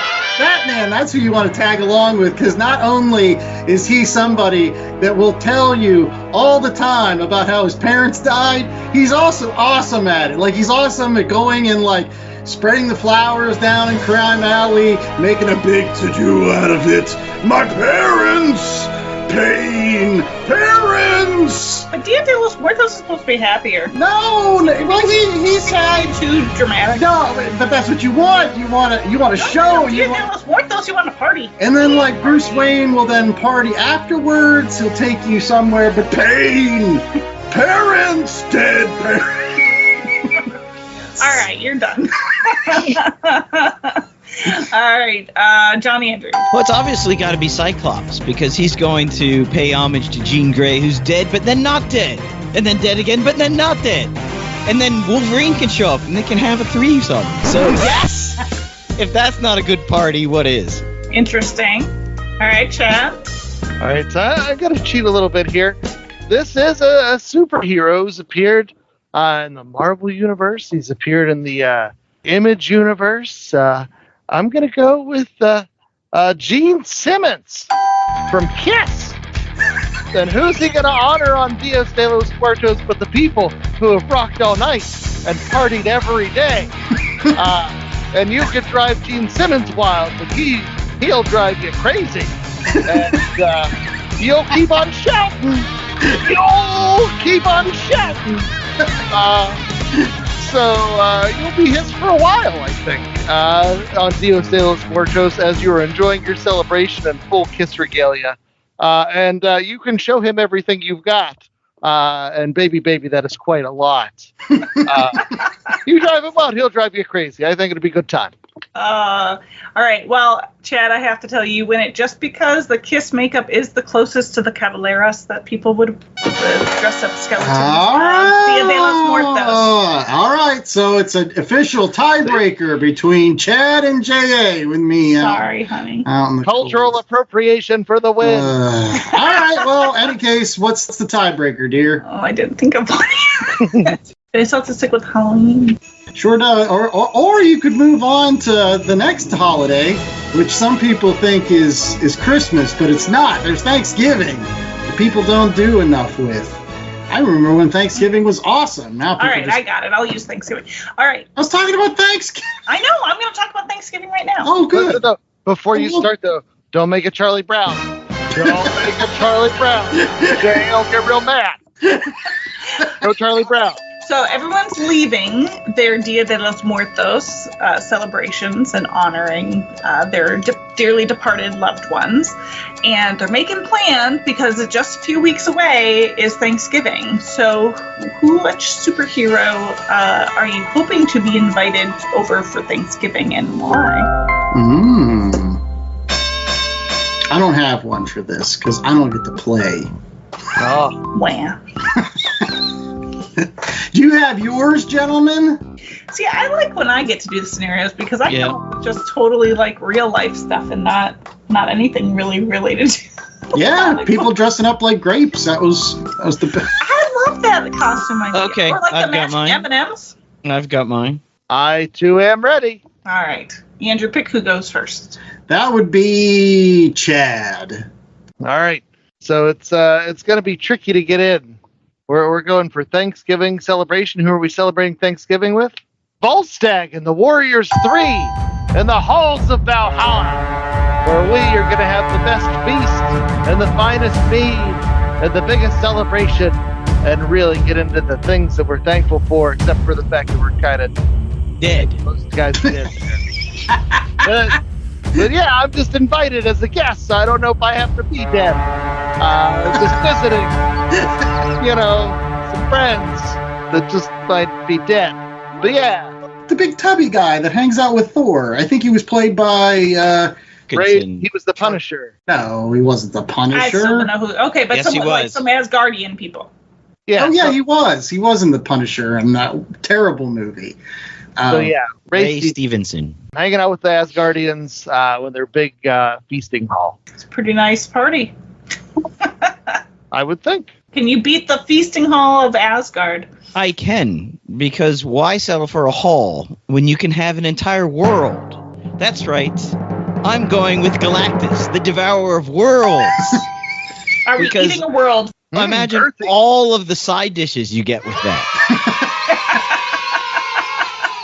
What? This doesn't even make any sense. It doesn't. Yeah, it does. The moons? Like what? The side dishes you would get with eating a plate. Oh, I love this. Hold on. No, because you're going to get side dishes that are inappropriate for the holiday. You're going to get like French fries. You can't eat French fries on Thanksgiving. There's a rule against that kind of thing. There's a rule against eating French fries on Thanksgiving? I'm sure there is. You're eating, I don't know, Crap! Why can't I think of any side dishes? Yams. No, those are Thanksgiving. Oh, okay. Yams at Thanksgiving. Beans. Yeah, hot dogs. You're getting Thanksgiving hot dogs. Hot dogs aren't a side dish. Speaking of side dishes, you know what side dish I would take? I would take a little side dish of Thor. So I'm going to Asgard and Chad. No, Chad wins yet again. I actually was pulling for. I did like the world thing, but then the side dish thing got me thinking, and I was side dish of Thor, and so then I was. She got sidetracked and went right to Asgard. Just thinking about, she's still got her mind set on the tricks. And the treats. Oh, boy. Well, thank you for coming along. Well, thank you so much for being such a wonderful host of our latest edition of Scenarios. And make sure that you're checking out all of the past episodes in which we've played scenarios with the wonderful Nicole Larson, or some of the episodes we've done where JA's been the host. And it's just been a lot of fun doing scenarios. So there's tons of episodes in our archives that you can check out. And you can do that by going out to www.lastcomicshoppodcast.com. It's a terrific website where you can rate, review, and subscribe to not only get all the new episodes that are coming up, like next week we're going to be doing the Venom movie. Ooh, yes. Is it the last Venom movie? Is it the last Venom movie we'll have to see? I don't know. But we're hoping. I enjoyed the last one. But we'll have that for next week, as well as more episodes all through the rest of 2024. And again, past episodes that are evergreen. Go listen to them, because they're good. There you go. And don't pass on by the socials. We are at Last Comic Shop at a bunch of those places where you can see all sorts of fun conversation topics. Occasionally there's polls or pictures of comics or Golden Age comic covers and all that other fun stuff. So check it out there. And then you can circle back to our website at www.lastcomicshoppodcast.com, where they can find what else. As always, we have links to our merch store. You can get the Halloween-themed, probably one more week only, Halloween-themed Last Comic Shop t-shirt, coffee mugs, tote bags, this week only Dracula capes as well, or just capes that vampires would wear, but only the sexy vampires, not the zombie vampires. Now, the sexy one, you mean like the sects, like the SECTs, like there's the one sect over here and the one sect over there. And they're like, what kind of sexy vampire are you? We're the ones with the big capes, and we're the ones with the smaller capes. We're the ones with the quarter-cut capes. You know, all the different sects. You guys. I'm sorry, I started vampires. You did. All this both the sex and the sex. Sexual innuendo. Sexual innuendo. It's a hard word to say. In any case, do us all a favor and tell everybody where they can get great deals on their comic book supplies this Halloween and every day, I guess. Yeah, and for Thanksgiving and Christmas and all the things coming up. You can go to bcwsupplies.com. And if you use the promo code LCSPOD, Last Comic Shop Podcast, you can get 10% off. Great deal. Absolutely. We don't charge you for any content here at the Last Comic Shop. This awesome promo code is our way of giving you a little discount on stuff you're going to buy anyways, and it helps support the show. And so you feel good. It's a little treat for you, a little treat for us. So, no tricks. That's right. That's right. And until next week, when I hope you come back to the Last Comic Shop for that Venom review. And, Donnie Cates' Venom. I think that's what we're reading as the book. I'm the host with the most, Andy Larson. I was joined by Chad Smith, Jay Scott, and my beautiful wife, Nicole Larson. And we hope that you stay safe, stay spooky. And remember that J.A. hates all of the Charlie Brown specials. He doesn't like the Great Pumpkin. You get him a rock one time.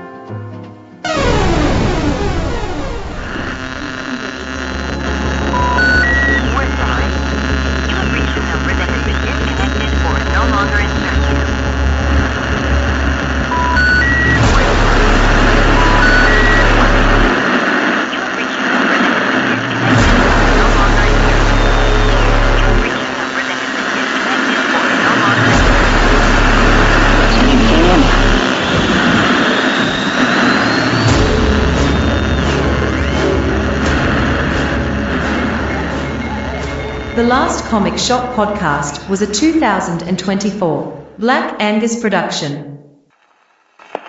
Looking to save money on your collectible supplies? Whether it's comics, cards, sports memorabilia, or miscellaneous pop culture bric-a-brac. Make sure to use promo code LCSPOD to get 10% off your orders at bcwsupplies.com. Not only does it get you a discount on BCW's already low prices, but using LCSPOD at checkout is an amazing way to show support to the Last Comic Shop podcast, the most incredible comic book podcast on the airwaves. So if you are in need of collectible supplies, head out to bcwsupplies.com and use promo code LCSPOD today. That's promo code LCSPOD. Cheers! Countdown to the last comic shop in 5, 4, 3, 2, 1. Live from the elegant pump room of the magnificent Palmer House, high atop Chicago, it is the Last Comic Shop, and we now proudly present the song stylings of one Michael J. Wood. Thank you, and welcome to Oktoberfest, where we flip between German and Russian accents because we're bad at this. And our first tune is Dead Batman. Fair and square, pay the man. Pay the man. I'm the host of Roast Danny Larson. That was Michael J. Wood. That's your middle name, right? I'm getting it right? J is your middle name, right? Jason. Yeah, see? Yes. So I did get it right. And we've got J. Andrew Scott, and we've got Chad Smith. I've got a J in the middle there, too. Oh, Chad look at Jason. you. It's like synergy. It's all good. It's your The Synergies. Synergies. I love it. All right. Thank you for coming back to the Last Comic Shop podcast for another week. This week's show, we've got another zombie-related book. If you didn't get enough of those zombies a couple weeks ago when we did Marvel Zombies 3, now we've got DC's version with DCeased. So, yeah, we'll be getting to that in just a second. But speaking of Oktoberfest, I thought that it was a good opportunity, given the fact that there's another thing that happens in the month of October other than Halloween, that maybe we can talk about that for a little while, because I've got a little bit of Halloween fatigue after the last couple of weeks. So we're going to talk about Oktoberfest, because I enjoy drinking some brews, and our wonderful J.A. Scott has some facts about Oktoberfest that we hope to lay on all of our Last Comic Shop listeners. Which I'm excited about, because all I know about Oktoberfest is involves barrels and lederhosen, and so that's what I brought, and I think I'm getting splinters. Well, you're not supposed to wear both. Like, you're not supposed to wear like just the lederhosen and just the barrel. Like it's. I think if you don't wear both, then you're going to get more splinters. Yeah. I just need thicker lederhosen. It's already bad. It could just get worse. Real quickly, before we get into the Oktoberfest, though, Chad, do you enjoy the pumpkin beer? Are you one of the pumpkin beer aficionados, or no?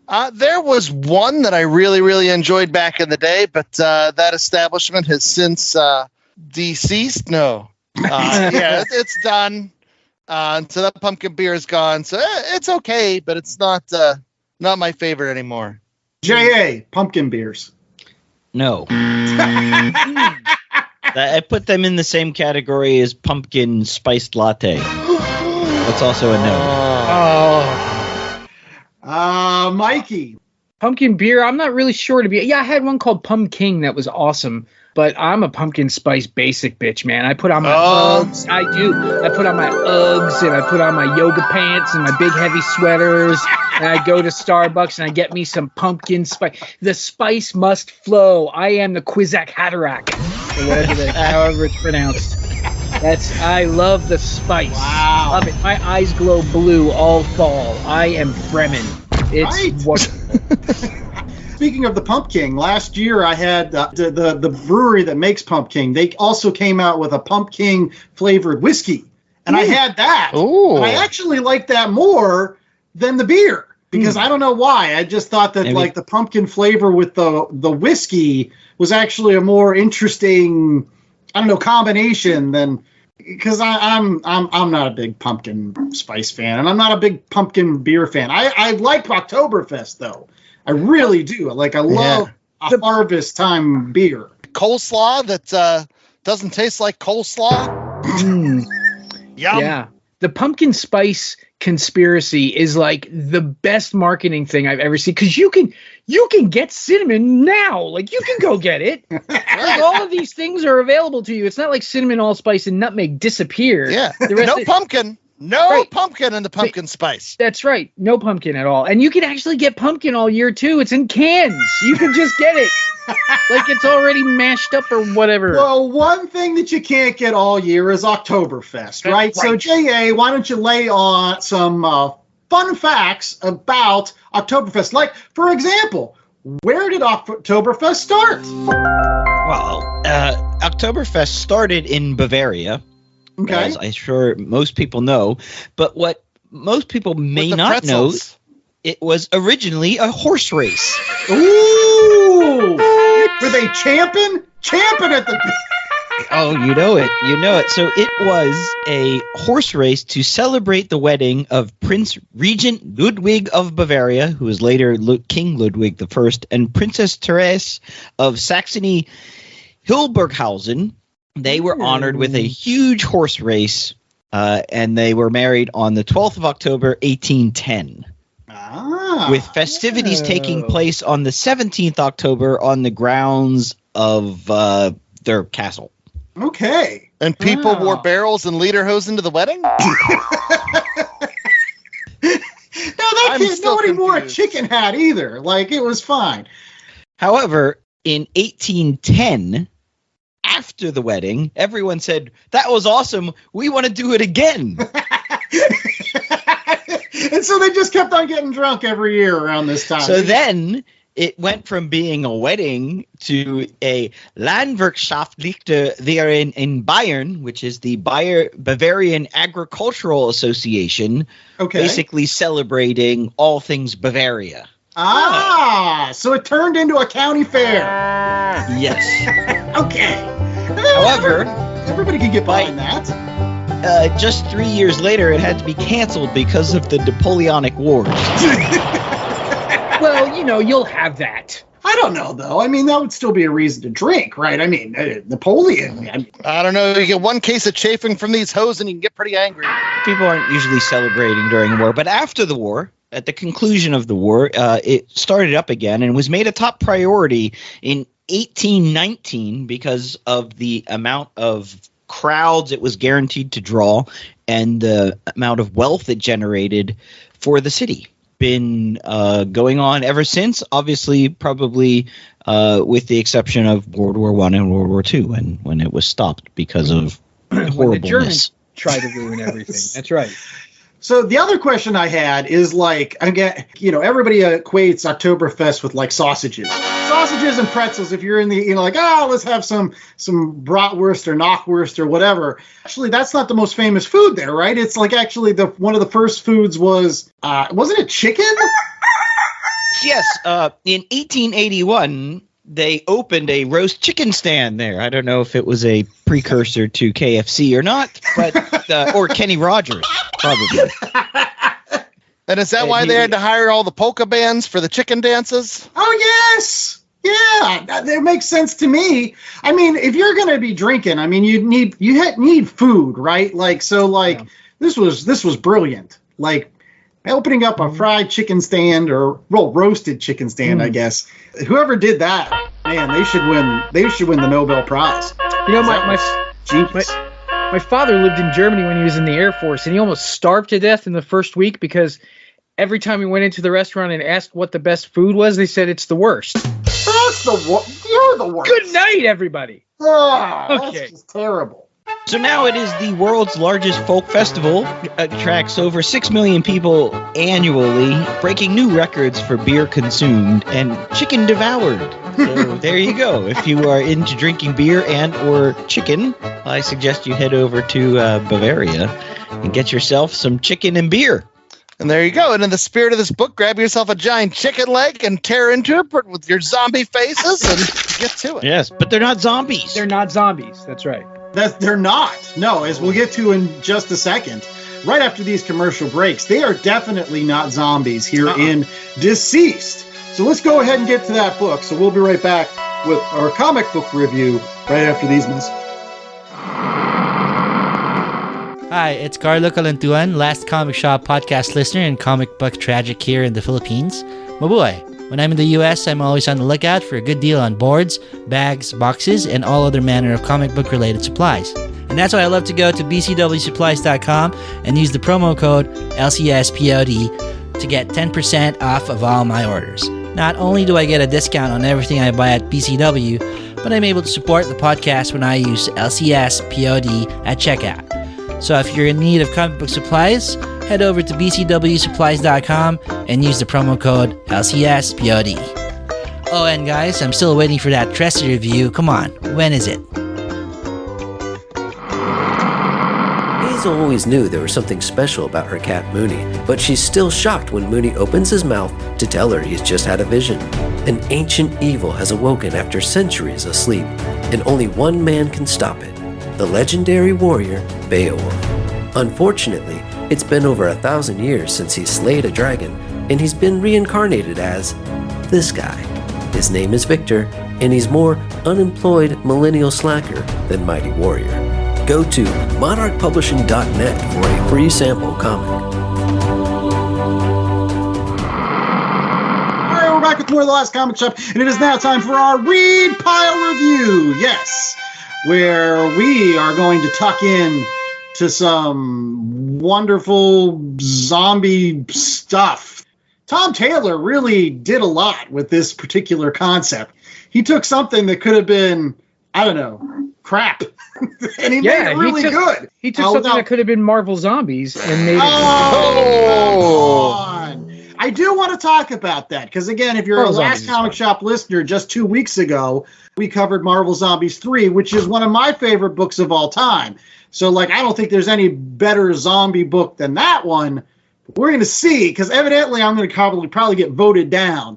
Fred Van Lente will have to come to my rescue about how his book is better. But in any case, let's get to who else worked on this other than Tom Taylor, and we'll get that directly from Chad. So, Chad, who else worked on the 6-part miniseries DCeased, which we're reading on today's program? That's right. The 6-part miniseries DCeased, which led into the 3-part sequel miniseries DCeased Good Day to Die, and the DCeased one-shots, and then DCeased Dead Planet, and then DCeased Dead World. It started a whole big thing of DCeased things. But for this first go-round, you have Tom Taylor on the writing duties. On art, your primary artist is Trevor Hairsine, and Neil Edwards helps out. James Heron chips in.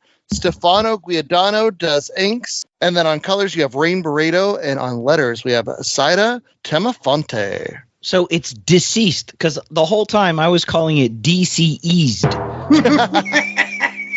I guess if you want to get real literal and you look at the letters. No, I will say this. I forgot to mention that this is not only Chad's pick for the Halloween season, but Chad, this is also an important book because it is a part of the Year of Chad.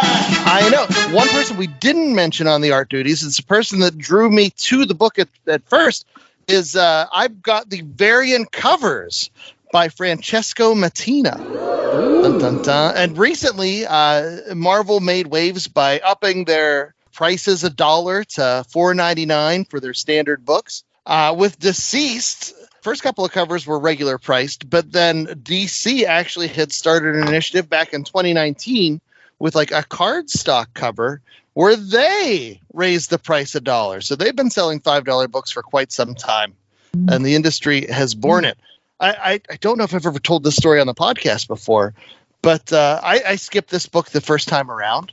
I'd heard positive things, but I'm like, oh, okay, zombies and Batman costumes. Yeah, sounds fun. What drove me to pick it up was the pandemic. I don't know if I should talk about this on the show because I don't like admitting to crimes on the pandemic.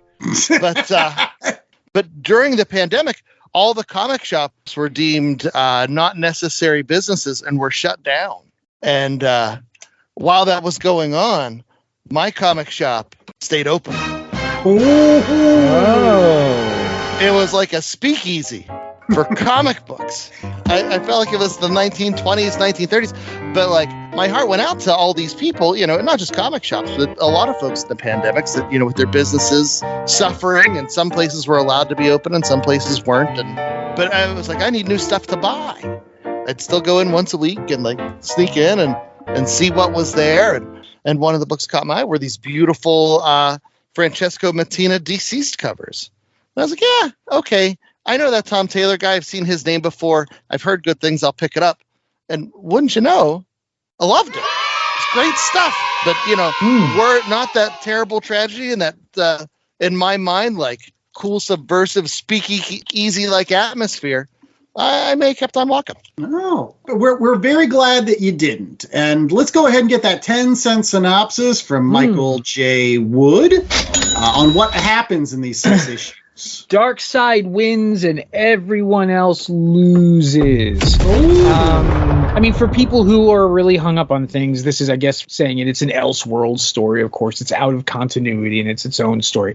Darkseid actually gets what he's always looked for. He figures out the anti-life equation, and it is literally an anti-life equation. And it is transmuted through both digital means and germ means, and it starts to overtake the planet Earth, including our favorite DC heroes who have to band together to actually save the world from probably the greatest threat that it's ever faced, and fail.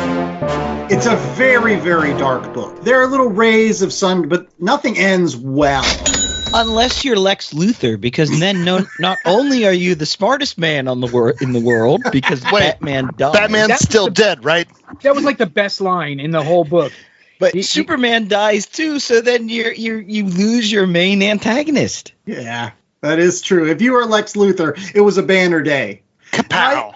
That's the thing. One of the wonderful things about this particular series is, again, first off, it does turn on its head the whole notion of, quote unquote, what is a zombie? Because, somebody says it at some point in the story as like they're not really driven by hunger. They're driven by anti-life. Like they just want people to die. And anybody that's infected with this just wants to kill other people. And don't forget how it infects people. The metaphor. Well, I was going to get to that last because of all the things in this particular book. There's like 95% of things I love, and then there's 5% what I hate, and I really do hate the whole digital way that it transfers digitally. Like I still to this day, no, that's stupid. It is a math equation after all. Yeah. And how else do we spread hate these days but digitally? Yeah, I get why he did it, but I just thought he should have picked either one or the other. I would have been fine if it was just all digital, but then he's just but we also got to do the regular zombie thing. And I'm just no, you got to pick. You got to pick one way or the other because this otherwise it's just no.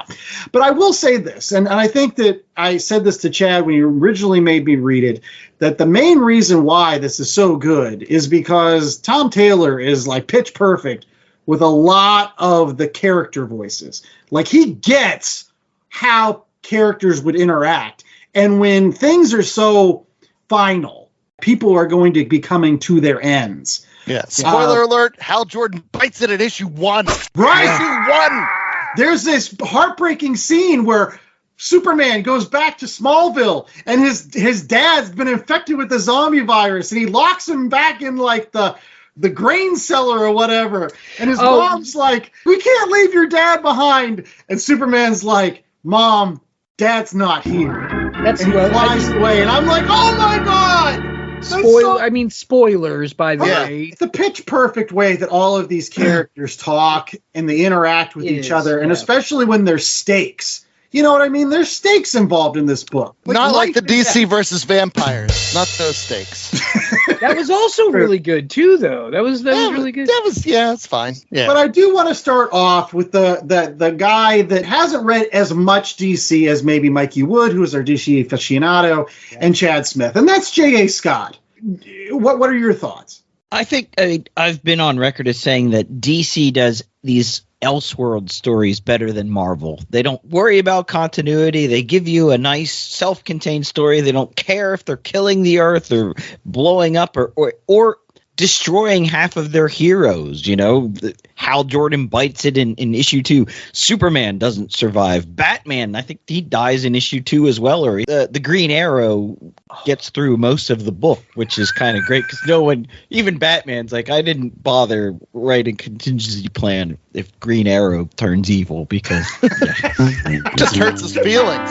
And there is, spoiler alert, there's a great moment at Green Arrow in issue 6 where he says, "F you, Batman." Yeah, I shot half a mile away into Aquaman's head. Yeah.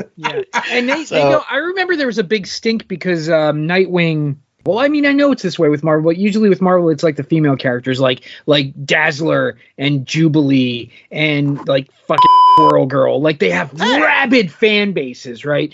Nightwing has this rabid fan base, and they were so pissed because he, like the first one, like one of the first ones who's dead. But it's so incredible because Batman goes down, and it's the first time like you see these heroes that could, because you read comics and you're like, well, they're going to get out of this one. Even I did, like reading the course of it, I knew that when they were finding the Flashes, I'm like, oh, they're going to travel through time and they're going to stop it from happening. And that's not what happens. Like it's like so. It's watching these heroes that can usually get out of anything, not get out of these things. Batman being so Batman, where he's like, I'm inside one of Mr. Freeze's costumes and I've lowered my body temperature so the virus slows down. Like he knows what he's doing, but he's like, I'm going to die. And like, sending the bat suit to Damian and Damian having to deal with, all of like his... Mikey, you left out who kills Batman, and that's one of those Tom Taylor moments with a shotgun. Yeah, shotgun. And he says, "I'm sorry, son," and blows his head off. Like it's just like wrenching. Like but then like Alfred flying the Batwing. Like come on, like it's just so. Everything is so pitch perfect and incredible. Even at the end when you think, okay, everyone's kind of died and they're fleeing Earth and it's become this, everything is horrible.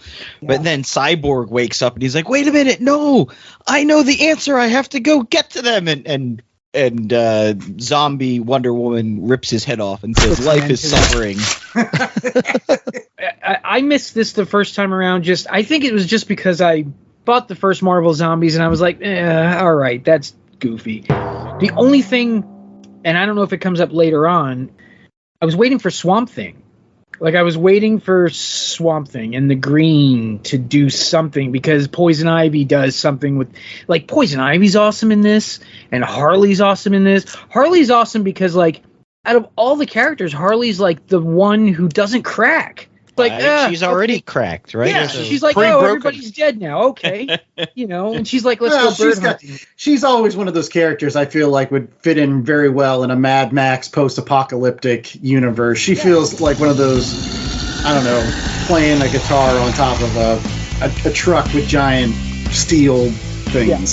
Yeah, but no, Jay, we interrupted you. What was your take? Because I am interested too. Because in my mind, this is a super accessible book, but I'm also looking at it like, oh, he might not know who Damian is or who John is or, all that other stuff. I don't think you need to know who those people are. You work out quite quickly that Damian is obviously Bruce Wayne's son and you've got Superman's got a boy. So if you didn't know that, the story presents itself.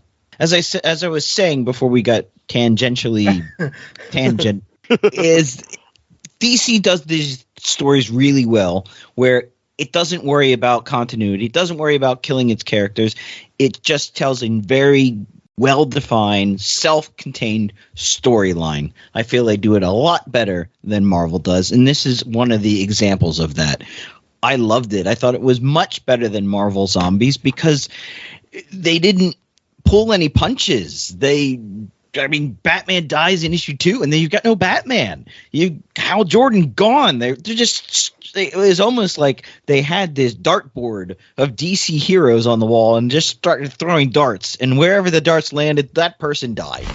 Yeah, now I will stick up for Marvel Zombies 3 because it was Marvel Zombies 3, and Marvel Zombies 1 and 2 had a chance to run roughshod with the Marvel Universe proper.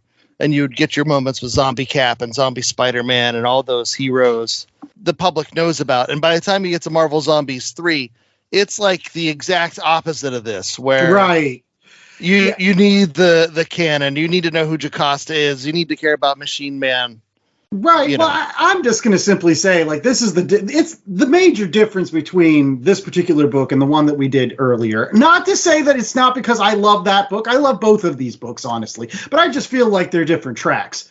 I was going to say DCeased is kind of more like if you wanted to sit down and you wanted to watch, I don't know, The Last of Us, right? Like that's your show. Versus like you're watching Ash versus The Evil Dead. One is like played for kind of laughs with some horror-related things. I mean, you get Machine Man riding Ghost Riders, and he says it handles like a shopping cart. That's played for laughs. Sure, there's some laugh moments and some witty dialogue in DCeased, but this is really gut-wrenching drama. When you put everything out on the table and you just lay every character bare, and you say, no, like if Superman had to go run around killing every single person and had to like kind of like dehumanize or just shut himself down so that he didn't realize that's what he was doing. Like that's intense to think about. But it's just tracks. I hope that people understand that you can enjoy both because it's apples and oranges for me, at least. Right. The one thing I wanted to add too, this piggybacks off what you mentioned earlier, Andy, is that Tom Taylor just gets it when it comes to these characters.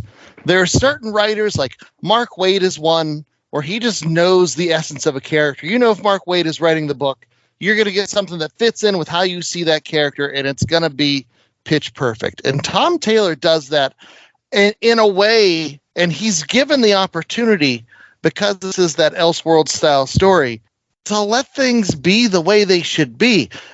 Not only does he let legacy characters become legacy characters, you get to see John become Superman. You get to see Damian assume the mantle of Batman in this book. You also get like the Flash. The Flash should be a formidable opponent for Superman, right? Yeah. He never is. Never is, because DC can't let Superman look inferior to the Flash. But like in this book, Tom Taylor squares that up and it's like, no, Flash is going to be the guy that takes out Superman.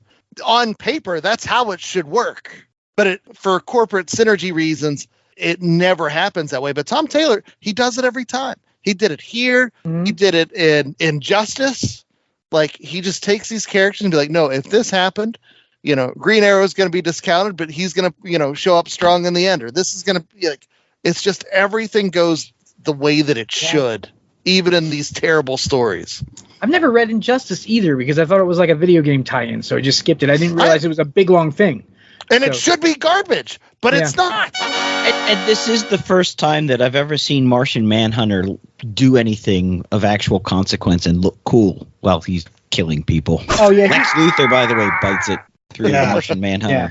Well, and the thing that works the best about this particular book, as somebody that's more of a Marvel fan than a DC, and I'm not going to say that this is always the case, but traditionally you got DC characters and they're gods. And sometimes it's difficult to give stakes to characters that are gods because they can pretty much god their way out of anything. But when you lay that bare and you remove the kind of the god aspects, like in the first, 15 pages, Darkseid bites it. Like even the main bad guy, like Darkseid is, Darkseid was. Right, exactly.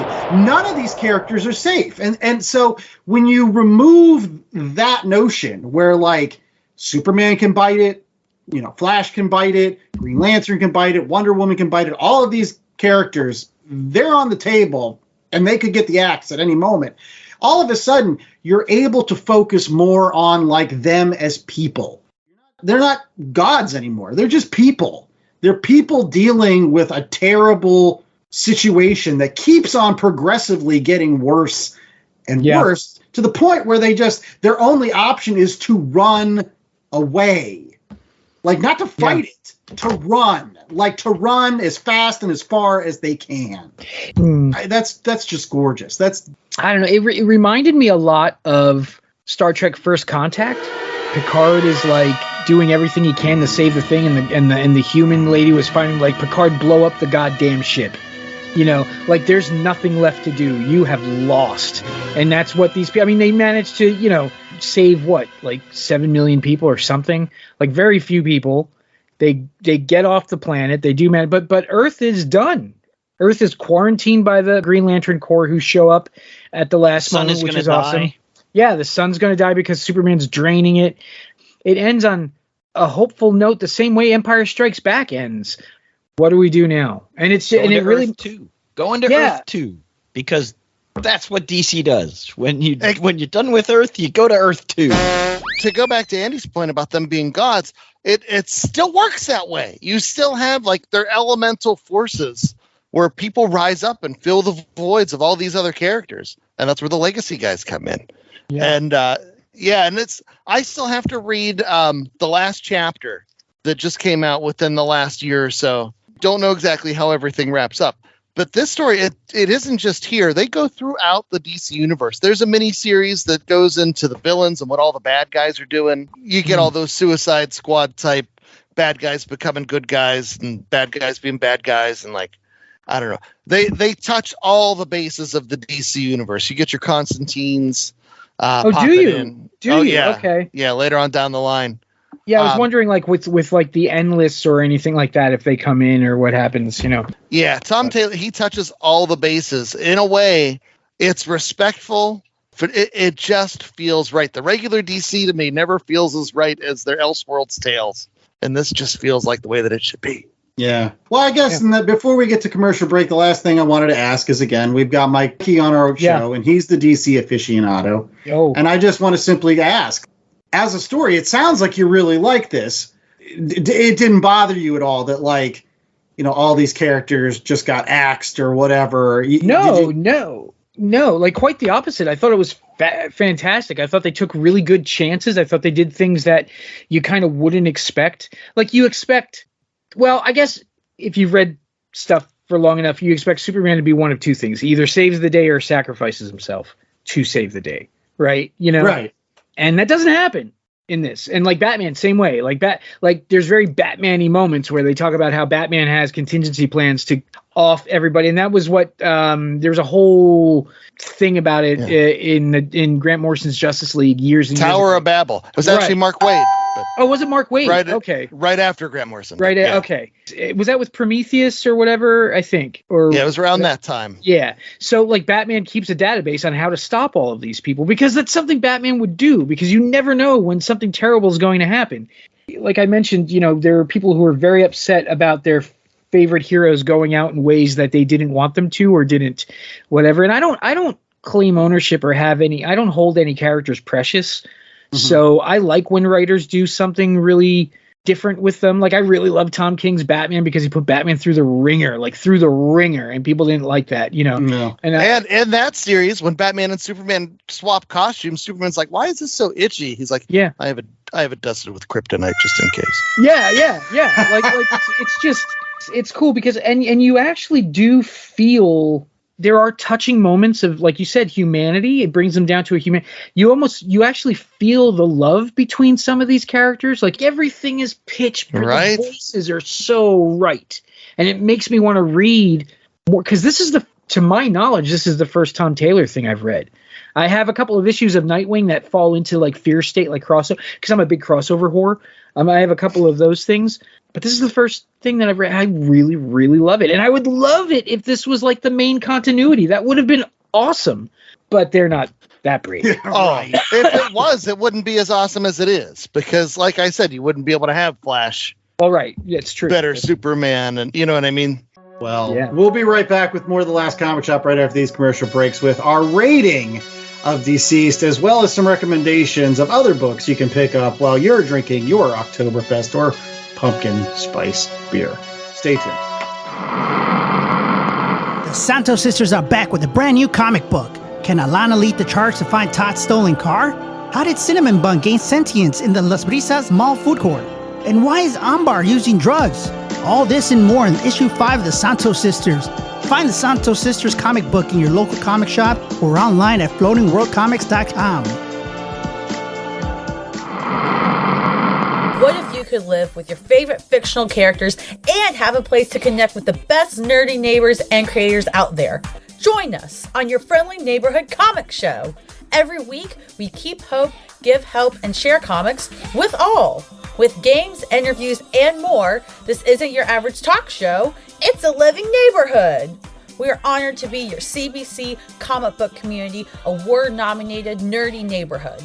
So what are you waiting for? Come join the fun and join the neighborhood. It's your friendly neighborhood comic show every Sunday at 1 p.m. Eastern on YouTube. All right, we're back with more of The Last Comic Shop, and it is now time for our ratings, where we don't need any pumpkin spice to get our listeners to continue listening to the show. We just have a 1 out of 4 scale that JA gives us that comes with a peppy sound effect. So, JA, what is our 1 out of 4 scale this week?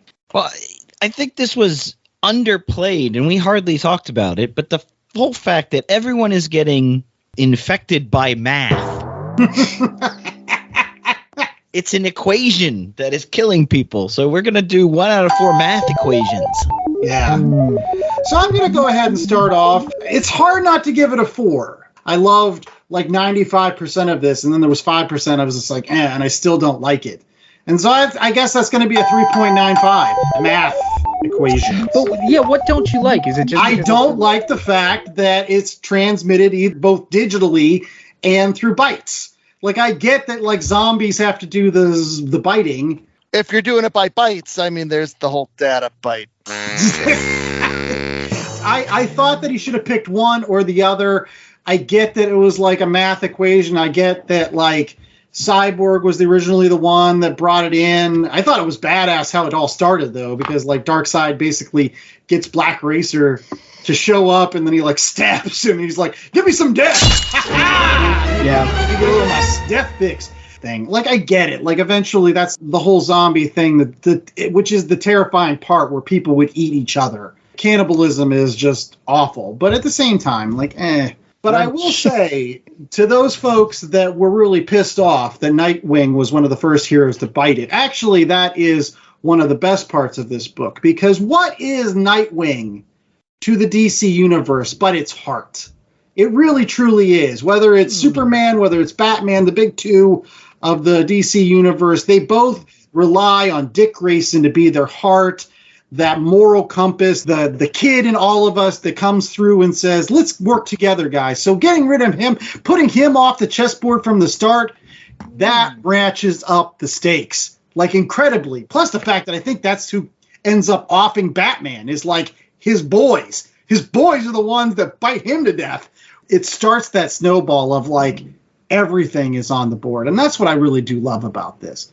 So I said it before, I'll say it again. It takes gods, and they basically throw all that god stuff out the window, and they're just like, okay, anybody can die. And that, as a narrative device, is extremely freeing, because it just allows you to just play with all the concepts. And so, yeah, it's a 3.95. I'm not good at math. J.A. So this came out in 2019, but it really did sort of it was almost prescient the way it deals with things that we had to deal with in 2020 and beyond, not just pandemic versus zombie apocalypse stuff, but also then, you know, the whole digital thing, looking what's going on with social media and the death of certain platforms. Maybe makes you want to look away. I did like, by the way, how Superman was able to overcome the whole digital thing by basically just staring at everyone with X-ray vision the entire time. That was awesome. That was a nice little touch. Yeah. So I think it's a 4. I loved it. As I said, it can exist by itself. If you don't have any care of what's going to happen to the heroes, or, you know, you're not invested because you know it's not the main sort of DC universe, then you can just enjoy the story.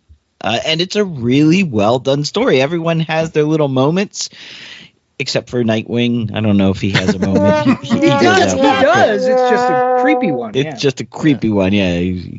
Hey, no Scarecrow though, and as we said, no Swamp Thing. Where was the green? Yeah. We just, I guess, Poison Ivy sort of filled the Swamp Thing void.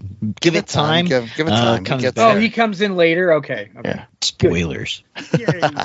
So yeah, I loved it. I'm giving it a 4. Mikey, what did you think? Oh, it's a 4, man. It's a 4. Like every cliffhanger was a great cliffhanger. Every end of it, like I would imagine reading this monthly, getting to the end of that page and being like, oh my god, and having to wait. Like it was just really good. It had some of the best moments from some of my favorite characters happened in this, and me, I'm a big DC slut, and it hit every single G spot that I have. For lack of a better term, yeah. And some really great covers and artwork. We hardly mentioned the art. We were talking about the story the entire time. The only off-putting thing I had was the first issue had a bit of a artist switch midway through the book. Yeah, for the dark side stuff on New Genesis. Oh my God, Cyborg was so good. He had so many good lines. When he's like, I try not to kink shame. He's like crucified on this thing, and he's still like pulling one-liners and everything. Like, oh God, I want to see this animated. Like you'd think they'd do it if they haven't already. I don't know if it's on the slot, but I want to see like a DC movie of this. That would be great. Heck yeah. Well, it is the year of Chad, and I'm guessing you're giving this a 4, Chad? Well, so it's funny. Like, it's been mostly 4s or close to 4s all around. I don't want folks to think this book is perfect, because I know in the past I've leveled criticisms where they'd be like, Chad, you're such a hypocrite. Does this book tell a complete story? No. When you get to the end of that, it is a cliffhanger. It is not complete other than everything is ruined, right? Mm-hmm. We mentioned the art inconsistencies. That is something that I've been critical of other stories in the past, where when you're swapping artists throughout, and for the most part, in the main books, it's usually Tom Taylor and Trevor Hersine, with some other helpers along the way. Some of the offshoots, they'll bring in other artists throughout the tale, but I don't always like all those artistic jumps. It takes me out a little bit. So those are definitely legitimate criticisms. But at the end of the day, there's something about Tom Taylor's voice and his grasp of the DC universe, where if you watched Challenge of the Super Friends, you can get this book.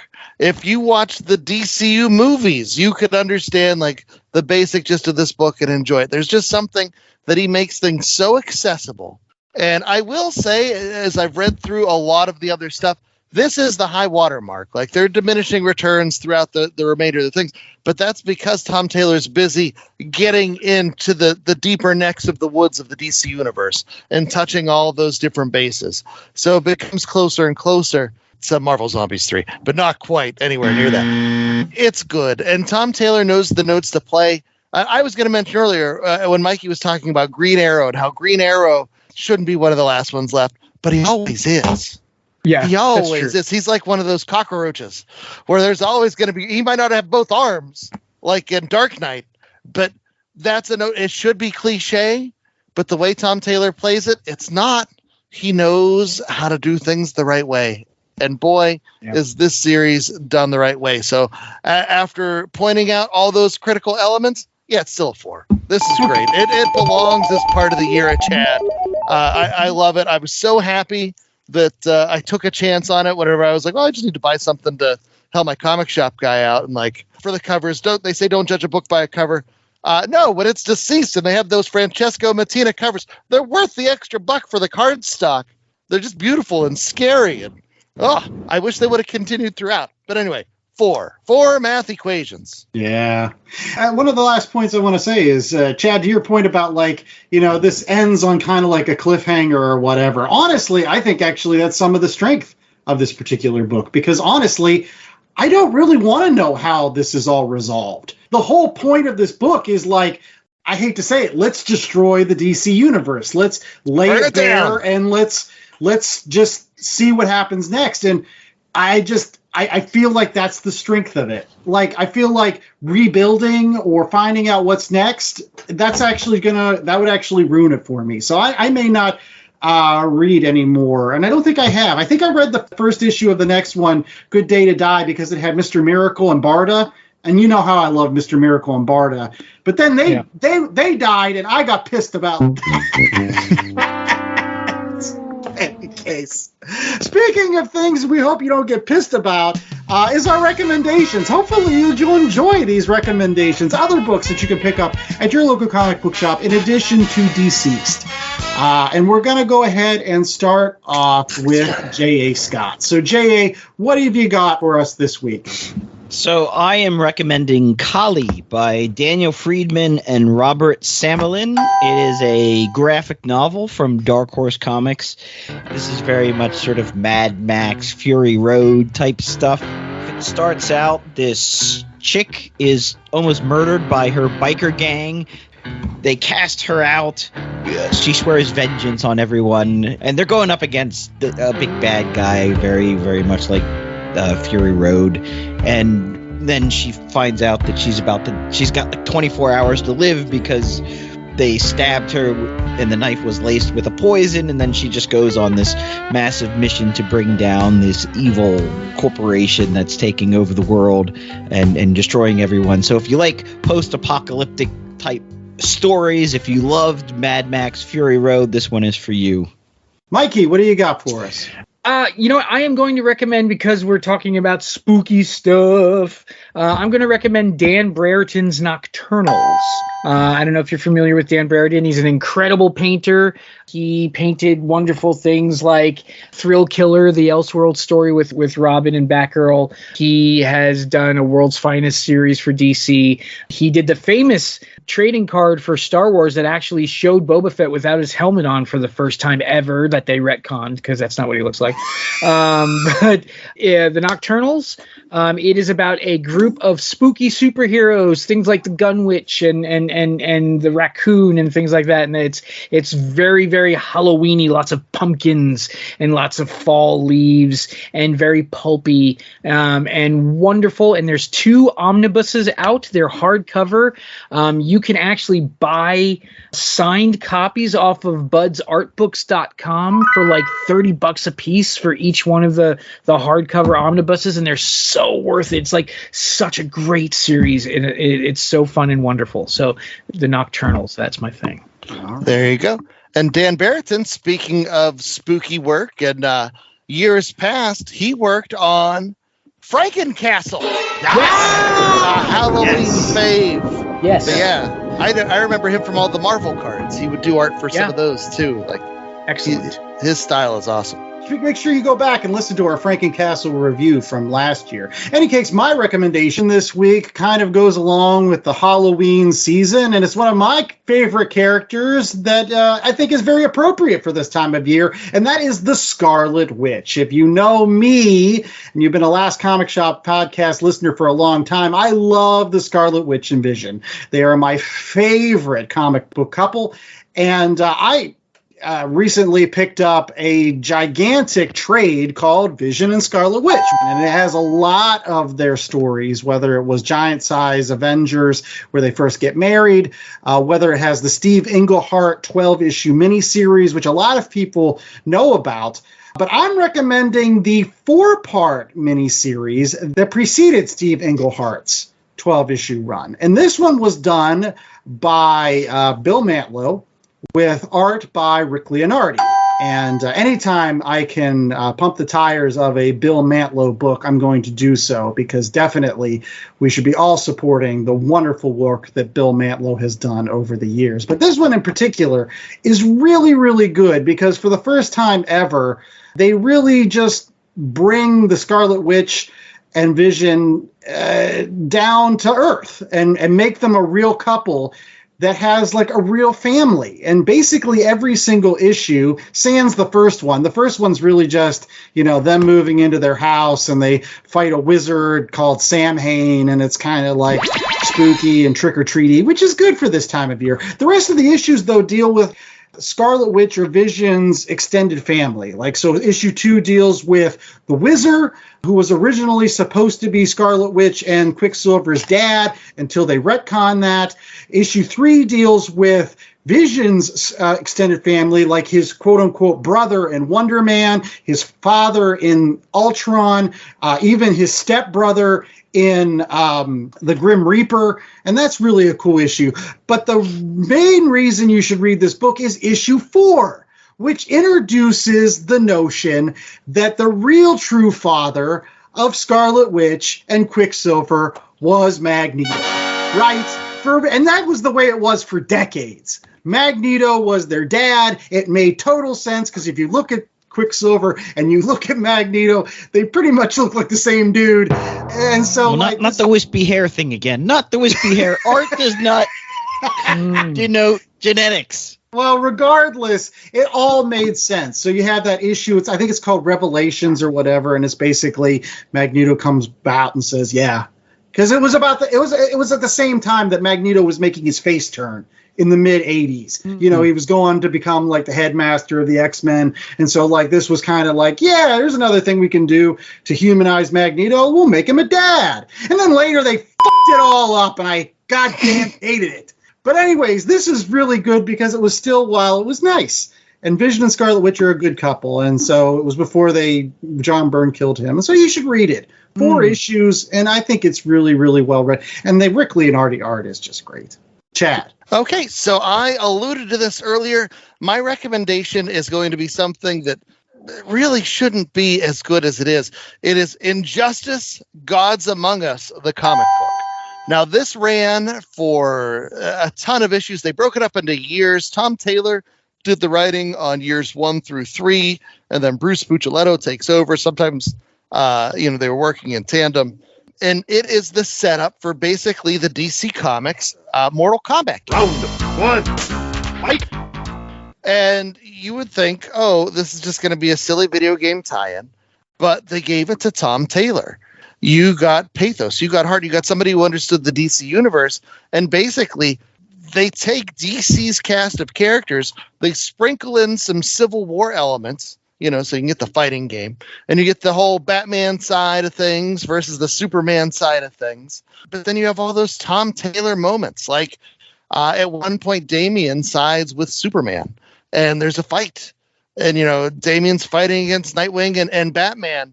And one of them dies because they slip on something and break their neck. And the fight just stops. But it's like, oh, my goodness. And so it should be this stupid video game. I can't get over that. It should be a stupid video game thing where people are, breaking backs and spines. And that stuff like that happens there, too. But, there are those moments of heart and realism. And, people always say, why hasn't Batman ever killed the Joker? The crux of the story is Superman finally kills the Joker. The Joker man, takes out Lois and takes out, the things that Superman cares about, and he goes crazy, and then eventually becomes totalitarian fascist. But man, oh man, it's so fun to watch some characters turn and some characters not. And then there are moments like at one point, Alfred gets pumped up on super juice and fights Superman. There are all these moments that you just take your Oktoberfest beverage and hold it up in the air and be like, hell yeah! Speaking of which, Chad, I mean, there's actually also other books in that Injustice thing that had no business being good, but they were super good. Like there was the Injustice the versus the Universe? Yeah, Injustice versus the Masters of the Universe, where they tell the tale of why He-Man and Superman need Prince Adam and Clark Kent, because it makes them human. Like if you have godlike powers, you need that alter quote unquote ego to bring you back down to earth so that you can actually relate with the people you're trying to protect. And that's what Superman lost. That was another book. I was just like, this has no business being good, but it was really great. No, it was something, I'll be honest, I found it on the cheap at one of my favorite discount outlets. And I was like, yeah, I'll read this just for fun. And after I read the first chapter, I was like, holy crap, I got to go back and get the second and the third one and the fourth one. And one of the artists may or may not be a terrible human being. So I would recommend, instead of buying it, borrow it from your library, borrow it from a friend. But it's worth your time. And it shouldn't be. But it is. And it's so funny that I like it so much because there's so much about it that I don't. I feel like a lot of that inspired some of the Snyderverse thinking about some of these characters. And, I hate that. But I like this story. The fact that it's Mortal Kombat style, we're going to break you and destroy you. I hate that. But I love this story.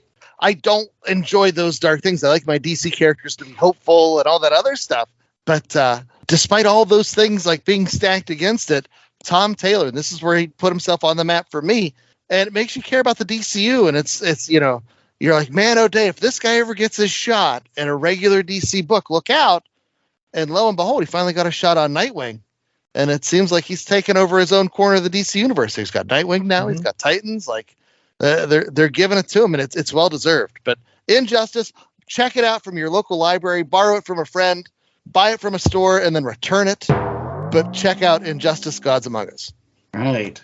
And we hope that you check out more Last Comic Shop here in the Halloween season. As you're sitting out there waiting for the trick-or-treaters, make sure you throw on the Last Comic Shop podcast to keep yourself company. And you can rate, review, and subscribe over at our website, www.lastcomicshoppodcast.com, to do so. And one of the episodes in the past that you might want to check out is another Tom Taylor book that we did. That was Superman, Son of Kal-El. So, like, we did that book in a past episode. You might want to check that out if you really are enjoying Tom Taylor's work on comics. And we did Nightwing too. We did Nightwing too. We're all over the place with the Tom Taylors. But yeah, and you can also find us on social media. X is still a thing. The Blue Skies. I don't know. Do you look at it and become a zombie? Maybe. Yeah. Isn't that what's supposed to happen? I don't know. But we're out there. We have those polls on X. We have Golden Age covers on the occasion to help tuck you into bed at night. And worst case scenario, you can always find us back at the home base at www.lastcomicshop.podcast, where they can find what else, J.A.? We also have links to our merch store. You can get T-shirts, tote bags, coffee mugs. This week only, Lederhosen. Wonderful. Since you have a barrel and don't want some splitters, we suggest you wear the Lederhosen underneath. Can I get one of those hats? Can I get the hat with the feather? That's what I want. Like I don't know. Isn't it a Tyrolean hat? It is a Tyrolean hat. Yes, there we go. Yes. And to go along with the Lederhosen and the hat, you could also get a wonderful Last Comic Shop shirt, all with the spookness, right, J.A.? Yes, we've got, for the Halloween season, the Bats in the Belfry from the Last Comic Shop house on top of the hill, not a lighthouse. We've got to fumigate. Gotta call animal control. Take care of this bat problem. But yeah, and speaking of problems, we want to make sure that it's not a problem for you to get comics from your local comic shop. So get out there. Our recommendations this week, including Injustice, Kali out of Dark Horse, Vision and Scarlet Witch, the saga of Wanda and Vision, where you can get that wonderful 4-part mini that Andy was talking about. It includes Dan Baraton's Nocturnals. But those are our recommendations for this week at your local comic shop. Yeah, or local library. And until next week, I was the host with the most, Andy Larson. I was joined by Chad Smith, J.A. Scott, and the wonderful Mikey Wood. And we hope that you stay safe, stay alive, because that anti-life equation might get you. And remember that an apple a day will keep anybody away as long as you throw it hard enough. I like that one. Oh. I actually no, I like that one. Don't encourage him, Mike. Don't encourage him. I have to give credit with the other one sucks so bad. that one is so good.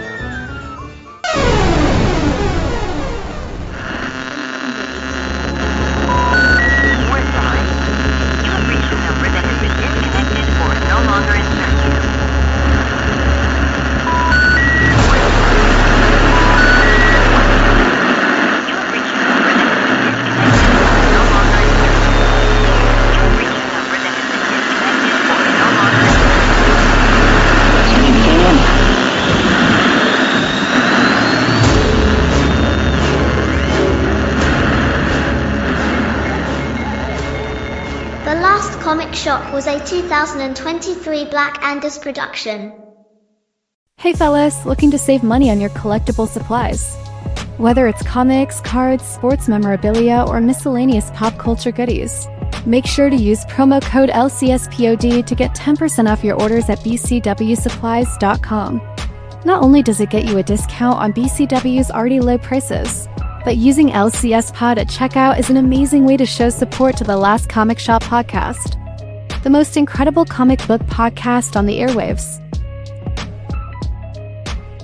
So if you are in need of collectible supplies, head out to bcwsupplies.com and use promo code LCSPOD today. That's promo code LCSPOD. Countdown to the Last Comic Shop in 5, 4, 3, 2, 1. Trick or treat! Oh, hey, happy Halloween, kids! Welcome to the last comic shop. Oh, I've got some treats for all of you. Oh, such nice costumes. Look what we got, a Spider-Gwen. Well, here you go, sweetie. Thank you. All right, and what do we got here? Did you just glue a bunch of kale and twigs to yourself? Yeah, you kind of look like a walking Wendy's super bar. And I think that kale may have turned. It smells a little like bad kale. Hope we're at the cosplay, bruh. Yeah, I do respect commitment to a bit. So, what are you supposed to be? Hey, you are the comic book experts. You tell me. Rotting lettuce, twigs. I'm gonna go out on a limb and say Swamp Thing. Are you sure about that? I'm thinking he's one of those thing-mans. Man thing! Nah, man. I'm the Heap. The Heap? Nice! The original Muck Monster! Mad props for that! Hey, give this kid a king-size Snickers. Here you go. Here's a second one, so long as you promise to go down to that other comic shop down the road and rub those kale-y hands all over their backstock. It's a deal. All right. Well, happy Halloween, kid. Yeah, just be careful that your costume doesn't turn into the Toxic Avenger anytime soon. Man, I love Halloween. Welcome to the last comic shop for all of our listeners out there. We're hoping that you're listening to this while you're giving out candy or maybe some dollar bin comics to some of those kids coming up to your doorstep this wonderful holiday. I'm the host with the most, Andy Larson. I'm joined by Chad Smith and J.A. Scott for the conclusion of our month-long spooky comic book reviews. There you go. It's all treats, no tricks this time, kids. Absolutely. And we're going to be wrapping up Halloween with another one of J.A.'s picks. J.A., what did you want to read for this week? Tomb of Dracula. Specifically, Tomb of Dracula number 50 because it has a crossover with the Silver Surfer. Oh, see. Because what's better than the Prince of Darkness but Space Jesus? See, I knew there had to be a hook. There had to be a catch. You wouldn't have just picked Tomb of Dracula out of the ether. But this is fun. This is like one of those classic Bronze Age, one-issue dealies. So I'm excited. It was exciting to only have to read one issue. You're welcome. But as we'll get to, it's part of actually a collection that you can now get. All of the Tomb of Dracula series has been released. All of it's been collected. And this was volume 4. I don't know about you guys, but I actually read some of the other issues that were included in this particular collection. But we'll get to that when we get to our comic book review right after the commercial break. But to lead us up to the commercial break, I thought it would be fun to visit Ghosts of Halloween Episodes Past. And are we doing a clip show? Oh, dude, I'm out. I'll see you later. Even better. It's a clip show in a single issue? We got it made. Revisit is a couple years ago, we did do a clip show for Halloween, and part of that show, we did a top 10 Halloween-related superhero segment. And I thought it would be fun to revisit that list, because to be honest, it was done several years ago. And so what I'm going to do is I'm going to go ahead and recap who we ranked from 10 to 1, and then see if we wanted to move anybody around or if you feel like anybody would make your list. Wait, are you implying that our tastes would change over the years? I have matured, like fine cheese or wine. I feel like I've gone the opposite way. I'm just getting worse. I'm like that kale that kid was wearing earlier. Like there's not going to be many on this list that will change, but we'll see. So the list starts off with 10 Morbius, 9 Blade, 8 Swamp Thing, 7 Man Thing, 6 Constantine, 5, Ghost Rider, and it was the Danny Ketch Ghost Rider because J.A. did not want to vote for Johnny Blaze. 4 was FrankenCastle. 3 was Hellboy. 2, Vampirella, and the number 1 on our Halloween-related superheroes was Spawn. Do you feel like anybody in this list should have went up or down, depending on like the books that we've read since then? We'll start off with J.A. I think Swamp Thing has to be higher than Man Thing. We're going to flip those. Do you think Swamp Thing should go even higher? I think the Swamp Thing, Man Thing triumvirate should be set right in the middle at 5-6. Okay. I think Ghost Rider needs to slide down. I mean, we're only giving it to Danny Ketch based on his glow-in-the-dark cover. That's all. Let's be honest here. That's all you need. It has nothing to do with any story. No, that glow-in-the-dark cover was awesome. Awesome. And I love the Mark Teixeira art. I don't know if any of the stories were any good, but the art was great in that cover. One of the best gimmicks ever. Morbius, I think, can fall off just because of how bad his movie was. But we met Roy Thomas, and he helped created Morbius. No, exactly. No, I agree. Like, Morbius can suck eggs, because I'm not a fan of the Morbius. Bring Dracula back in, since Dracula is... So you're just saying Dracula instead. Dracula should take Morbius's spot. Yeah, if we're going to have a living vampire, let's get the real one, and not Marvel's attempt to make one of their own because they didn't have the rights to Dracula at that point. I don't understand why, because he was always in the public domain. It actually had more to do with the comics code. At that time, vampires and other undead characters could not be put in comic books and still be considered part of the comics code. So therefore, that was kind of an end around with Morbius. Like, he wasn't technically undead, although he was a vamp. That's why they had to say he was the living vampire, because he wouldn't. Right. Yeah, see, there you go. Friggin' government destroying good art. Get me started. I'll go down a rabbit hole of Tipper Goreness. Oh my goodness. Okay. What about Werewolf by Night? He didn't even make the list. You think Werewolf by Night needs to make this list now? No, he's disqualified because his name's Jack Russell. Yes. Elsa Bloodstone, maybe? I don't know. Let's give another one of those. I feel like the Blades, the Elsa Bloodstones, the Van Helsing grandchild, they all sort of exist in the same Bronze Age milieu. I don't care about that, but I have a bone of contention. FrankenCastle is way too low at number 4. Way too low. But he only had one story, though. And it was the best. It was half of the best. Go back and listen to the tape. Even you admitted that whole series isn't that great. There's like issues that you just cut out of your rating. No, yeah, you just got to ignore those. The rest of it's the best. I think that Hellboy and Vampirella both are higher. Hold on, wait.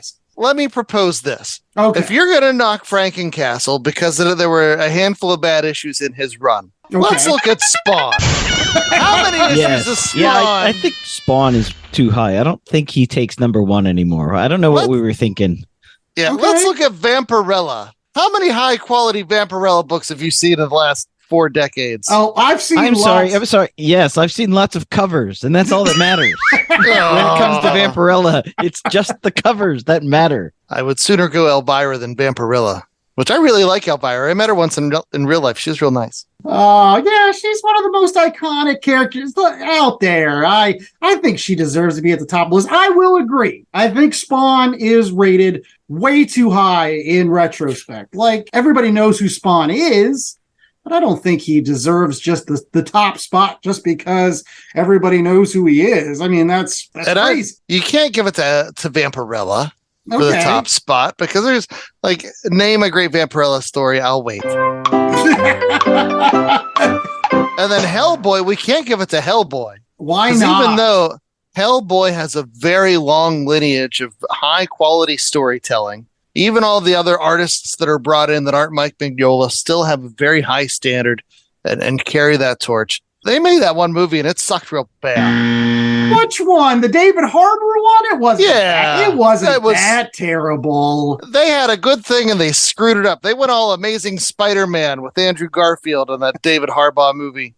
That's my vote. if I was going to recast this list, I'd put Hellboy number 1. I'd probably put Swamp Thing number 2. And then you can have the rest of the list. But I think in retrospect, since this list was originally made, I've read some really great Hellboy stuff and some really great Swamp Thing, and I feel like they should be at the top. Yeah, I don't remember the when we covered Hellboy on the show, but I do remember when we covered FrankenCastle, and it was great. All right. Well, it's fun to go back and revisit this stuff. What did you think as fans out there in the Last Comic Shop ether? Did you enjoy our list? Is there anybody that we missed on this list? Should we have put like Jack Kirby's Demon, or what about the girl that buys the chainsaws from that Something's Killing the Children? Oh yes, what is her name? Erica Slaughter. Maybe we'll put her on there. What about the Hack and Slash? How about the Eva Ernie's? I'm going to the bottom of the barrel here. But who did we miss? Leave some comments out on the Last Comic Shop social media. And we'll be right back with a comic book that, again, we should have covered a long time ago with Tomb of the Draculas here on the Halloween Spectacular. Stay tuned. Who was the bad guy from Department of Truth? Because that pissed Dandy off something fierce.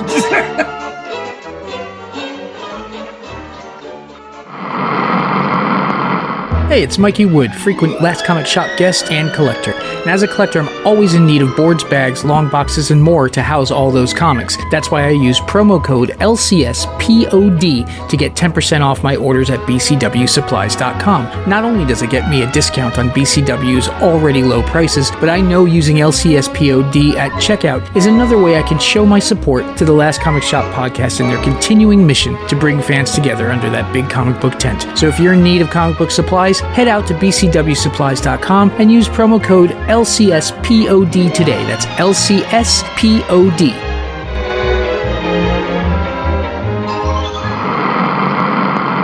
Lords of the Cosmos is the critically acclaimed indie comic masterpiece that combines the best of He-Man and heavy metal into a sci-fi fantasy hero mashup.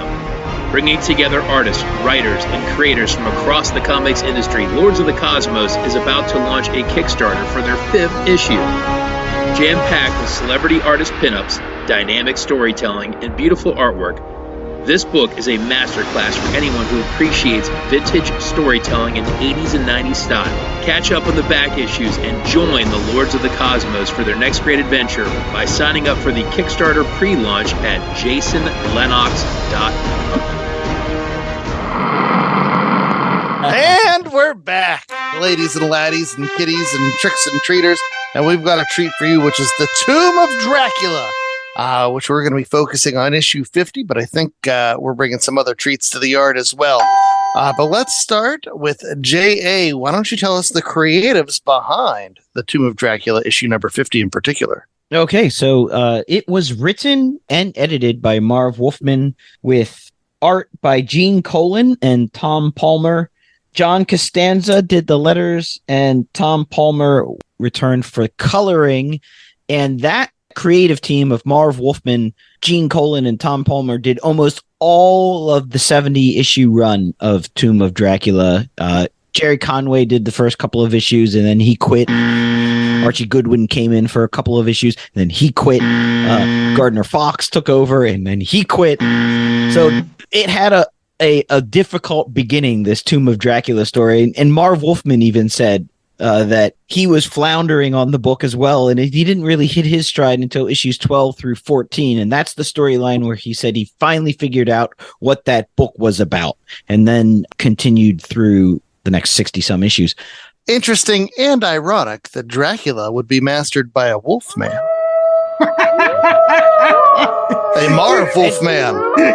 I love it. I love it. And one last little bit of interest before we get into the synopsis is that Marvel's Dracula for this book was not patterned off of Bela Lugosi or Christopher Lee, no relation to Stan Lee, by the way, but off of Jack Palance.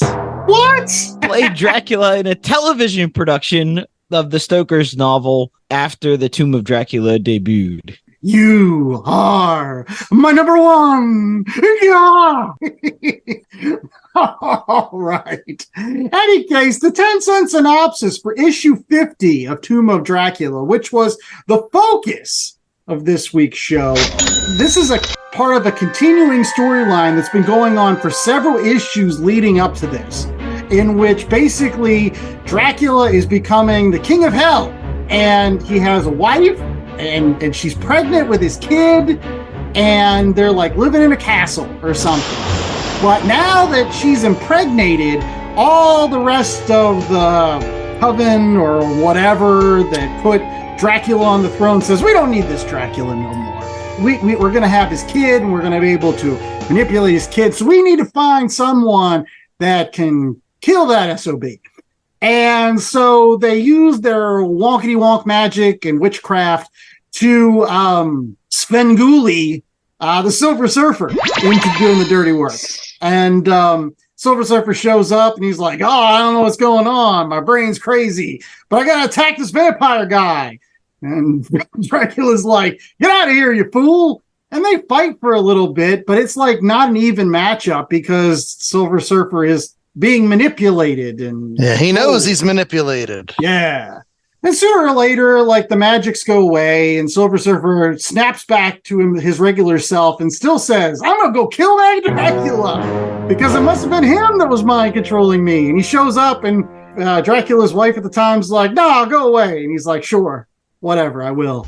And that's the end pretty of the much issue. what happens. Yes, yeah. It's they had to wrap it up real fast. It's not unlike Indiana Jones and the Raiders of the Lost Ark, where he doesn't really need to be in the issue for anything to happen in the issue. Yeah, there's nothing that's resolved at all in this. Like, he shows up for a little while, and I guess the only thing that you can say is that coven can mark off one person that can't get rid of Dracula. They're like, well, we tried Silver Surfer. Hulk next? I don't know. Let's go. Yeah, I think this was an example of Marvel trying to sell issue 50 covers with the Silver Surfer on it and trying to find places to put in the Silver Surfer, because his run on the Silver Surfer comic book with Stan Lee and John Buscema was also coming to an end. I think they were searching for what to do with Silver Surfer. The biggest problem was that he was stuck on Earth. Yeah. I know why it took like till the 80s to get him off of Earth. And they really didn't know what to do with him. You're absolutely right that this has a lot of shades of that Stan Lee's John Buscema run, where, you know, there's folks that don't understand the Silver Surfer and shooting guns at him from, he's just kind of flying around with no real purpose. They did a lot of this, like with the Defenders series too, where he's just kind of there, and like that's why he teams up with the Hulk and Doctor Strange and Submariner, other heroes that are misunderstood. Again, people are just taking pot shots at him. And he's like, damn you humans. Why can't you understand that I'm Space Jesus? Yeah, I found that as much as I love Silver Surfer, there wasn't a lot of Silver Surfer in this. More intriguing was sort of the backstory and the soap opera plot with the baby coming and the wife and the coven trying to take over and working with Dracula and behind his back. And Dracula, you know, going out prowling among humans in Boston, and then always being, I'm too weak to attack them, so I'm just teenagers make fun of him, and he flies away as a bat. Which is not the first time, because there are a couple of other issues in this series where he's out and about, and people say, you know, why are you dressed so weird, or you must be some weird hippie guy, and instead of killing them, he flies away.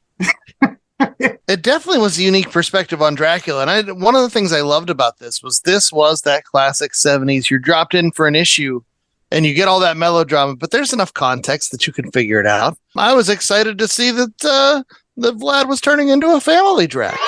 He seemed to be taking his responsibilities very seriously. He didn't really seem like a bad guy until he seemed like a bad guy. But, you know, I wasn't anticipating all the people trying to hunt him and bring him down. And there's, you know, he has that whole, I don't know, I saw someone on the internet refer to him as like a Scooby Gang, like trying to come after him and take him down. There's that Rachel Van Helsing, Blade's part of it. But he did seem more hunted and put upon than dark, evil, broody bad guy. Yeah. It was weird. He was kind of more of a little bit of an anti-hero. I won't say that he is as much of an anti-hero or even a true hero as some of the vampires nowadays in modern, mythology, like the Twilights and the True Bloods. He doesn't sparkle.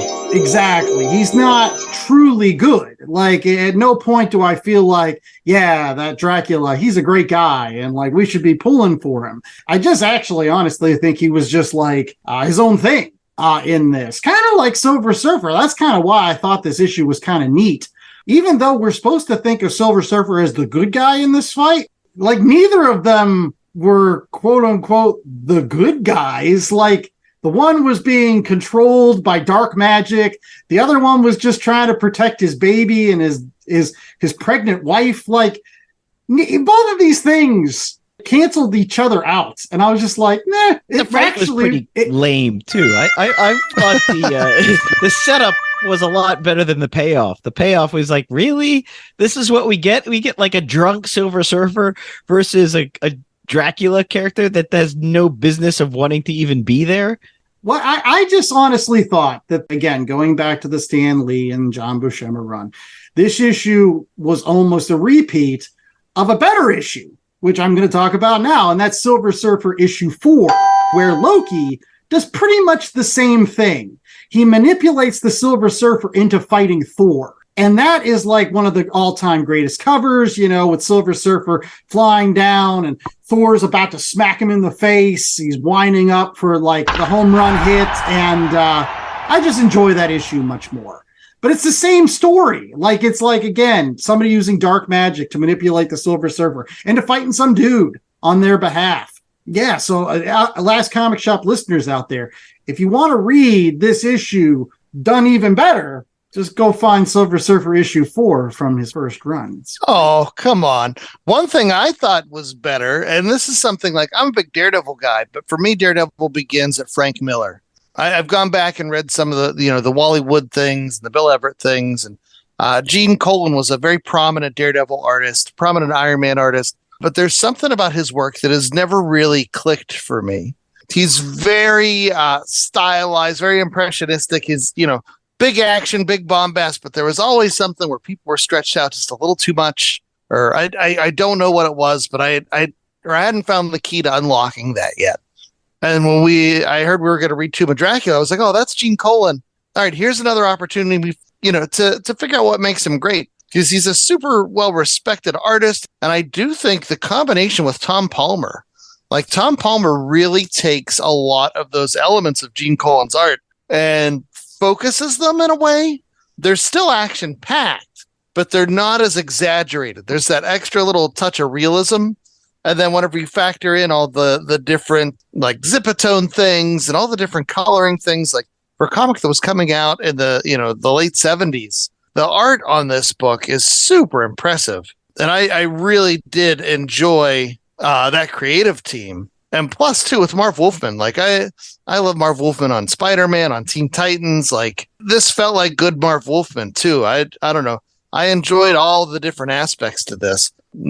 Some ways were ways that, kind of surprised me. Well, let's go ahead and pivot real quickly to the rest of this collection, because, again, even though the official assignment was only to read issue 50 featuring the Silver Surfer fight, there were some other issues included in Tomb of Dracula, the complete collection, volume 4, for folks that are looking for it, and maybe the Epic collections or whatever. It starts off with a couple reprints of some of the Dracula black and white magazines. So J.A., first and foremost, did you end up reading those, given that you're a huge Savage Sword of Conan fan and you like those black and white magazines from the 70s at Marvel? I did. I was disappointed because I'm used to the Savage Sword of Conan omnibuy, where you get more than just the story. You get the interviews and you get the other stuff, because I was looking forward to reading about Christopher Lee profile, and that was not shown. All you got was the photo of him reading Dracula Lives, but the Dracula Lives Parchment of the Damned, I thought was even better. It's black and white. B, it's magazine, so you're not worried about the comics code as much. So it's a little bit more adult orientated. They weren't so worried about telling superhero stories. First story set in the late 1500s. It's just, Dracula getting hunted by people around him, and I don't know what's going on, but even in this one, Dracula's having a hard time feeding. Like he's eating deer. Was that like a editorial choice where they're going to show Dracula not feeding on people? Maybe. They did take pains at times to kind of humanize the Dracula in these stories. Like, you get to know more about Vlad and how he was like, I don't know, it seemed like a noble soldier at times, and like maybe the vampirism was a curse. Not going full-fledged good guy, but at least giving him some backstory where you could sympathize with him a little bit. So I don't know if that played into it. Like, hey, we're not going to show him killing old ladies and draining their blood. Yeah, I don't know. He did find some fine young ladies and drained some of their blood, though. Left them laying in the street in that story. He's not entirely innocent. So yeah, I did read that first story that came out of the Dracula Lives magazine as well. And it was neat. You have this guy who's kind of trying to blackmail a town into paying him off because he's learned the secret of how to defeat Dracula. And it was tons of fun. It definitely did lean a lot more adult. And like I said, we got to see Drac sink his teeth into some foxy ladies and use his powers of persuasion. All that was fun stuff. One thing as a comic nerd that frustrated me, though, is I didn't know who did the stories. They didn't have a clear credits page. And so through some Googling and some help from JA, we found out that Doug Monk was the guy who wrote that story and had 3 different artists for the 3 different parts. It was Sonny Trinidad in part 1, Young Montano in part 2, and Steve Gann in part 3. That's kind of stuff that, in these highfalutin collections, it'd be nice to have made clear. Just give me a little corner box or something. Yeah, that is true. Speaking of other things that were in this collection that I particularly enjoyed, there's a 2-issue arc. Half of it occurs in Tomb of Dracula, and then, awesomely enough, they include the second part, which was actually in Doctor Strange. And this is basically, again, the master of the mystic arts, Dr. Stephen Strange, versus Dracula, which is a kind of a neat story. And it's one that I've kind of sort of read before, because there was a time in which I was reading that entire run of Doctor Strange, Master of the Mystic Arts, that was coming out in the 70s. This particular issue comes out after Doctor Strange sees the entire universe die just to be replaced by Eternity, who just says like, I changed my mind. I'm going to recreate the universe again. But he's the only person that sees like Eternity just destroy the universe and then recreate it. So he's kind of in this weird mood where he's like, I just saw the universe die, and now Wong's dead. You get like Dracula being more of a master of mystic arts himself. And it's kind of like a duel of magics a little bit, which I thought was kind of neat because, like, honestly, I had a hard time reading this Dracula character. Like, I just did. Whatever the story demanded of him, they would just cast him in that role. And that's kind of sort of what they do with Doctor Strange sometimes. So to like give them both focus by just being like, yeah, they're just wizards battling. I actually thought that was the better duel than the one that he had with the Silver Surfer, honestly. So before we go to commercial break, anything else that grabbed you by the chin hairs from this particular collection? Well, there was a lot of Blade, and Blade was different in various aspects of the book. He was sort of antagonist and protagonist and antagonist again, and sometimes he's fighting Dracula, other times he's fighting Hannibal King. So I think if you are a Blade fan, if you like the Blade movies or you like sort of modern Blade storytelling, this would be an interesting book to go back and read just from that angle, to see how he was treated in the Bronze Age and what writers did, the original writers and creators of Blade did with the character. Oh, yeah, no, it's definitely different than the Blade, we've come to know post the Wesley Snipes movies. So it is neat to see where he's come from and the goggles, the ski goggles he's wearing all the time. the goggles and like the brown jacket, and it's a different look. I liked it. I wish they would have kept that for the movie. Really? You like that more than that I black like the armor goggles. and the dark trench coat? Black armor and the dark trench coat is just so Matrix. Oh, okay. Fair enough. And fair enough, we're going to be right back with more of The Last Comic Shop and our ratings. For Tomb of Dracula, can we keep it to just issue 50? Or maybe we'll be talking about that complete collection. We'll see. As well as some other recommendations for the Halloween season. Hey, are you looking for your new favorite comic? Are you interested in epic fights, a career change, creating comics, and mental health? You have come to the right place. My name is Oscar Osorio, and up until a few months ago, I was working at a desk for a big company, until I burned out and decided to pursue my passion, comic books. It was the beginning of my new, better life. At least, that's what I thought. Turns out that doing what you love may involve newer mental health issues, worrying about getting money, feeling you're not enough, fear of disappointment, and more. So I combined these emotions with my love of superheroes and fan comics and turned it into my debut comic book, a never-ending adventure, the fantastic quest of an aspiring creator looking for an idea, live on Soup right now. So come with me as I embark on the never-ending adventure of creation. Hello friends, do you like the 80s and Transformers? We are the Autopod Decepticast, and we started our podcast doing a minute-by-minute breakdown of the 1986 classic animated feature, Transformers the Movie. We've since moved on to an episode-by-episode review of the G1 series and just started Season 3. We have over 180 episodes, so if you're just discovering our show, there's plenty of gold to stuff into your ears, and it is very funny and fantastic. I'm not biased. We are on every podcast aggregator you could possibly stomach: Apple Podcasts, Stitcher, Spotify, Google Play, and our web presence is autopoddecepticast.com. We are at APodDcast on Twitter and all of the things. Autopod Decepticast, friends, for all your animated Transformer needs. Hey-oh, and now we're back with more of The Last Comic Shop and our ratings, where we don't have to come out of coffins. If you're coughing, you should get yourself a Halls. Jay, what's our 1 out of 4 scale before I get into more of these dad puns? 1 out of 4 vampire bites. Nice. Ooh, that rating scale sucks.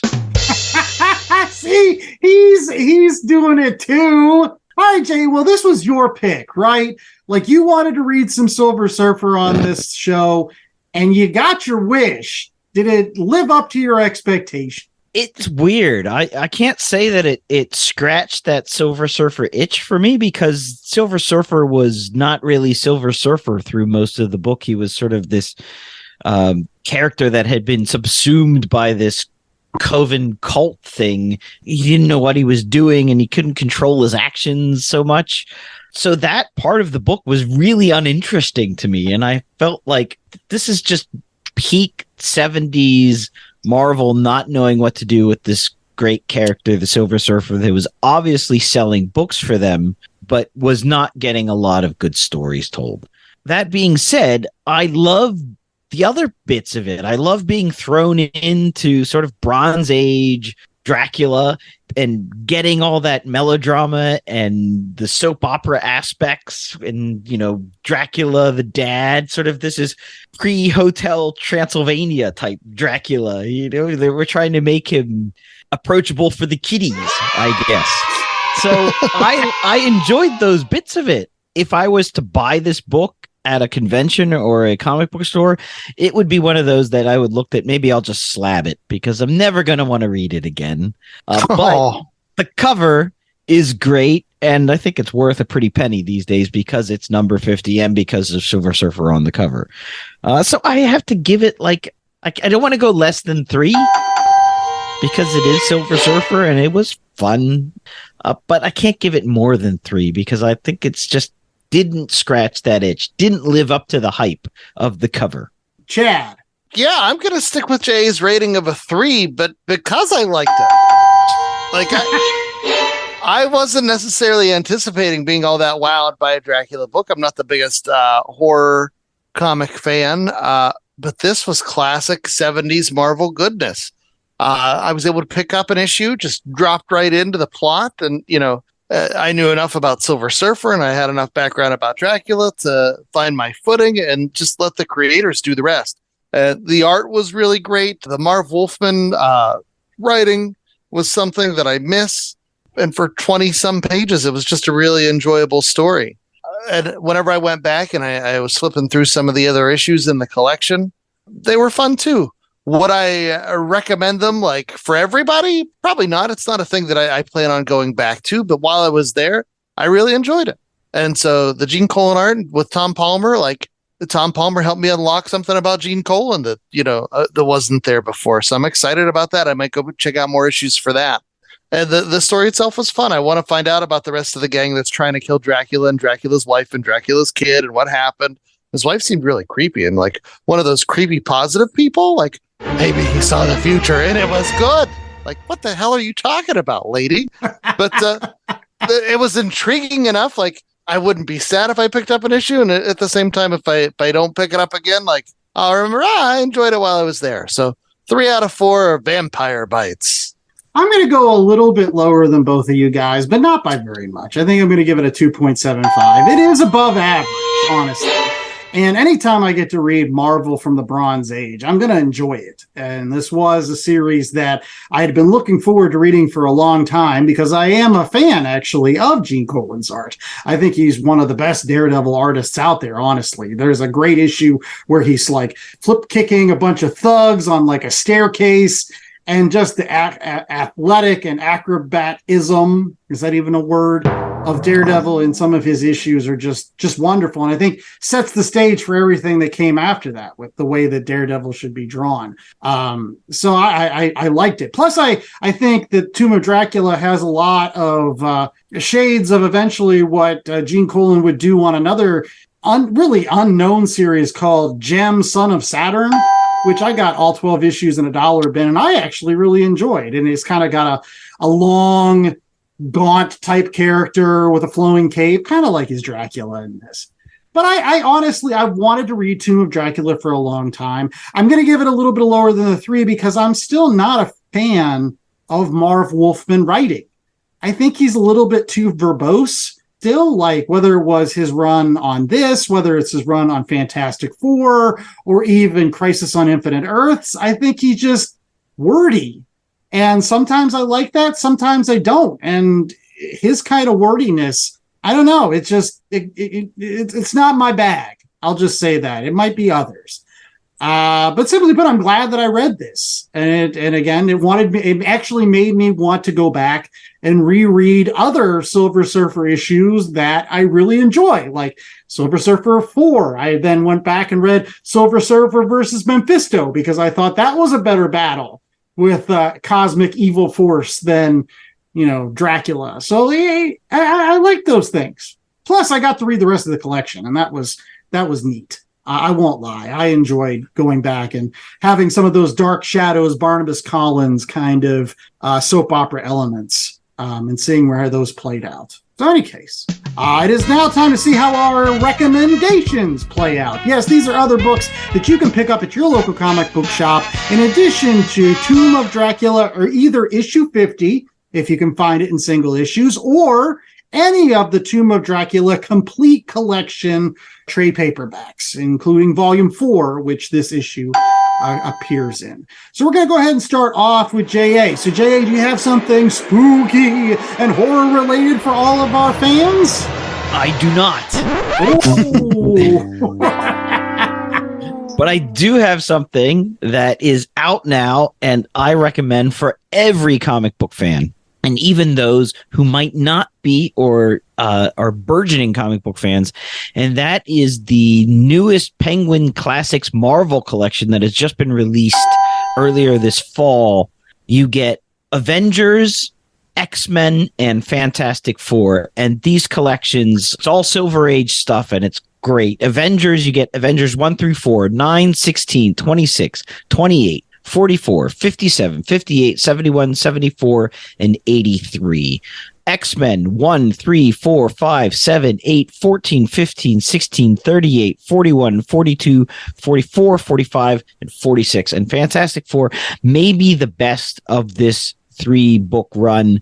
Fantastic Four 1, 2, 3, 4, 5, 10, 11, 48, 49, 50, 51. That's the whole Silver Surfer Coming of Galactus storyline, and Fantastic Four Annual 6. And what I really love about these Penguin Classics, not only are they priced really well, they're printed on a paper stock that is more akin to what you would have gotten in the newsprint era of the 1960s. It's not like the Marvel oversized books or Marvel Omnibus where it's glossy pages. These are matte pages. The colors are muted. It really feels like they've really invested some time and effort into putting together a really nice collection.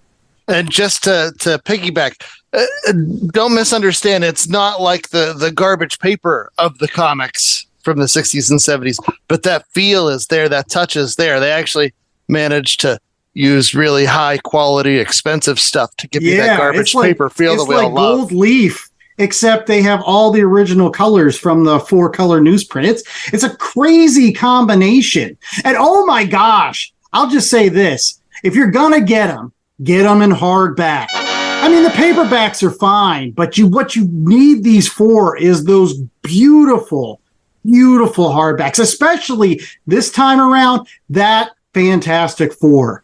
It is a dark blue with gold lettering, and it just pops like crazy. Oh my goodness. J.A., if you've ever handled the paper or the hardbacks, there's one thing our audience needs to know. Yeah, you got to wear gloves, man, because fingerprints, they just collect fingerprints like nobody's business. If you've got the Black Panther one, that's the worst by far. That black, just you even look at it and there's a fingerprint there. Heck yeah. These things are so classy, you have to wear gloves while you're reading them, but it's worth it. Oh, yes. And by the way, J.A., some fans might be a little bit turned off by the fact that you don't get, like, I don't want to say like complete runs here, that it's more like, a collection of issues. What do you think about that? I think it's done really well. If you're the super fan of one of these characters or teams, you're probably going to have all of those runs anyways. And if you're not, you're getting a very nice curated collection of important issues. And then if there's a break, say you had issues 1, 2, 3, 4, and then it jumps to issue 7, there's a couple of pages of an essay telling you what happened on the issues that you missed, setting up what's going on next, giving you a bit of historical context on the book. So it's not just a collection of comic books. It really is an anthology that's, again, done really well. It's got introductions. Some of these intros ran in Marvel Masterworks editions of the books. So you get a lot of content besides just the issues of the comics. Very cool. All right, Chad, what is your recommendation this week? Is it spooky and horror related? It's a little bit spooky and horror related. So there was recently a mini series that just wrapped up towards, I want to say, tail end of August, called Bloodline, Daughter of Blade, where you are introduced to Brielle, who just so happens, and eventually she finds out too, that she's the daughter of Blade. And what you get is a coming of age story mixed with some vampire lore. I've seen it described as, Buffy the Vampire Slayer-esque, but it's super accessible because while you don't need to be steeped in the Blade mythos to understand what's going on, that always helps. But like, this character's coming in very green, and so you learn as she learns, and it has a very interesting art style. Like, creators that I hadn't heard of Danny Lore or Karen Darbo before, but they work. I mean, the series was tons of fun. It's worth your time, especially if I have a soft spot for those coming of age stories, and this is one of those, but with vampires. Vampire hunting. How cool is that? Very cool, especially for this week's show. And to wrap us up, I definitely have something that's spooky and horror related for our final recommendation of this week. And that is the fact that I finally got around to reading Ice Cream Man, which has been in my read pile forever, I think since last Halloween.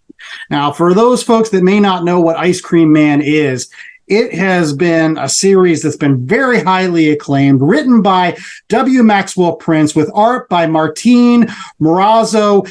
And in essence, it's kind of an anthology. It's based around a very creepy type of character, an ice cream man that's, going through the town, serving up delicious treats to kids and all kinds of folks, but at the same time with that smile and that clean white suit that is up to no good. And so, simply put, it's similar to like Night Gallery or Tales of the Crypt or, The Twilight Zone. Like, you don't have to read all of the issues in order, nor do you have to read all of them if you want to. You can just pick and choose. And they'll tell certain stories. And yes, of course, you get a little bit more of this kind of underplot about who the ice cream man is and what he actually could be. And it's not good. It's probably kind of more like Pennywise, honestly. Spoil too much, but yeah. But there's a story about drug abuse. There's another story about a kid whose parents are killed by spiders. There's this weird story about this guy that was a one-hit wonder, and he dreams about what if he had another hit. I was going to say, was he an O-Neater? Oh, I get it. That thing you do. They were the Wonders, but they were spelled with Wonder. The O-Neaters, that's the Wonders. Any case, yeah, he was a one-hit wonder, and he's the horror in that story is that the creativity left him. And so, the ice cream man takes him on this trippy, demonic yellow submarine ride to try to make his dreams come true. And it turns out that it's actually really a nightmare. Again, it plays upon certain aspects of deep-seated fears that we all have, and it's done very well. Every issue is kind of there's nice twists and creative thinking here. So if you really want a modern day horror anthology, pick up Ice Cream Man. It is really just as good as everybody claims. Something else that's just as good as everybody claims is the Last Comic Shop podcast. You've heard folks talk about it in the break rooms, in the comic shops. We are wonderful. We'll tell you, just in case you don't know. Exactly.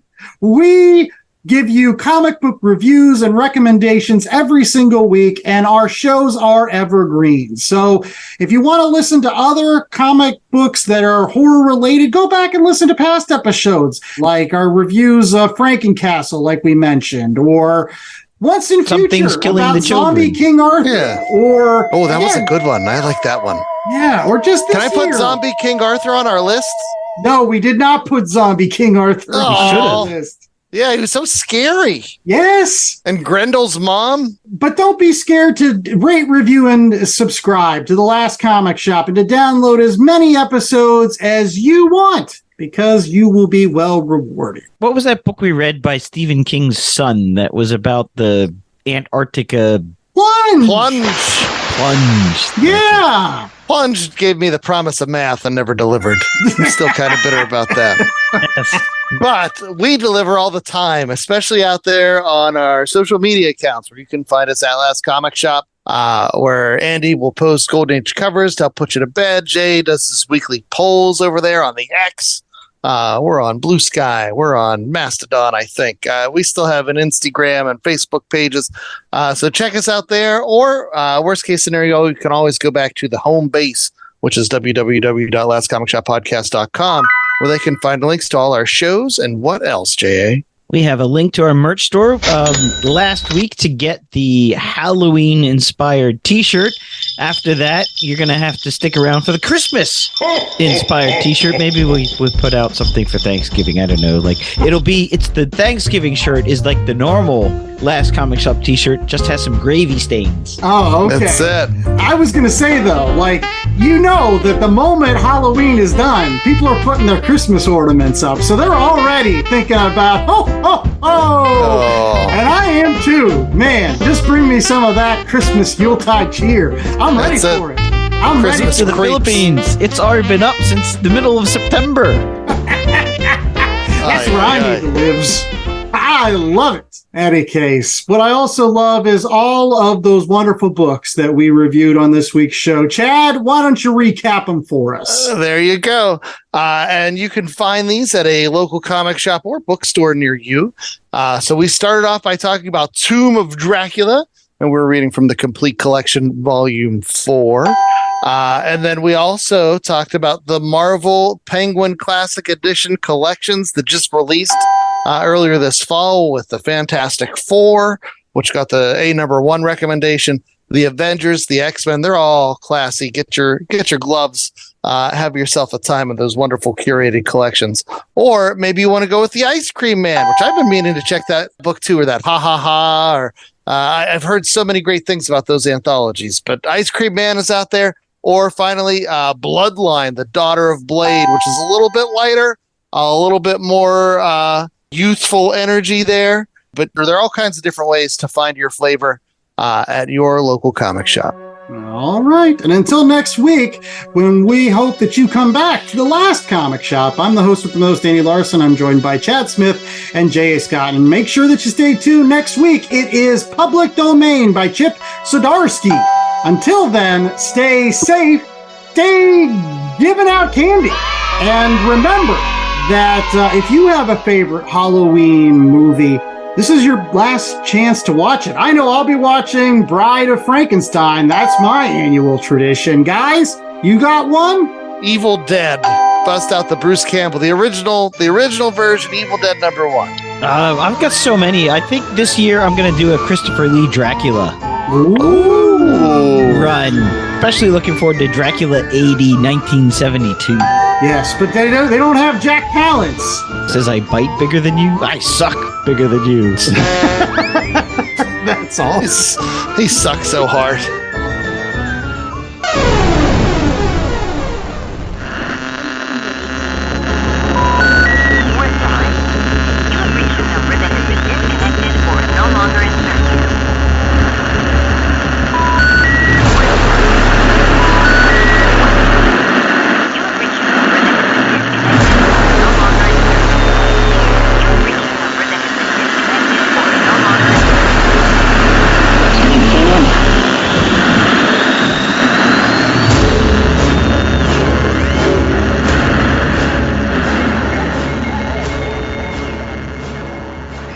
The Last Comic Shop was a 2023 Black Angus production.